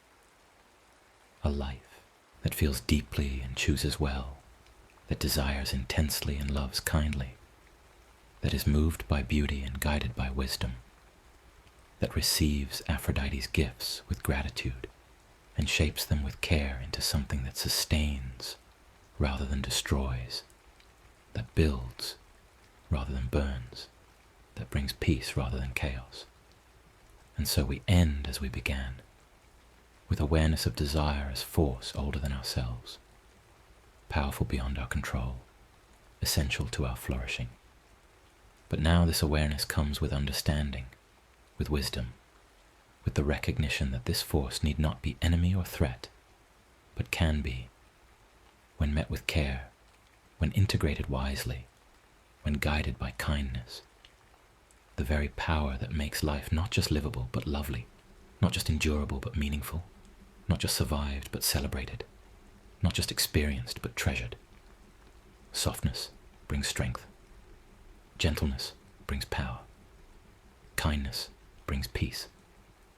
And love, approached with wisdom, brings rest. This is the promise and the teaching, the gift and the practice, the myth and the truth, settling now like foam on a shore, like beauty emerging from water, like desire finding wisdom, like the heart discovering, finally, that it can rest. The next story is about to begin. Please relax and enjoy. There are gods who arrive with thunder, and gods who move through the world like sudden wind, reshaping everything they touch in moments of divine spectacle. Then there is the god whose power builds slowly, whose presence is measured not in dramatic transformation, but in the patient accumulation of small improvements, each one making life slightly more bearable than it was before. Hephaestus is this god, and his story is not the story of conquest or seduction, or the grand dramas that unfold on mountaintops, where immortals play out their jealousies and ambitions. His story is the story of the forge, of fire applied with intention, of metal shaped through repetition, until it becomes exactly what is needed. It is the story of how civilization grows, not from bold declarations, but from the quiet work of making things that last. In the beginning, before there were temples built in his honor or workshops that invoked his name, Hephaestus was simply the god who did not fit. Olympus was a place of beauty and power, where gods moved with the ease of those who had never questioned their right to exist, exactly as they were. They were tall and radiant, quick with words and quicker with desires, beings for whom the world bent naturally to accommodate their presence. Hephaestus arrived into this company already marked as different. Some stories say he was born with a twisted leg, a deformity that made him awkward among the graceful. Other versions say he was cast down from Olympus as an infant, hurled from the heights by a mother who could not bear to look at a child who was less than perfect, and that the fall itself left him permanently altered, his body bearing the memory of that rejection in every uneven step. Whatever the precise origin of his difference, the result was the same. Hephaestus existed at the margins of Olympian society, neither fully excluded nor comfortably included, present but not quite belonging. He watched the other gods move through their days with the unconscious confidence of those who had never needed to prove their worth, who were admired simply for existing. He saw how beauty opened doors, how charm smoothed conflicts, how physical prowess commanded respect without effort. He possessed none of these advantages, and so he learned early what those who fit easily into the world never have to learn: that value must sometimes be created rather than assumed, that respect can be earned through what you make rather than what you are, that there are forms of power that have nothing to do with how you look or how smoothly you move through social spaces. This understanding, born from exclusion, became the foundation of everything Hephaestus would become. Where other gods spent their time in games and feasts and elaborate courtships, Hephaestus turned his attention to fire. Not the wild, consuming fire of destruction, but fire as a tool, fire as possibility. He discovered that heat could change the nature of things, that metal hard enough to resist any force could become soft and yielding when exposed to the right temperature, that separate pieces could be joined into unified wholes, that formless raw material could be shaped into objects with intention and purpose.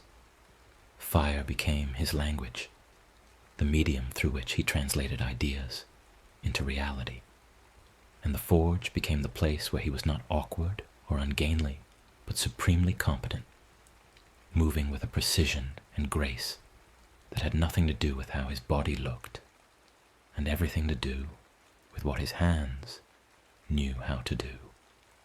The Greeks, who told and retold the stories of Hephaestus across generations, understood something profound in making him a god. They were not simply explaining where fire came from or why metalwork existed. They were encoding a truth about human experience. That skill is a form of power distinct from physical strength or social status. That the ability to make things transforms both the maker and the world. That patient craft can accomplish what brute force cannot. In a culture that celebrated warriors and kings, athletes and orators, the elevation of Hephaestus to divine status was a quiet acknowledgement that none of those celebrated figures could function without the work of those who made their swords, built their ships, constructed their homes, and created the material foundation on which all other achievements rested. Fire itself, in the mythology surrounding Hephaestus, takes on meanings that extend far beyond its physical properties. It is the force that mediates between raw nature and human intention. A stone is simply a stone until fire is applied, heating it, melting it, allowing it to be poured and shaped and cooled into something useful.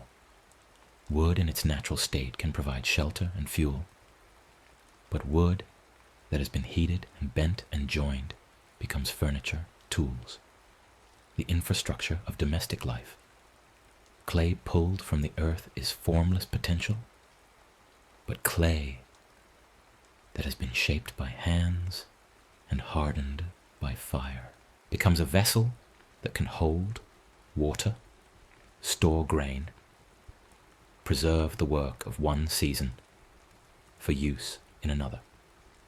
Fire is the technology that makes other technologies possible, and Hephaestus, as the master of fire, becomes the god who represents humanity's ability to impose useful form on the chaos of raw materials.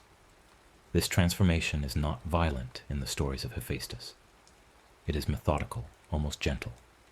Metal must be heated to the right temperature, not too hot or it becomes brittle, not too cool or it resists shaping. It must be struck with the right force repeatedly, patiently, each blow bringing it incrementally closer to the desired form.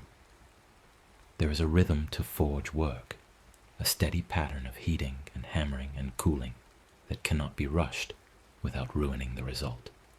This rhythm appears throughout the mythology of Hephaestus as a kind of temporal signature, a reminder that some forms of creation require time and cannot be accomplished through sudden divine intervention or heroic effort. The forge teaches patience because the forge will not yield to impatience. Try to rush the process and the metal cracks or warps or remains forever weakened in ways that will reveal themselves only later, under stress, when failure becomes catastrophic. The Greeks told these stories around fires in the evening, when the day's work was done and darkness settled over communities that had been shaped entirely by the technologies Hephaestus represented. The walls that surrounded them had been built with tools forged in fire. The pots in which their food cooked were ceramic vessels hardened by flame. The weapons that defended them, the plows that prepared their fields, the nails that held their buildings together, the hinges that allowed doors to swing open and closed, the chains that secured valuable possessions, the locks that provided security. All of these emerged from the forge, from the application of fire and skill to transform raw materials into objects that extended human capability. In this way, Hephaestus becomes the god of incremental improvement, of the slow accumulation of small solutions to daily problems. Each tool represents someone observing a difficulty and imagining a better way. Digging with bare hands is slow and painful, so someone shapes a stick and hardens its point in fire, creating the first simple tool. That tool is later improved with a stone blade, then a bronze blade, then an iron blade, each iteration representing generations of refinement.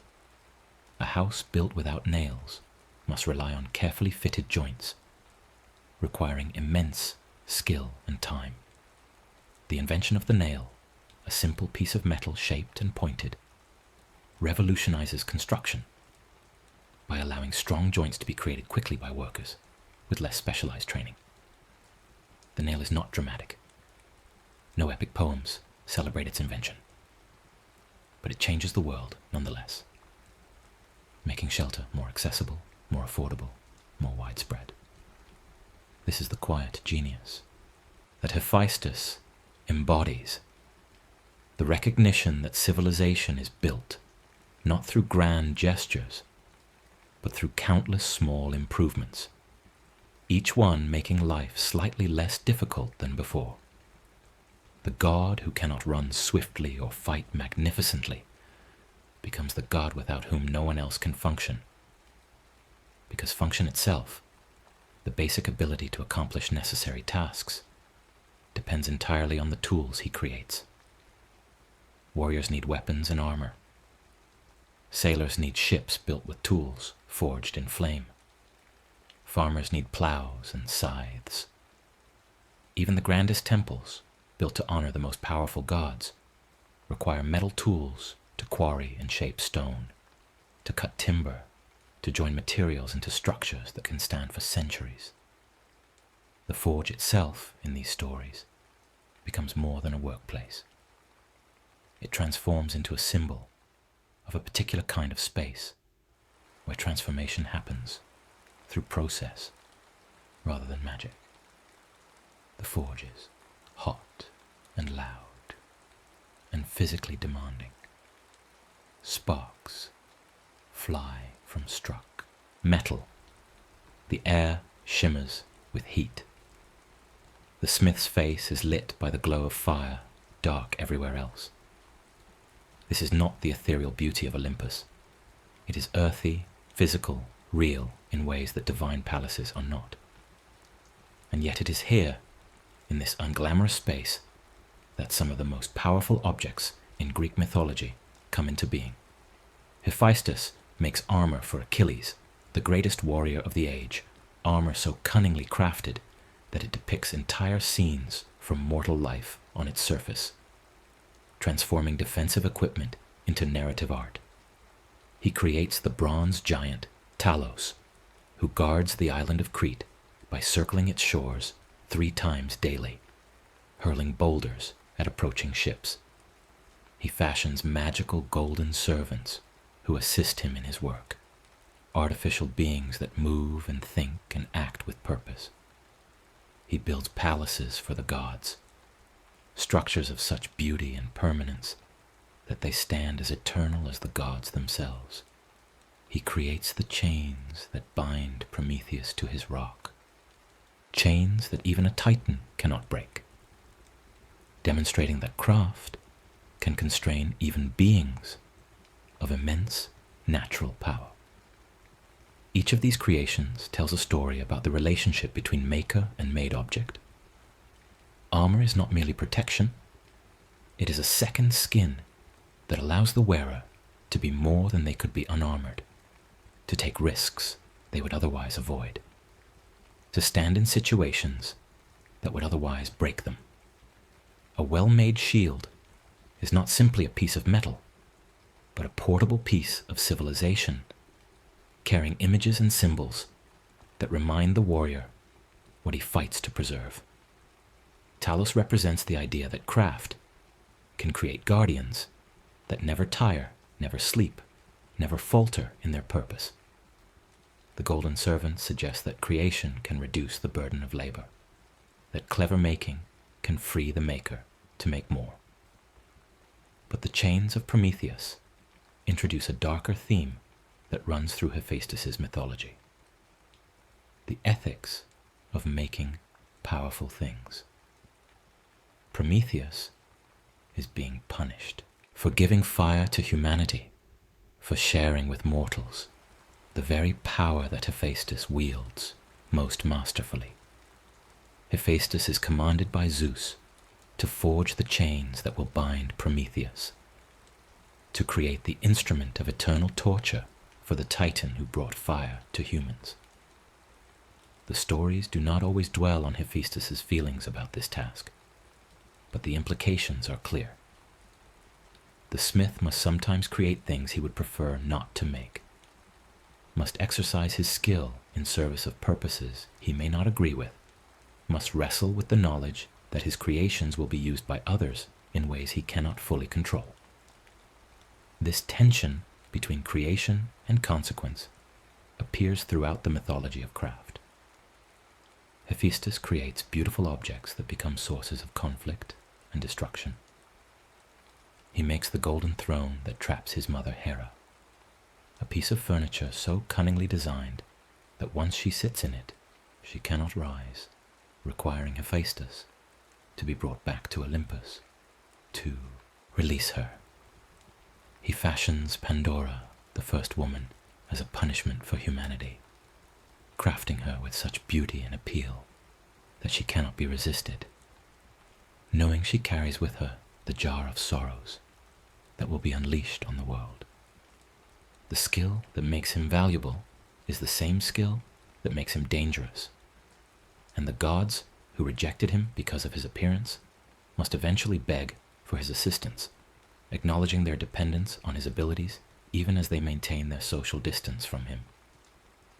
The Greeks seem to understand that technology is never neutral, that every tool exists in a context of use, that determines whether it serves or harms. A knife can prepare food or take a life. Fire can warm a home or burn it to ashes. A ship can carry traders seeking mutual benefit or warriors seeking conquest. The object itself has no morality, but the hand that wields it and the intention that guides that hand transform the tool into instrument of specific outcomes. Hephaestus, as the divine craftsman, bears a particular relationship to this reality. He makes objects of immense power and then releases them into a world where that power will be used according to purposes he did not choose and may not endorse. Yet the mythology does not frame Hephaestus as tormented by these ethical complexities in the way that might be expected. He is not depicted as agonizing endlessly over whether to create or withhold his creations.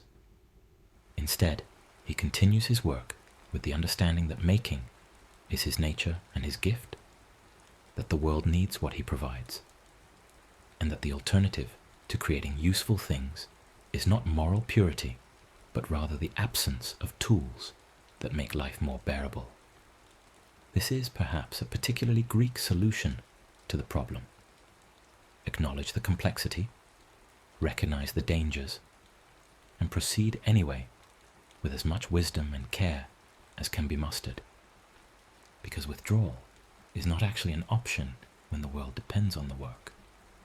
The relationship between Hephaestus and the other gods reflects this pragmatic dependence. Ares, the god of war, needs weapons and armor. Athena, goddess of wisdom and strategic warfare, requires the same. Poseidon needs the trident that allows him to command the seas. Apollo needs the golden chariot that carries the sun across the sky each day. Artemis needs arrows for her hunts. Even Zeus, king of the gods, relies on Hephaestus to maintain the thunderbolts that enforce his authority. Every god, regardless of their status or power, eventually comes to the forge, seeking something only Hephaestus can provide. This creates an interesting dynamic where social power and practical power exist in tension. The gods who rejected Hephaestus, who excluded him from their gatherings, who treated him as lesser, must nonetheless acknowledge their need for his skills. They may not invite him to their banquets, but they cannot function without the products of his labor. The mythology preserves this contradiction without trying to resolve it, perhaps because it reflects a social reality the Greeks recognized, that those who perform essential labor are often simultaneously indispensable and undervalued, necessary to the functioning of society, yet not granted the status that necessity would seem to merit. Hephaestus himself seems largely unbothered by this paradox. He does not spend his time seeking validation from those who rejected him. He does not rage against the unfairness of his treatment or demand that his importance be publicly acknowledged.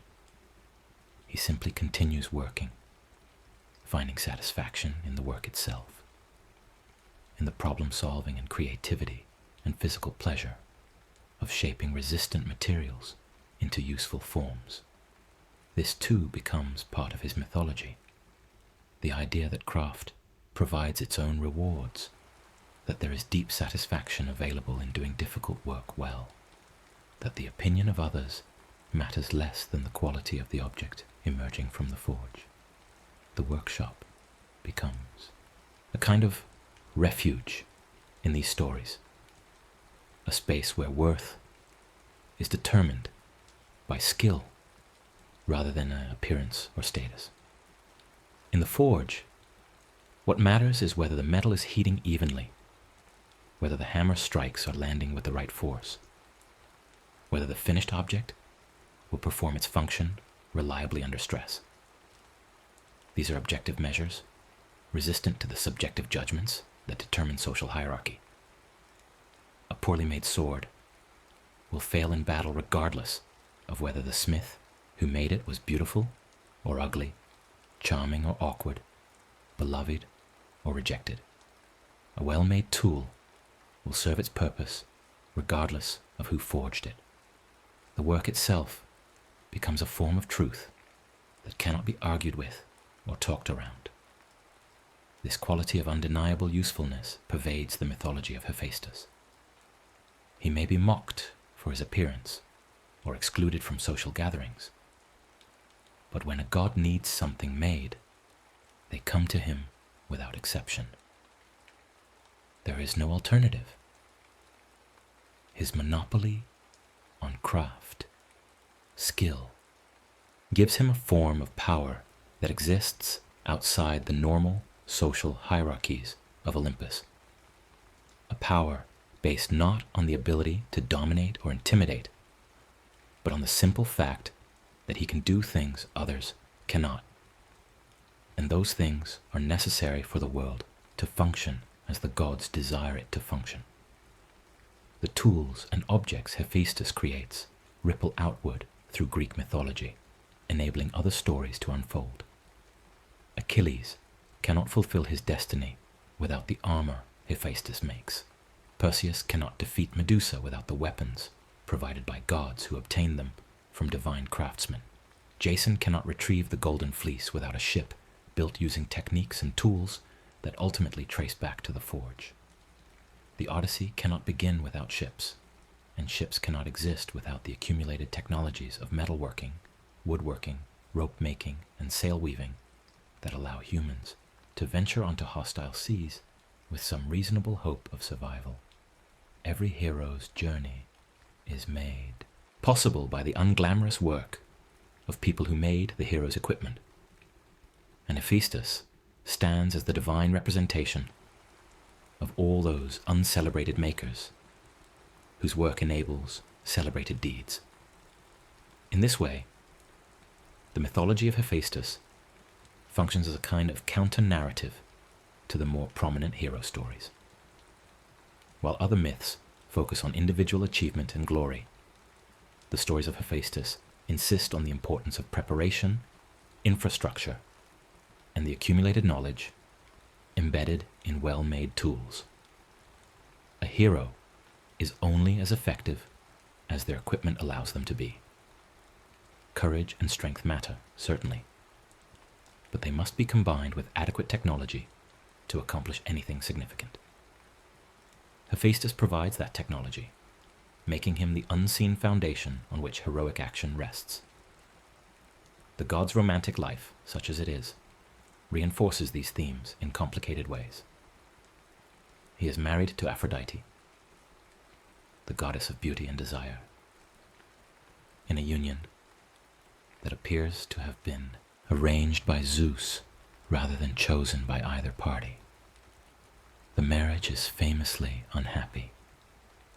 Aphrodite is constantly unfaithful, most notoriously with Ares, and Hephaestus responds by creating an invisible net of such fine metalwork that when the lovers are trapped in it, they cannot escape despite all their divine power. He then exposes them to the mocking laughter of the assembled gods, transforming his humiliation into their embarrassment through superior craft. This story operates on multiple levels. On the surface, it is a tale of justified revenge, the wronged husband using his unique skills to punish those who betrayed him. But it also demonstrates again that craft is power, that intelligence and skill can triumph over physical beauty and martial prowess, that the ability to make things allows for forms of agency unavailable to those who rely solely on conventional attributes. The net that captures Ares and Aphrodite is so finely made that it cannot be seen, so cunningly designed, that it cannot be escaped, so perfectly executed that it transforms Hephaestus from cuckold to victor through nothing more than the application of his craft. Yet the victory is hollow in important ways. He may have embarrassed his wife and her lover, but he cannot make Aphrodite love him. He cannot craft, desire, or forge affection. The very skills that make him invaluable to gods and mortals alike cannot solve the problem of his own loneliness, or heal the wound of being perpetually unvalued by those he might wish valued him. This limitation is important to the mythology. Craft is powerful, but it is not omnipotent. It can solve material problems, but not emotional ones. It can create beauty, but not necessarily inspire love. It can make life easier, but not necessarily happier. The Greeks preserved this complexity rather than simplifying Hephaestus into either a figure of pure triumph or pure tragedy. He is simultaneously essential and excluded, powerful and pitied, respected and rejected. He has compensated for his physical difference by developing skills that make him indispensable, but that indispensability does not fully resolve his outsider status. He has found satisfaction in work, but that satisfaction coexists with ongoing social pain. The mythology refuses to flatten these contradictions, presenting instead a God who contains multitudes, who cannot be reduced to a single interpretation or lesson. This complexity makes Hephaestus particularly suited to bedtime storytelling in the modern age. Children, and adults for that matter, live with similar contradictions. They experience being good at some things and bad at others. They know what it is to be excluded from social groups, while simultaneously being needed for what they can contribute. They understand that validation from others feels important, while also knowing that it should not determine their self-worth. They struggle with the gap between what they can control and what they cannot, between the problems they can solve through effort and the situations that remain frustratingly resistant to any solution they can devise. Hephaestus offers a mythological model for living with these tensions rather than resolving them, for finding purpose and satisfaction despite ongoing difficulties, for continuing to create even when creation does not solve every problem. The rhythm of forge work itself provides a soothing metaphor for bedtime. The process is repetitive without being mindless, demanding attention but not anxiety. Heat the metal. Hammer it. Observe the changes. Heat it again. Hammer it again. Each repetition brings the object closer to its final form, but no single blow accomplishes the transformation. Progress comes through accumulation, through patient repetition, through trust in process rather than hope for sudden breakthrough. This is the opposite of dramatic urgency. It is calm, methodical, steady. It proceeds at its own pace, resistant to rushing, unfolding according to the nature of the materials and the requirements of the task, rather than according to the impatience of the maker. Sleep itself operates on similar principles. It cannot be forced or rushed. It requires creating the right conditions and then allowing the process to unfold naturally. The attempt to shortcut the process or skip necessary steps results in poor sleep, just as rushing forge work results in flawed objects. The mythology of Hephaestus, with its emphasis on patient process and trust in repetition, aligns naturally with the state of mind conducive to falling asleep. Calm attention to rhythm, release of urgency, acceptance that transformation takes the time it takes. The forge as symbol extends beyond individual objects into the larger structure of civilization itself. A community is not born complete.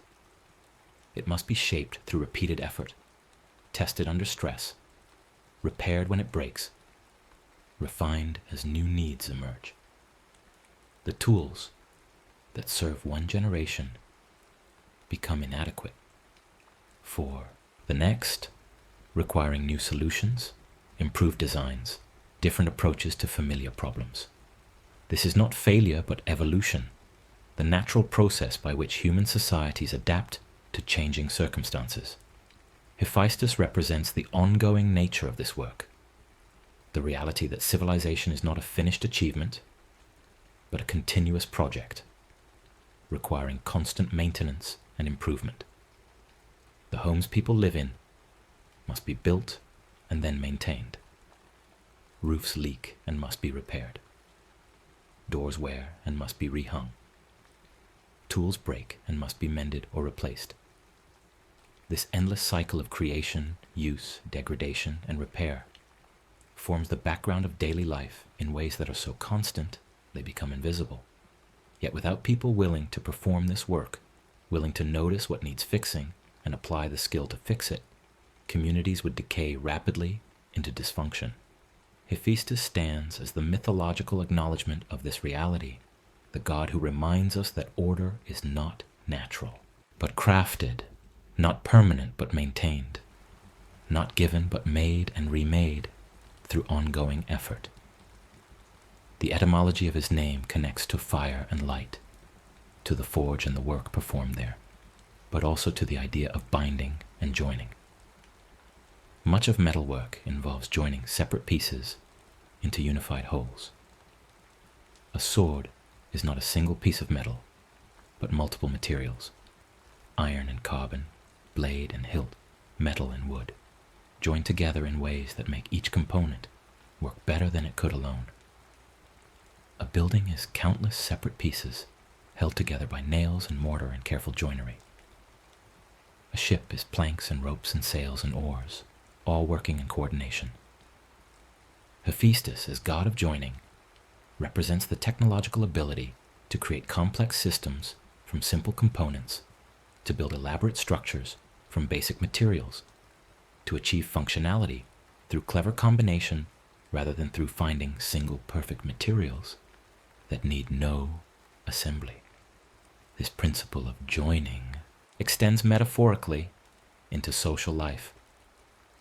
Communities are made of diverse individuals who must find ways to work together despite differences in skill, temperament, and interest. Families join separate people into units that function better than those people would alone. Civilizations join communities into larger structures that allow for specialization and trade.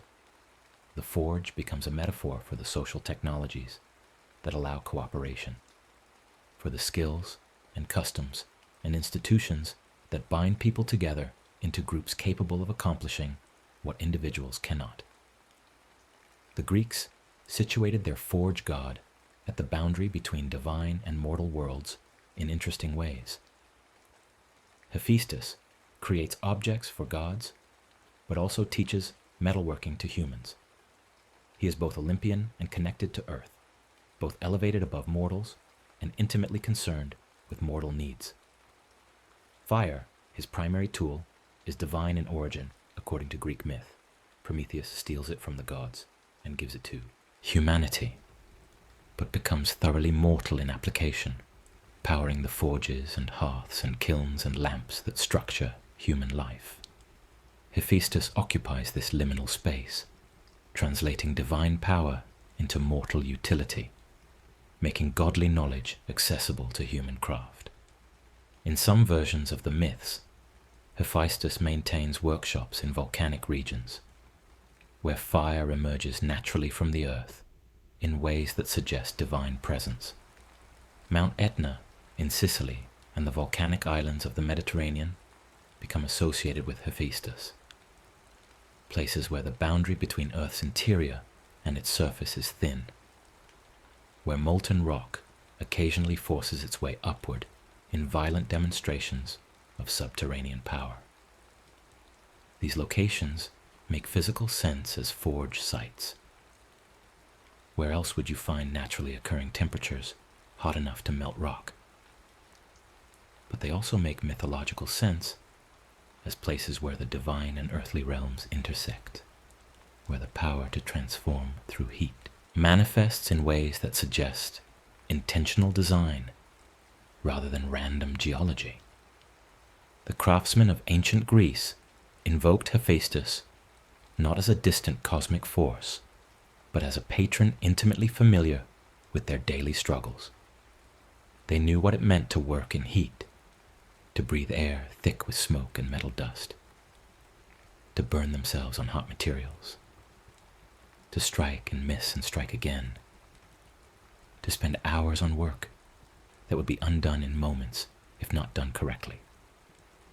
They understood that skill comes slowly, through long practice and many mistakes, that even the master craftsman continues learning throughout life, that every new project presents new problems requiring new solutions. Hephaestus represented the divine validation of this hard-won expertise, the acknowledgement that what they did mattered, that their labor had cosmic significance, that the ability to transform raw materials into useful objects was itself a kind of magic, deserving of respect. The relationship between beauty and function appears repeatedly in Hephaestus's mythology, often in surprising ways. He creates utilitarian objects, armor, weapons, tools, but makes them beautiful. The armor of Achilles is covered in elaborate decorative scenes. The palace of the gods incorporates artistic flourishes beyond what structural necessity requires. The throne that traps Hera is described as exquisite in its appearance, even as it demonstrates its hidden menace. This combination of aesthetic and practical concerns reflects Greek values more broadly. The belief that the well-made object should also be pleasing to look at, that beauty and utility are not opposed but complementary, that craft reaches its highest expression when it satisfies both functional and aesthetic requirements simultaneously. This is not beauty for its own sake, the purely decorative beauty that has no purpose beyond appearance. It is beauty that emerges from and enhances function. Beauty that makes the useful object also meaningful. That transforms the tool into something worthy of care and respect. A plain sword functions as well as a decorated one, but the decorated sword carries additional meaning for its wielder, connects them to traditions and stories and values that plain functionality cannot convey. The beauty becomes part of the function, not opposed to it, making the object more likely to be maintained, more personally significant to its user, more embedded in networks of meaning that extend beyond mere utility. Sleep researchers today might say that the steady rhythm of craft work induces meditative states similar to those that facilitate sleep onset. The repetitive physical actions, the focused attention on a single task, the progressive movement toward a visible goal, the sensory feedback of materials responding to skilled manipulation. All of these elements can quiet the racing thoughts and ambient anxiety that often prevent sleep. The stories of Hephaestus, with their emphasis on patient process and methodical work, create narrative structures that mirror these calming rhythms. There is no urgency, no crisis demanding immediate resolution, no cliffhanger suspense. Just steady progress toward clearly defined goals, each step following logically from the previous one, each task completed before moving to the next. The mythology also validates rest as necessary to the creative process. Even gods must pause between projects. The forge must cool before the next heating. The smith must step back to evaluate work in progress, to see whether adjustments are needed, to plan the next steps. This built-in rhythm of effort and pause, work and evaluation, creation and rest, normalizes the idea that productivity includes periods of apparent inactivity, that progress is not constant forward motion, but a cycle of advance and reflection.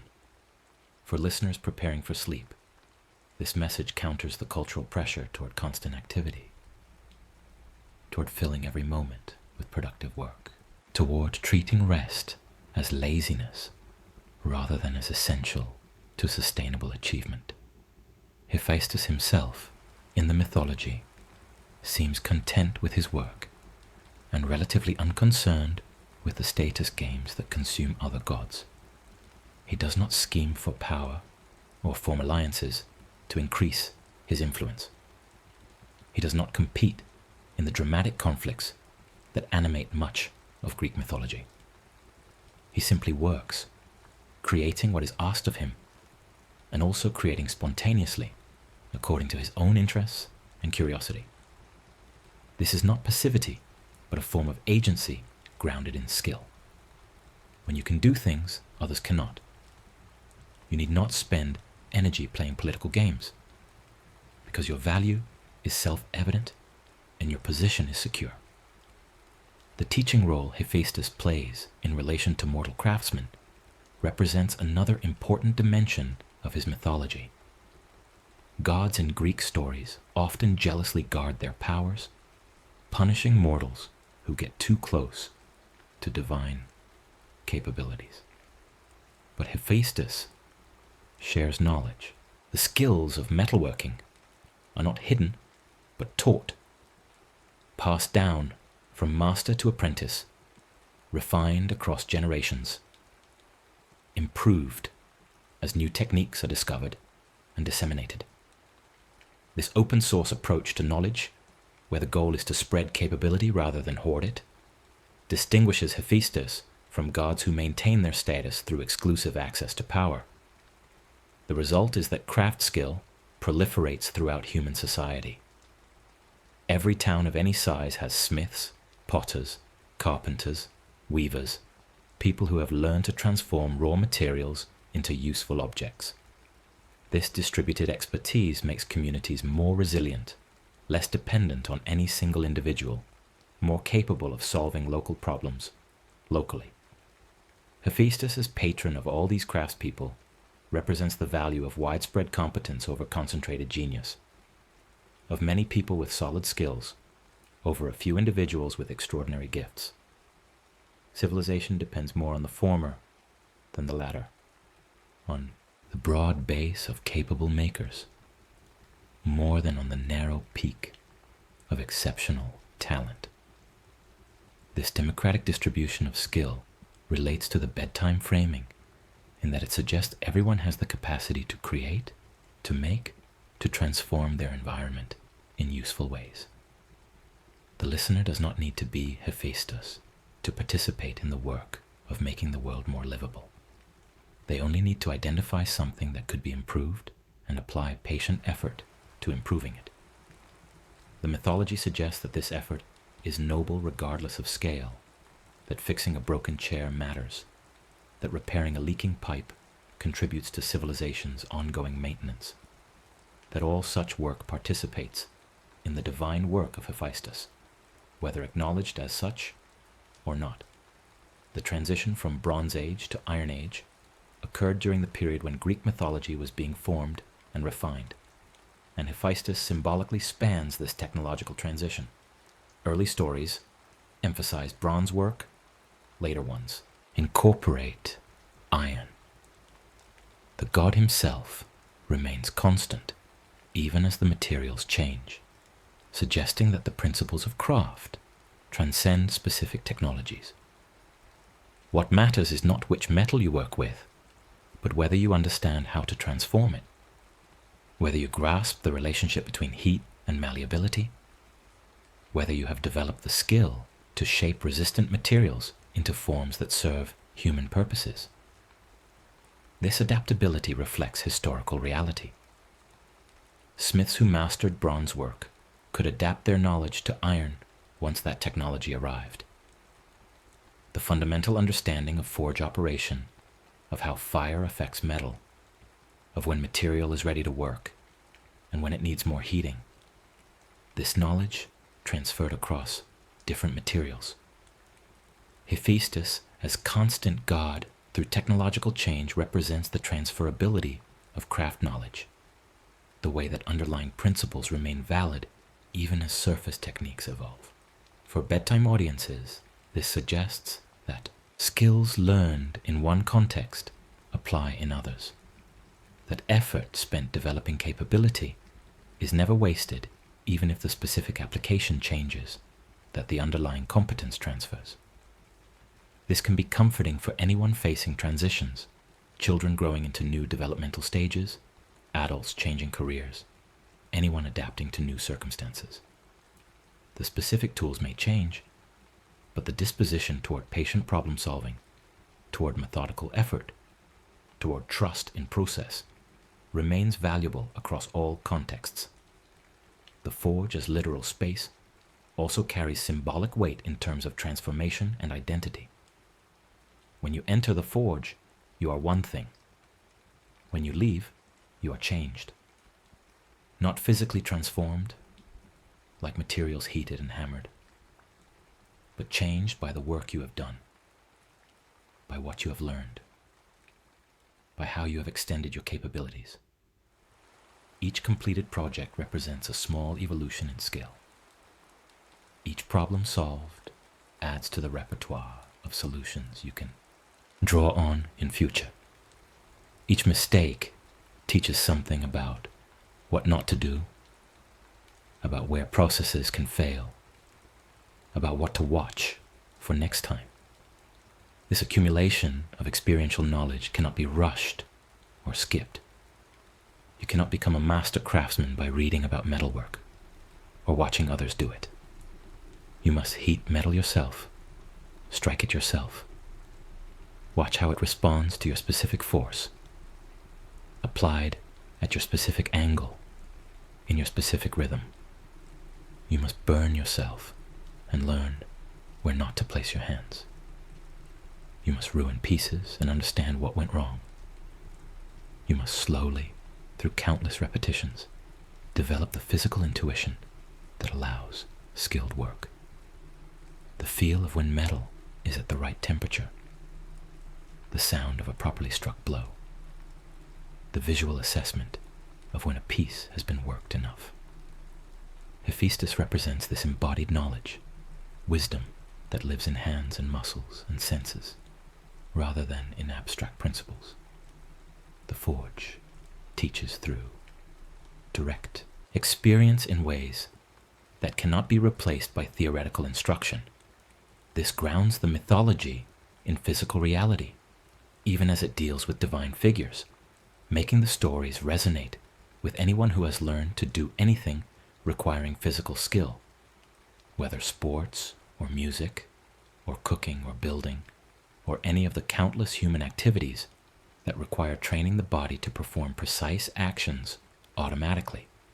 The isolation of forge work, hot, loud, physically demanding, also features in the mythology as both refuge and challenge. Hephaestus works alone or with minimal assistance, concentrated on the task at hand, free from the social pressures that operate elsewhere in Olympus. The forge becomes a space where he can be fully himself, where his worth is determined by the quality of his work rather than by how well he performs in social interactions. This resonates with anyone who has felt more comfortable in focused work than in social situations, anyone who finds their confidence in competence rather than charm, anyone who has experienced work as refuge from social anxiety.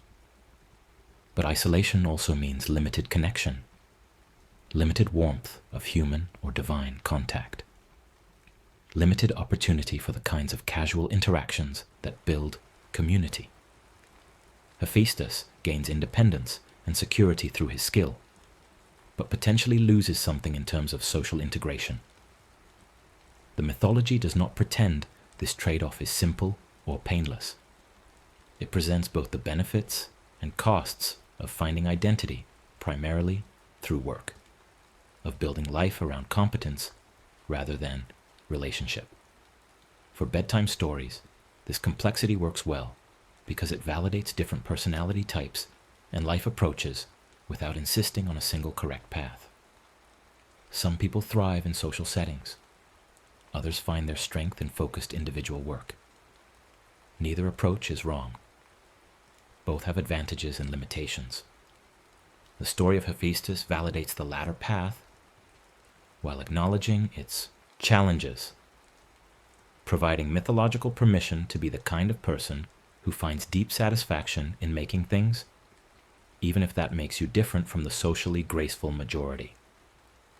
The permanence of well-made objects appears repeatedly as a theme. Armor created by Hephaestus outlasts the warriors who wear it. Buildings stand for centuries. Tools pass from generation to generation. The well-crafted object endures beyond its maker, carrying forward the skill and care invested in its creation. This permanence contrasts with the ephemeral nature of so much human activity. Words spoken and forgotten, performances that exist only in the moment, experiences that cannot be preserved exactly as they occurred. Making physical objects that last represents a form of immortality available even to mortals. You may die, but the table you built might serve your great-grandchildren. The house you constructed might shelter families a century from now. The sword you forged might win battles long after you are dust. Hephaestus, as divine craftsman, magnifies this mortal experience to cosmic scale, creating objects that last as long as gods themselves. But the underlying principle applies at all levels. Good work endures, and that endurance is meaningful. This connects to sleep preparation through the idea of leaving things in good order. Before rest, there is satisfaction in knowing that tasks are completed, that tools are clean and stored properly, that work has been done to a standard that will stand up tomorrow and next week and next year. The forge worker who banks the fire correctly, who cleans tools before putting them away, who leaves the workspace organized for the next day's labor. This person can rest with the calm that comes from work properly completed. The bedtime story encourages this mindset. Attend to what needs attention. Do it properly. Then rest with clear conscience because you have met your responsibilities adequately. The vulnerability of the maker also features in Hephaestus mythology, usually less prominently, but importantly nonetheless. Creating something and releasing it into the world always involves risk.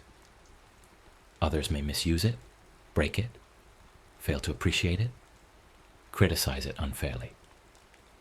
The maker invests time, skill, care, and pieces of themselves into creations that then exist independently, subject to uses and interpretations the maker cannot control.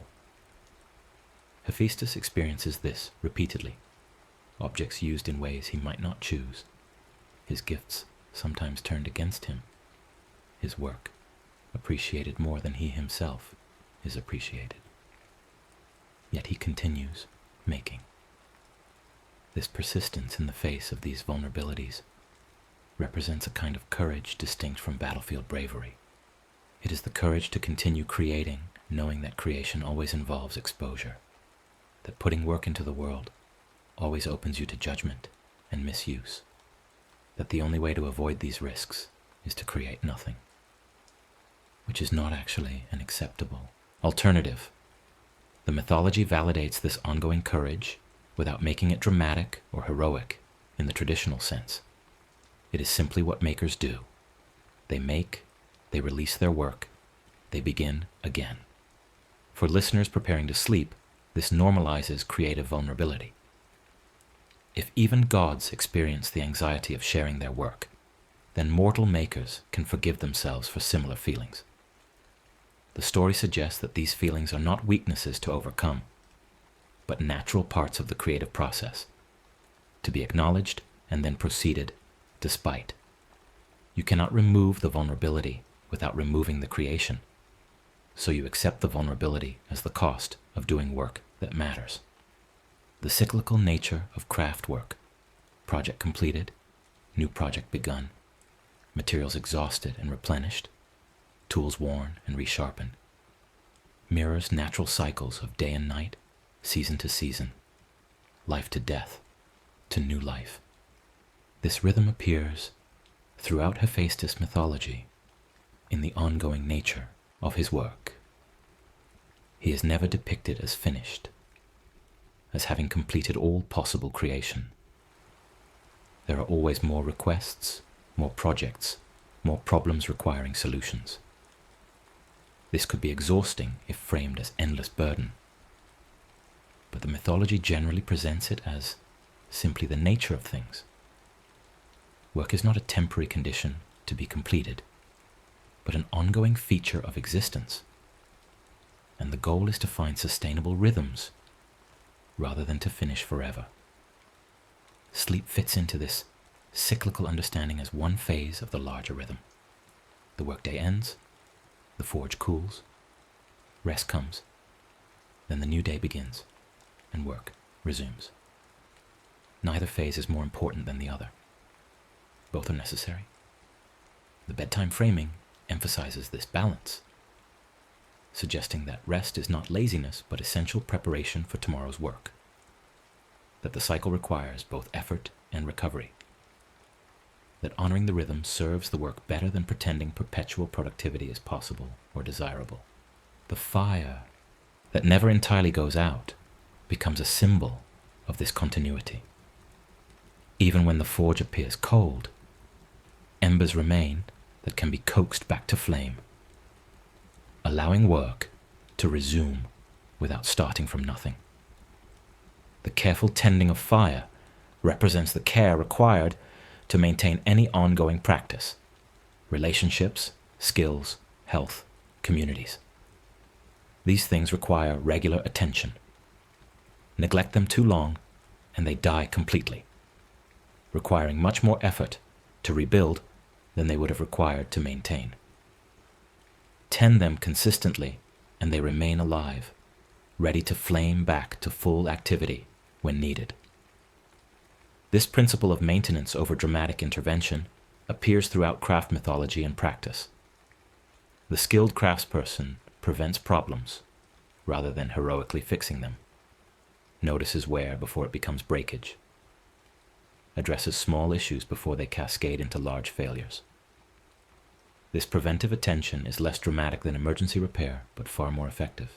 Hephaestus as god of maintenance and repair, not just creation of new objects, validates the less celebrated but arguably more important work of keeping existing things functional. For bedtime, this suggests paying attention to small discomforts and needs before they become urgent problems, attending to minor anxieties before they grow into major worries, addressing relationship tensions before they become crises, noticing when rest is needed and taking it before exhaustion forces the issue. The preventive approach reduces drama and crisis, making for a calmer existence overall, which is exactly the mindset conducive to good sleep. The collaborative aspect of large craft projects appears in some Hephaestus stories, particularly when he creates something enormous, like a palace or a ship. These projects require coordination among multiple skilled workers, each contributing specific expertise, all working toward a unified goal. The master craftsman in this context becomes less a solitary genius and more a coordinator of complementary skills, someone who can envision the whole while managing the parts, who understands both the large-scale design and the specific requirements of each component. This collaborative model suggests that craft wisdom includes knowing when to seek help, when to acknowledge that a task exceeds individual capability, when to trust others to contribute their expertise toward a shared goal. Hephaestus in these stories is secure enough in his own skill to work with others, to teach and learn simultaneously, to create spaces where collective effort produces results no individual could achieve alone. The mythology thus validates both independent work and collaboration, suggesting that wisdom lies in knowing which approach each situation requires. The tools Hephaestus uses to create other tools, hammers to make swords, tongs to hold hot metal, anvils that shape what is struck upon them, represent the bootstrapping nature of technological development. Each generation of tools enables the next generation, which in turn makes possible tools that were previously unimaginable. The hammer itself had to be invented before the more sophisticated tools it enables could be created. The forge had to be built before the objects it produces could be made. Every technology rests on prior technologies in a chain extending back to the simplest applications of fire and stone. Hephaestus, as divine smith, represents the entire chain, the accumulated knowledge of generations of makers building on each other's innovations. Each craftsperson receives tools and techniques from predecessors, and if wise, adds something before passing them forward to successors. This intergenerational transmission of knowledge makes craft a fundamentally social enterprise, even when performed alone. You are never truly working in isolation. You work in conversation with everyone who contributed to your tools, techniques, and understanding, and in anticipation of everyone who will build on what you create. This long view counters the modern obsession with individual genius and overnight success. The mythology insists that real advancement is slow, collective, built on foundations laid by people whose names we may never know. The steel sword could not exist without the knowledge gained from centuries of bronze work. The skyscraper requires accumulated understanding of metallurgy, materials science, engineering, and construction techniques developed gradually across millennia. Hephaestus honors this gradual accumulation, this patient building of capability generation after generation. For sleep, this perspective helps reduce the pressure to accomplish everything immediately, to achieve perfection quickly, to demonstrate worth through dramatic success. The story suggests that meaningful contribution takes time, that your role is to do your part in the larger project that extends far beyond your lifetime, that patient incremental progress is not failure, but how actual change happens. This long view can ease the anxiety that prevents sleep, the feeling that you must solve everything now, that time is running out, that your worth depends on immediate dramatic achievement. The relationship between innovation and tradition appears in how Hephaestus works. He honors traditional techniques, the fundamental principles of heating and hammering and cooling that have always defined forge work, while also pushing boundaries, creating objects that have never existed before, solving problems in novel ways. The balance between respecting what works and experimenting with new approaches defines skilled craft. Abandoning tradition entirely means losing accumulated wisdom. Clinging too tightly to tradition means stagnation and inability to meet new challenges. Hephaestus navigates this tension by understanding the principles underlying traditional techniques.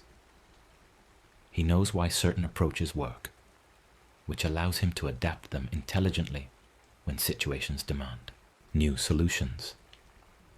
He is not following rules blindly or rebelling against them pointlessly. He understands the logic of the rules well enough to know when they apply and when something different is needed. This represents mature expertise, not the beginner who must follow instructions exactly, not the rebel who rejects all guidance, but the master who has internalized principles deeply enough to apply them flexibly. The mythology thus validates both learning from the past and adapting to the present, both honoring tradition and innovating when necessary. For listeners at any life stage, this balance is relevant. Children learning how the world works need to understand established patterns while also developing their own approaches. Adults navigating change need to determine what from their past remains useful and what must be released to accommodate new realities. The Hephaestus model suggests examining the principles underlying any practice. If the principles remain sound, preserve the AI practice. If circumstances have changed such that old approaches no longer serve those principles well, adapt while maintaining commitment to the underlying values. The materials Hephaestus works with, metal, stone, wood, clay, each have their own natures, that must be understood and respected. Metal becomes soft when heated, but returns to hardness when cooled. Wood is strong along its grain, but splits easily across it. Clay can be shaped while wet, but becomes permanent when fired. Stone resists shaping, but lasts nearly forever once set in place. The skilled craftsperson does not fight these inherent properties, but works with them, accepting the constraints materials impose while finding creative possibilities within those constraints. This principle of working with material nature, rather than against it, extends metaphorically to all human effort. People have inherent tendencies and limitations that cannot be completely overridden through will or effort. Situations have underlying structures that must be understood rather than wished away. Hephaestus, as master craftsman, succeeds not by imposing his will on resistant materials, but by understanding their properties deeply enough to work with them toward desired ends. The mythology suggests applying this same approach to life. Understand the actual nature of yourself, others, and situations. Work with that reality rather than fighting it. Find creative solutions within actual constraints, rather than fantasizing about removing all limits. For sleep, this means accepting, rather than fighting your body's natural rhythms. Working with your actual sleep patterns, instead of trying to force yourself into some idealized schedule that might work for others, but doesn't fit you. Creating conditions that support your particular needs, rather than assuming one approach works for everyone. The Hephaestus model is deeply pragmatic. What actually works is more important than what should theoretically work. What actually produces results matters more than what would be ideal in an imaginary world without constraints. The teaching of craft skills appears in Hephaestus mythology as a sacred transmission, knowledge too valuable to be hoarded.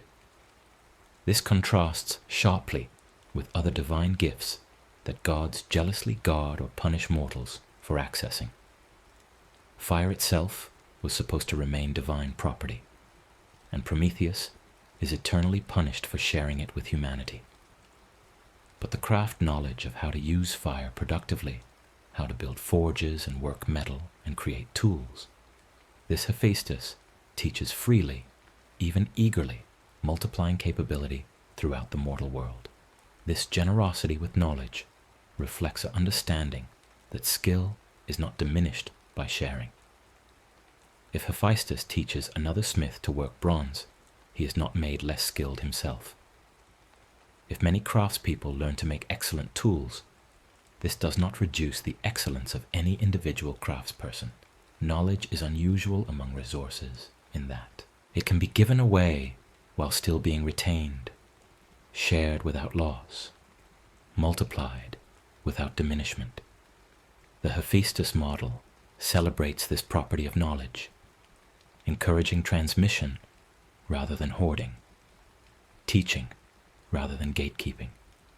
Modern listeners can hear in this an argument against artificial scarcity of knowledge, against paywalling information that could benefit everyone, against the hoarding of expertise behind professional credentialing, designed more to exclude than to ensure quality. The mythology suggests that widespread competence serves everyone better than concentrated expertise, that communities thrive when many people have useful skills, rather than when a few experts control necessary knowledge. The failure and recovery cycle appears in Hephaestus stories less dramatically than in other myths, but importantly nonetheless. Projects fail, materials crack, designs prove inadequate. The mythology does not depict Hephaestus as infallible, creating perfect objects on first attempt through divine inspiration. Rather, he is shown as skilled precisely because he has failed many times, learned from those failures, and in incorporated that learning into improved practice. The master craftsman is not someone who never fails, but someone who fails productively, extracting lessons and applying them. This normalization of failure as essential to learning, rather than as shameful inadequacy, provides valuable framing for bedtime audiences. Children especially benefit from understanding that mistakes are how skill develops, that failure is not catastrophic, but informative, that the path to competence runs through many errors. Adults benefit from the same message applied to larger life issues: career setbacks, relationship difficulties, health challenges, all the ways that life refuses to proceed smoothly according to plan.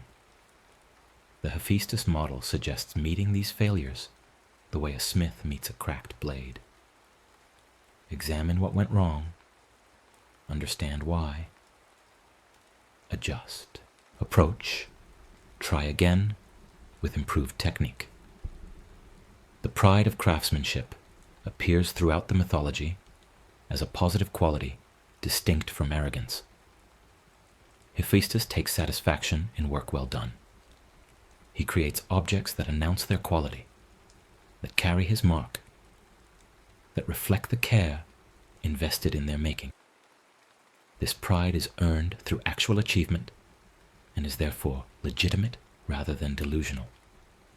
The mythology distinguishes between the false pride of those who claim status they have not earned and the justified satisfaction of those who have developed real expertise through long effort.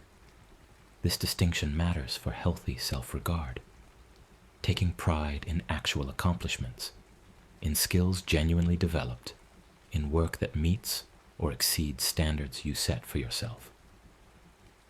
This is psychologically healthy and socially valuable. It becomes arrogance only when disconnected from actual achievement, when the self-assessment exceeds the reality, when pride is claimed without the foundation that would justify it. Hephaestus models the healthy version. He knows he is skilled because he has the evidence of countless successful projects, and he neither downplays that skill in false modesty nor exaggerates it into grandiosity. For listeners, this models appropriate self-assessment. Acknowledge what you are good at. Take satisfaction in your genuine accomplishments. Maintain accurate understanding of both your strengths and limitations. This balanced self-knowledge contributes to the calm needed for sleep, eliminating both the anxiety of feeling inadequate and the brittleness of inflated self-regard that must be constantly defended against reality. The utility of ugly things appears as a minor theme in Hephaestus mythology. Not everything beautiful is useful. Not everything useful is beautiful. Some tools function perfectly well despite being aesthetically unremarkable. Some structures serve their purposes without being architectural marvels. The mythology acknowledges this reality while still celebrating beauty where it can be achieved. But it insists that usefulness has its own value independent of appearance, that an ugly tool that works reliably is better than a beautiful tool that fails. This applies obviously to Hephaestus himself, the god whose physical appearance does not meet Olympian standards, but whose work is indispensable. It also applies to countless objects and practices in human life. The worn work boots that fit perfectly, the scarred cutting board that has served for decades, the unglamorous habits and routines that make life function smoothly, even though they would never appear in lifestyle magazines or social media posts. The mythology validates finding value in the unglamorous useful, in taking care of things that work regardless of how they look, in prioritizing function over appearance when the two conflict. The bedtime application suggests focusing on what actually helps you sleep, rather than what looks good. seems sophisticated. If a worn blanket provides comfort, use it regardless of its aesthetic limitations. If an unglamorous routine works, maintain it even if it is not Instagram-worthy. The Hephaestus model cares about results, about what actually serves human needs, about effectiveness measured by function rather than appearance. This perspective can free listeners from anxiety about whether their sleep habits look right, and refocus them on whether those habits work. The relationship between the gods who need and the god who provides features throughout Hephaestus mythology as a power dynamic that reverses surface appearances. The beautiful gods who seem powerful because of their appearance or charisma or social status must ultimately depend on the ungainly god they socially exclude. This creates a complex hierarchy where formal power and practical power do not align, where those who appear most privileged are actually dependent on someone they treat as lesser. The mythology does not resolve this contradiction into a simple moral. Hephaestus does not overthrow the unjust system or refuse service to those who disrespect him or demand proper recognition as condition of his assistance. He simply continues working, providing what is needed, maintaining his position through indispensability rather than through demanding acknowledgement. This could be read as passivity, as accepting unjust arrangements, or it could be read as a form of power beyond conventional power, as security that comes from being necessary regardless of whether that necessity is acknowledged with respect. Different listeners will interpret this differently based on their own situations and values. Some may see validation for quiet competence, for doing good work regardless of recognition. Others may see a problematic acceptance of unjust social hierarchies. The mythology is complex enough to support multiple readings, which may itself be the point, that real situations are complicated, that there are not always clean resolutions, that sometimes you must decide for yourself what balance to strike between demanding respect and simply doing what needs doing, regardless of whether respect is forthcoming. The transformation of the self through work appears as perhaps the deepest theme in Hephaestus mythology.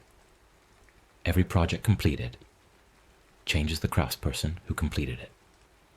Skills improve incrementally. Understanding deepens through practical application. Confidence grows from accumulated success. The person who emerges from years at the forge is fundamentally different from the person who entered, shaped by the work as surely as the work shaped materials into useful forms. This slow transformation of the self through practice parallels other slow transformative processes: education, relationship development, personal growth, spiritual development, recovery from trauma. All the ways that humans change gradually through sustained effort, over time rather than through sudden dramatic conversion. Hephaestus, as patron of this patient transformation, validates the slow path, the unglamorous daily practice, the steady accumulation of small improvements that eventually sum to fundamental change.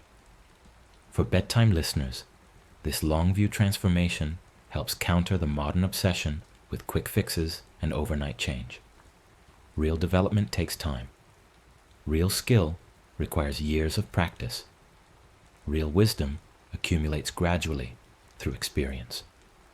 This is not discouraging but reassuring. You do not need to become perfect immediately.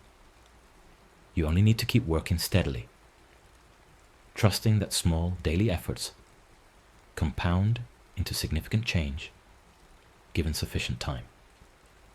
This perspective reduces the urgency and anxiety that prevent sleep, replacing them with calm confidence in process. The acceptance of imperfection as the price of creation features subtly in Hephaestus mythology. perfection is not actually achievable in physical objects. Every tool has tiny flaws. Every structure has minor irregularities. The question is whether the imperfections prevent function or are merely aesthetic. A sword with a slightly uneven edge can still fight effectively. A bowl with a slight wobble can still hold soup. The skilled craftsperson learns to distinguish between flaws that matter and flaws that do not, between imperfections that must be corrected and those that can be accepted. This acceptance of imperfection as reality rather than failure applies well to all human endeavors. No relationship is perfect. No career unfolds exactly as planned. No day proceeds without some deviation from the ideal. Learning to distinguish between problems that require attention and imperfections that can be accepted becomes essential for mental health and sustainable functioning. The Hephaestus model suggests applying craftsperson discernment. Understand what matters, address what must be addressed, accept what can be accepted, and do not waste energy demanding impossible perfection. Bedtime application is direct. Sleep will not be perfect every night. Your sleep routine will not work flawlessly.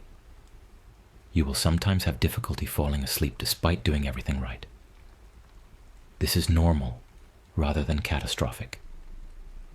The goal is not perfect sleep, but adequate sleep, not flawless rest, but sufficient recovery. Accepting this removes the performative anxiety around sleep, the worry about whether you are sleeping well enough, optimally enough, perfectly enough. The Hephaestus perspective suggests that functional is good enough, that striving for perfection often undermines functionality, that accepting good enough outcomes reduces the stress that prevents even adequate outcomes. The legacy of objects outlasting their creator becomes a meditation on meaning and mortality in Hephaestus mythology. The armor survives the warrior. The building outlasts the builder. The tool serves generations of users who never meet its maker. This physical persistence of crafted objects offers a form of continuity across time, a way for effort and care to extend beyond the finite life of the person who invested that effort and care.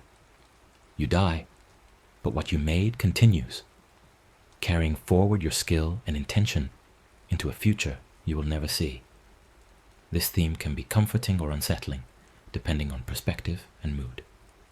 It suggests that what we make matters more than we might think, that our actions ripple forward in ways we cannot fully predict or control, that we are always creating legacy, whether we intend to or not.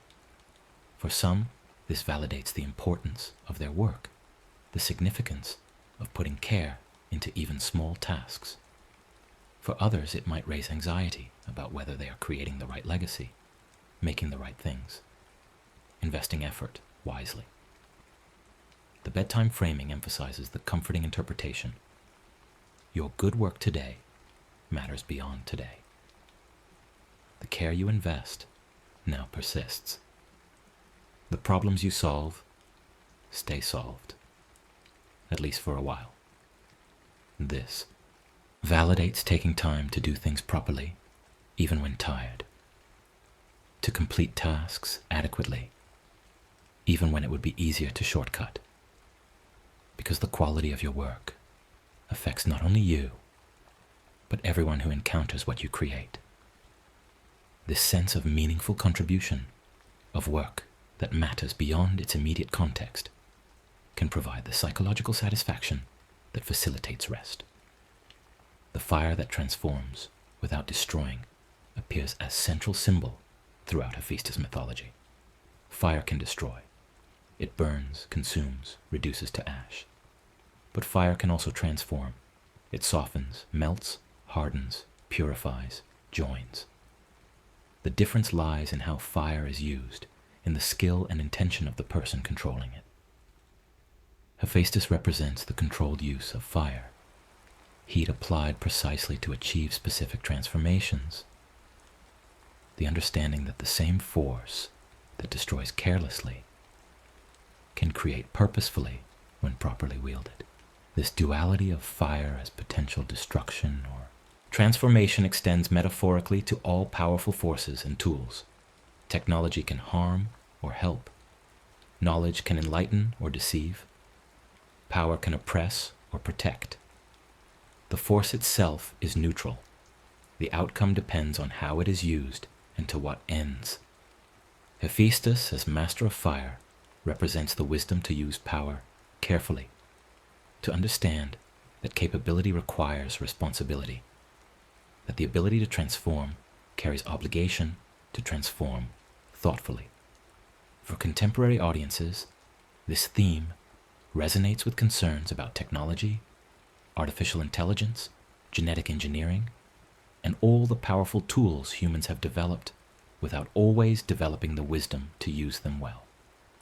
The Hephaestus mythology does not provide answers, but insists on the questions. What are you making?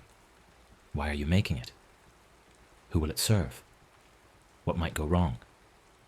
What are you responsible for? These questions do not prevent creation, but make it more thoughtful, more intentional, more likely to produce outcomes that serve rather than harm. The bedtime application suggests examining your own uses of power and capability, however modest. Are you using your skills to build or to tear down? Are you creating things that will serve good purposes or complicate problems? Are you being thoughtful about the small daily choices that accumulate into the shape of your life? This self-examination need not be anxious or guilt-ridden, but can be calmly reflective. A gentle accounting that helps clarify values and intentions before sleep. And so the mythology of Hephaestus settles into its quieting rhythm, the story of the forge becoming the story of patient transformation, of small steps accumulating into significant change, of value created through steady work rather than dramatic gesture. The god who began as an outsider ends as indispensable, not through demanding recognition, but through making himself necessary, not through changing how others see him, but through demonstrating what he can do. His forge continues burning, transforming raw materials into useful forms, solving problems through patient application of heat and skill and time. The lesson Hephaestus offers to those settling into sleep is fundamentally calming. You do not need to solve everything tonight. You do not need to be perfect or admired or immediately successful. You need only to do the next thing that needs doing, to apply what skill you have to the problems within your reach, to trust that patient effort compounds over time into meaningful achievement. The work of making the world slightly better, slightly more livable, slightly more functional. This work continues tomorrow. Tonight, rest. Bank the fire to embers.